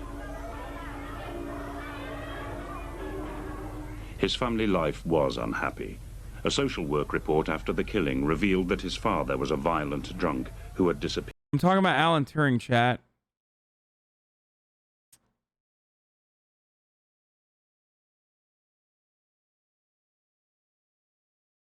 Yeah. He took his own life, right, afterwards, because of the chemical castration. His mother had subsequently attempted suicide. She too drank heavily. He was the fifth of 7 brothers who grew up afraid of each other. It was alleged that they assaulted and tied each other up. John Venables came from a more secure home, but something was wrong and his education was failing. A teacher from his previous school wrote a report in which she described his disturbed behavior. How, among other things, he attacked other children, hung himself upside down from coat pegs, lay under chairs, and stuck paper all over his face. Public sentiment refuted the claims that both Thompson's abusive background and Venables' exposure to violent videos may have been a predominant cause, claiming that many children come from adverse backgrounds, and many more watch the same age-restricted material before they come of age. Yet the overwhelming majority of these children never come close to committing these types of offenses. A popular psychological viewpoint emerged just over a decade later, being that this was a case where 2 children with rare, yet similar psychological makeup happened to cross paths, and it was their own influence on each other that became the motivation to commit the crime. The preceding argument that most children who emerge from adversity in fact become decent people was agreed with, yet this was explained through the notion that most of these children come across mediating factors in their journey, and this provides them with an alternative and more virtuous direction. This can be a teacher at school, a friend that comes from a good home, or some type of program that provides a sense of belonging and structure. The argument is that rather than finding these external sources of correction, Venables and Thompson found each other. 2 individuals who, for their own unique reasons, were so alienated from the primary values of modern society that an idea in... Yes, they castrated Alan Turing for being gay, okay? They didn't castrate him for being a pedophile or anything. They castrated him for being gay. He chose castration over going to jail. He's gonna go to jail after fucking literally, like, breaking hella Nazi codes. That's what the UK did to him, okay?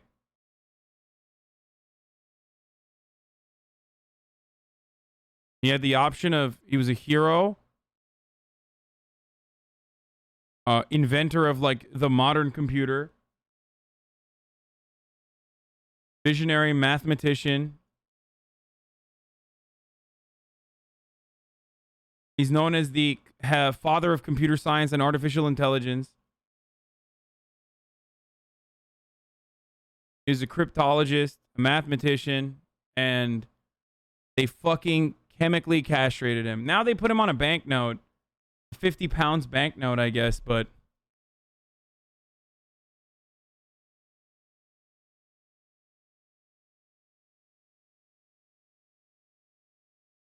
he ended his life at the age of 41 by eating an apple laced with cyanide, because he had the option, either he was going to get chemically castrated or go to jail, and he chose chemical castration. It is incredibly inhumane. It's incredibly fucked up. You cannot do that to people. Okay?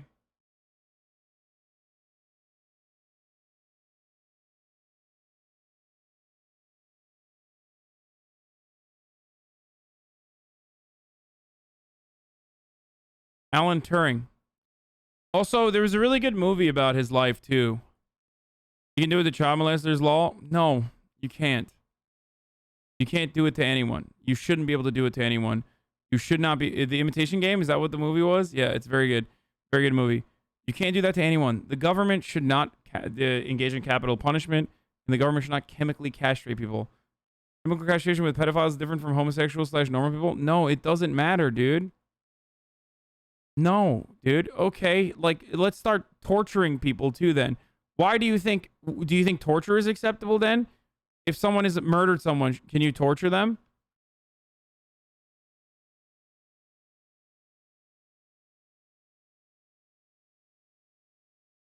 You can't.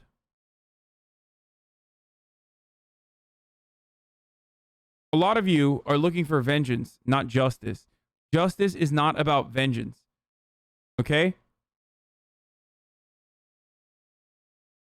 I think we joke too much about me, like, throwing people into volcanoes and shit. That, like, chat needs to remember what my point of view is, like, what my actual point of view is on criminal justice.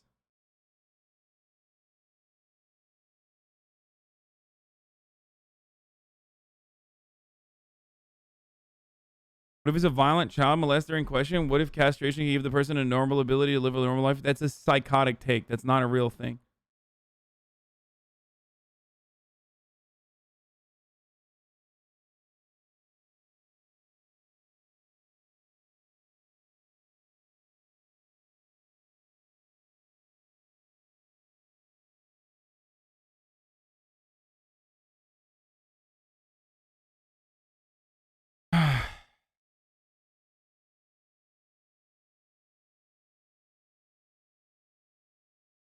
You should watch the pedophile doc about the pedophile doc by Louis Theroux. It's about how you can't release some people even after they serve their term in prison and the life they live in a specialized housing area. I can't even fucking talk. All right, I'm gonna finish. Involving the torture and murder of a 2-year-old child was encouraged rather than admonished.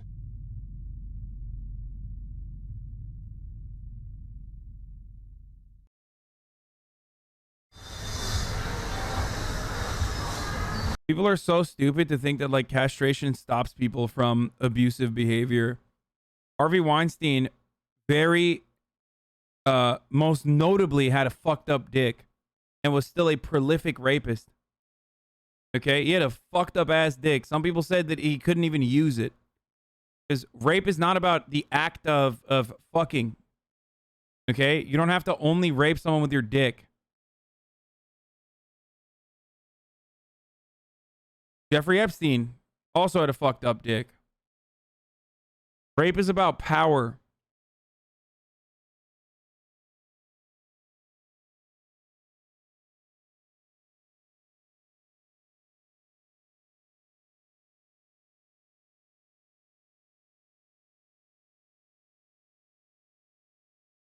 Chemical castration kills the sex drive, though. Okay, but, like, it's not just the sexual attraction that causes people to do horrific things, dude.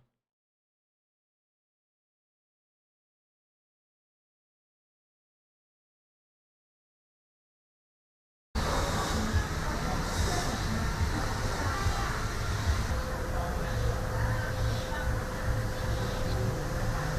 the fuck is this?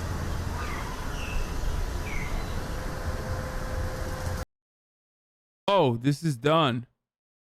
Korku, ibadet ve eğlencenin harmanlandığı Bangkok'un tapınakları. Oh, this is a fucking Turkish Euronews article about Bangkok, like a Bangkok temple. Rose fucked up dicks made them angry. What? That's so reductive and goes against research on the subject. Sex drive is what motivates some offenders. What? Can you say why it's a psychotic take? To fucking chemically castrate people, dude? I don't know what to tell you. That's reductive and goes against research on the subject?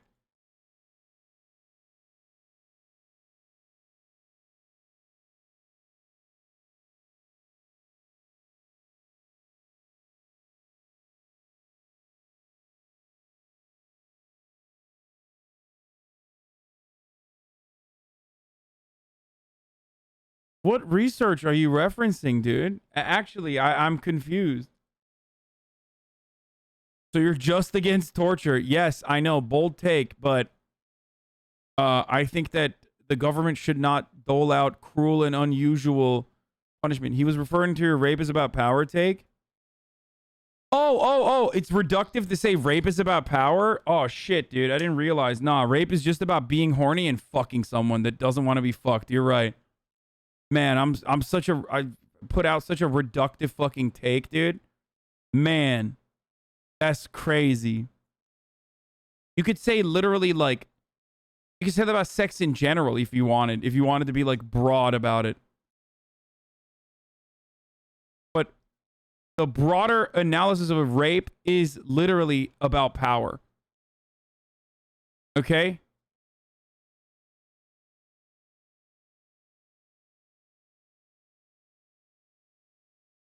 That's why you don't have to, like, put your dick in someone to rape them.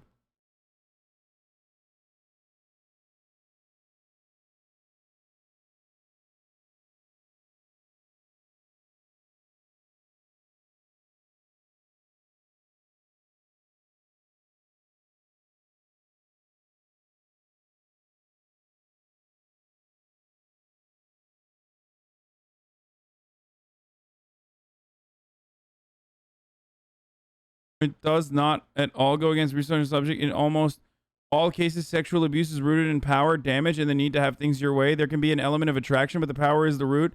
It is agreed on by psychologists worldwide. No, I'm sorry, dude. Chatter says you're wrong.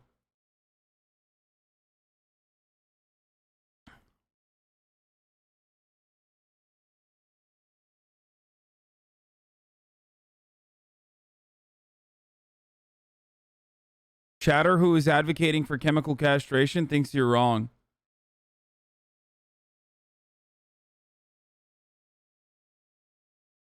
No, I don't think that there's any crime that warrants death. In the extreme edge cases and untreatable illness caused, like untreatable fucking illness caused crimes, you just have to keep people under constant supervision, like round the clock, constant fucking supervision, and that's it.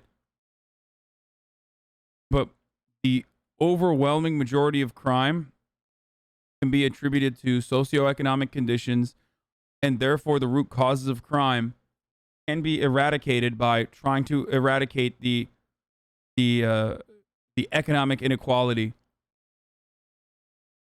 and that ultimately all criminals should be focused.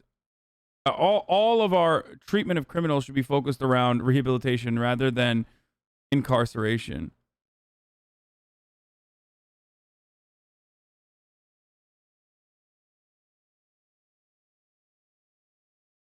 Okay?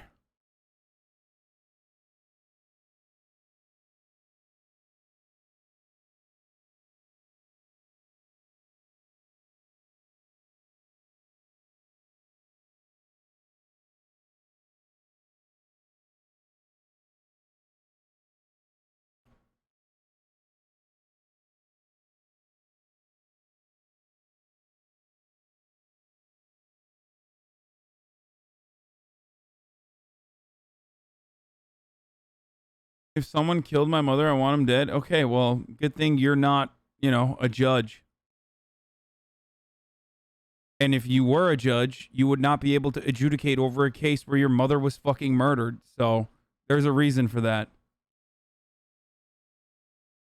Because of understandably emotional arguments like that, which is why I always say that, like, while I'm looking at these edge cases, people should remind themselves that these are simply edge cases and have nothing to do with the treatment of the overwhelming majority of criminals that we absolutely dehumanize.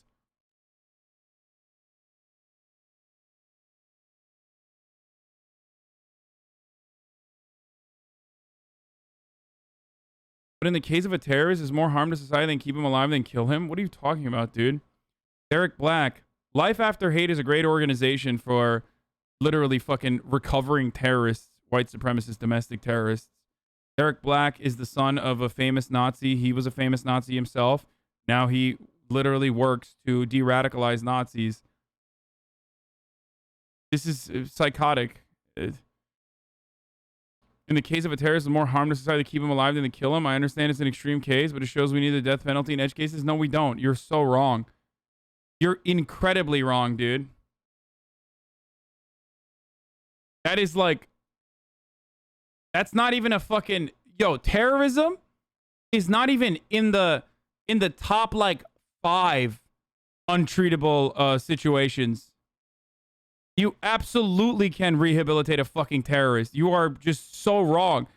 People that are motivated by a sense of vengeance as a consequence of like, I don't know, feeling like their world is ending. Like you could literally, you could absolutely rehabilitate those people.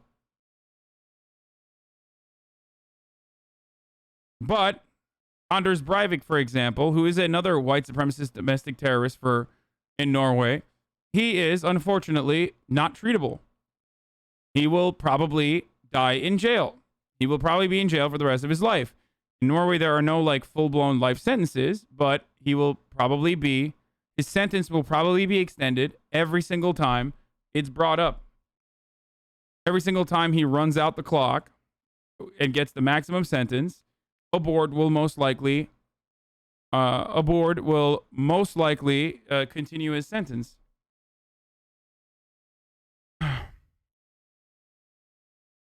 Why do you say that? I guess you're not familiar with Anders Breivik. It's not the severity of his crimes, which were disgusting, gross, incredible. Like, just, I mean, how many people did he kill? Like, what is it, 66 kids? Was it 25 or 66? It was like 70 something. Yeah. He took a bunch of weapons to an island where a bunch of Marxist kids were, or what he thought were Marxist kids, and murdered like 70 of them. 77 of them. But the reason why I say it's impossible to rehabilitate him is not just because of the severity of the crimes. Because like if you're doing something like that, good luck. You're not going to get fucking rehabilitated. But also because it was clear that he was also exhibiting qualities of someone with antisocial personality disorder. Like he had a bunch of mental health problems on top of that as well. He wrote a manifesto. I had it on my old laptop.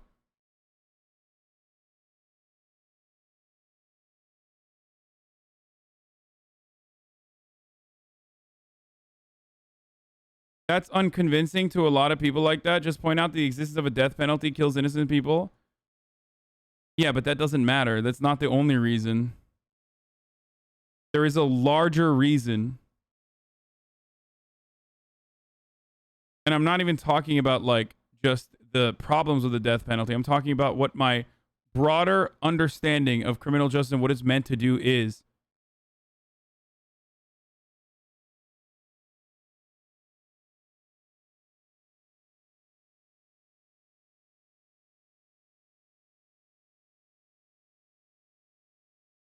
I want to clarify the manifesto thing. Yeah, Anders Breivik wrote a manifesto, and I read it.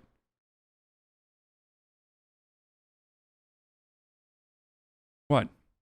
I'm a political commentator. You think I'm not going to fucking read the manifesto of a famous white supremacist who murdered a bunch of like leftist kids from all around the country too? Like there were some Turkish people there too.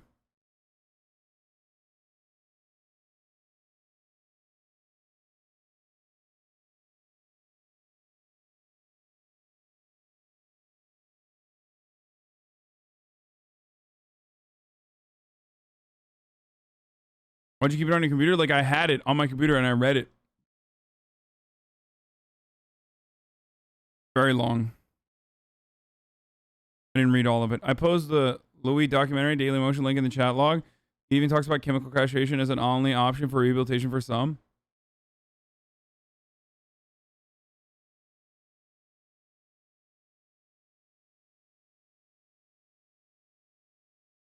I think you need a wake-up call, dude. I don't think you've experienced a loved one being murdered. If you put your foot in someone's shoes that lost a loved one to a murderer, you would 100% want that fucker dead.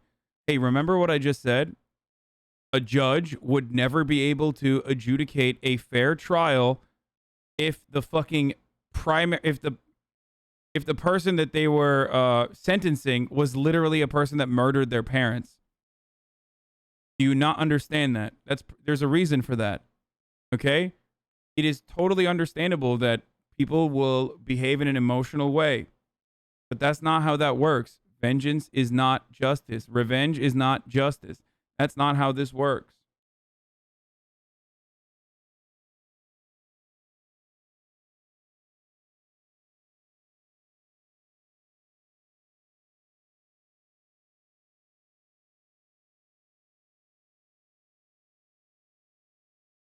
Okay, the kids were not Marxist. He thought they were Marxist.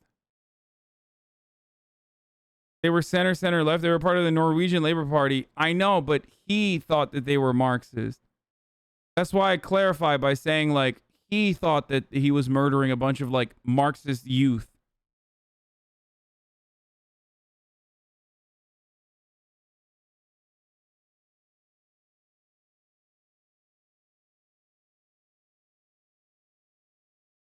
I love Louis Theroux. I just can't watch his documentaries because a lot of them have TOS shit on them.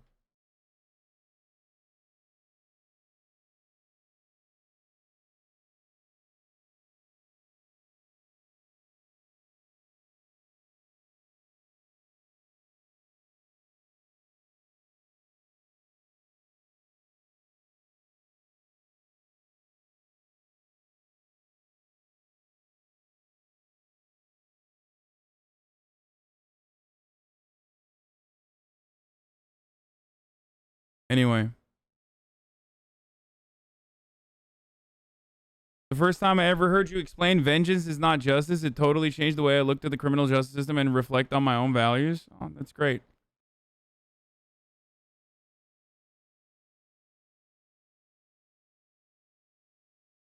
Why isn't revenge justice? The goal of the justice system is not to fucking do HasanAbi style eye for an eye bullshit, dude. What do you mean, why isn't revenge justice? If someone does a violent crime like that, don't we retaliate by taking their rights away and locking them up? No, that is an incredibly draconian way of looking at fucking criminal justice. You are literally the problem with American culture. You are, unfortunately, deluded by the way America approaches crime and punishment. No, the goal of the fucking criminal justice system isn't to, like, punish someone for being a bad person. The goal of the criminal justice system is supposed to be that someone who has done something horrific or wrong understands, well, one, to make sure that that person is not doing that again, okay, or not doing that anymore. Like, if you fucking lock up a murderer, for example, you lock them up first and foremost because you want them to no longer be around other people that they can harm, right? But the most important part of the criminal justice system is so that that person is rehabilitated, recognizes the errors in his actions, and doesn't do it again. Otherwise, you arrive at America's criminal justice system, where we house, we are 4% of the world's population, but house 25% of the world's incarcerated population. That's why our recidivism rates are really fucking high. And that's why your take is so effective against white-collar crime? Yeah, exactly. Well, there are no punishments for white-collar crime.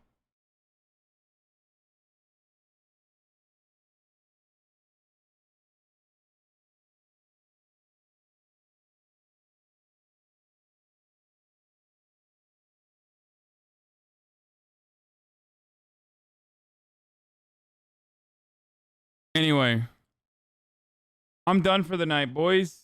I've done 8 hours. I'm going to hit the 3-minute ad break here. No ban appeals today. I will find someone to do ban appeals with.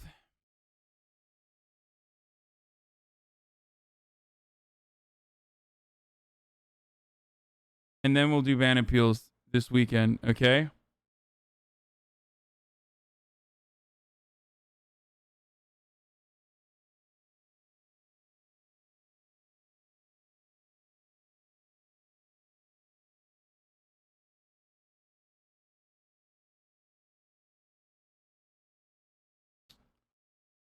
Want to sort weird ones, or do you just want to go in raw? If you want to sort them, you can. Whenever you advocate for rehabilitation, chat disagrees. When you argue the person is beyond rehab, chat also disagrees. Very interesting how certain chatters revolve around disagreeing with you and flaming you for it. I mean, it's probably not the same chatters. Probably different chatters. Some people don't believe that. Some people think everyone can be rehabilitated. Currently, with our understanding of psychology, that's unfortunately not the truth. Some people believe that you can't rehabilitate certain people, or you can't rehabilitate most people. You shouldn't rehabilitate them, and those people are also very wrong.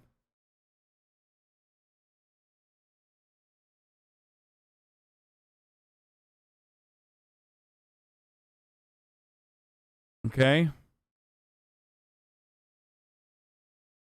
The criticism against the justice system is not when the justice system deals with very horrific criminals for the most part. You're delusional. What? Okay, this is my favorite. This is my favorite type of chatter. Because this is the chatter who repeats exactly the same take that I have made time and time again, but says it in a contentious way as though like they're disagreeing with me. My favorite chatter is the one who literally repeats a take that I've made 1,000,000 times over, verbatim, but says it in a way in the chat like, dude, fuck you, dude. The criticism against the justice system is not when the justice system deals with very horrific criminals for the most part. You're delusional, dude.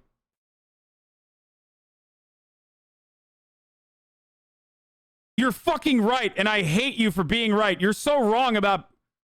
Like, you literally... You used the tone I use when I'm talking, too.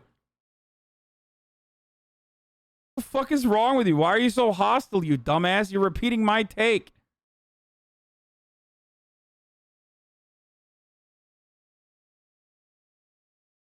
If you say you don't read that much, that means you've never read theory before. Yeah, I know. I haven't.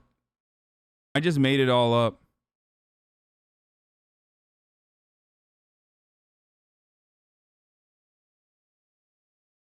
Vengeance is acceptable?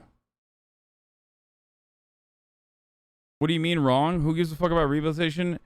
At that point, if you're Dylan Roof type, I'm sorry, but you should be executed immediately. Okay, well, I'm glad that you're not in charge of anything. And unfortunately, a lot of Americans in charge of things do feel that way, but vengeance is acceptable, says this fucking idiot, dude. Okay. Prison should not be about punishing people. It should rather be about treating them as human beings and giving them the proper tools to reintegrate into society once their sentence is over and they have been successfully rehabilitated.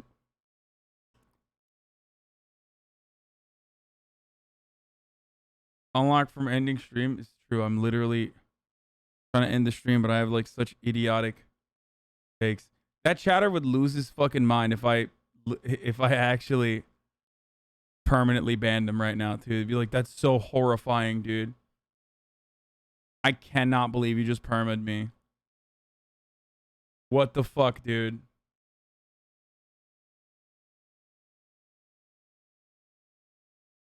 I can't believe you just perma'd me.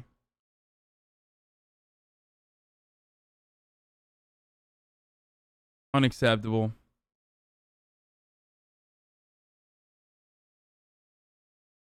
Here. I'm gonna raid Moist.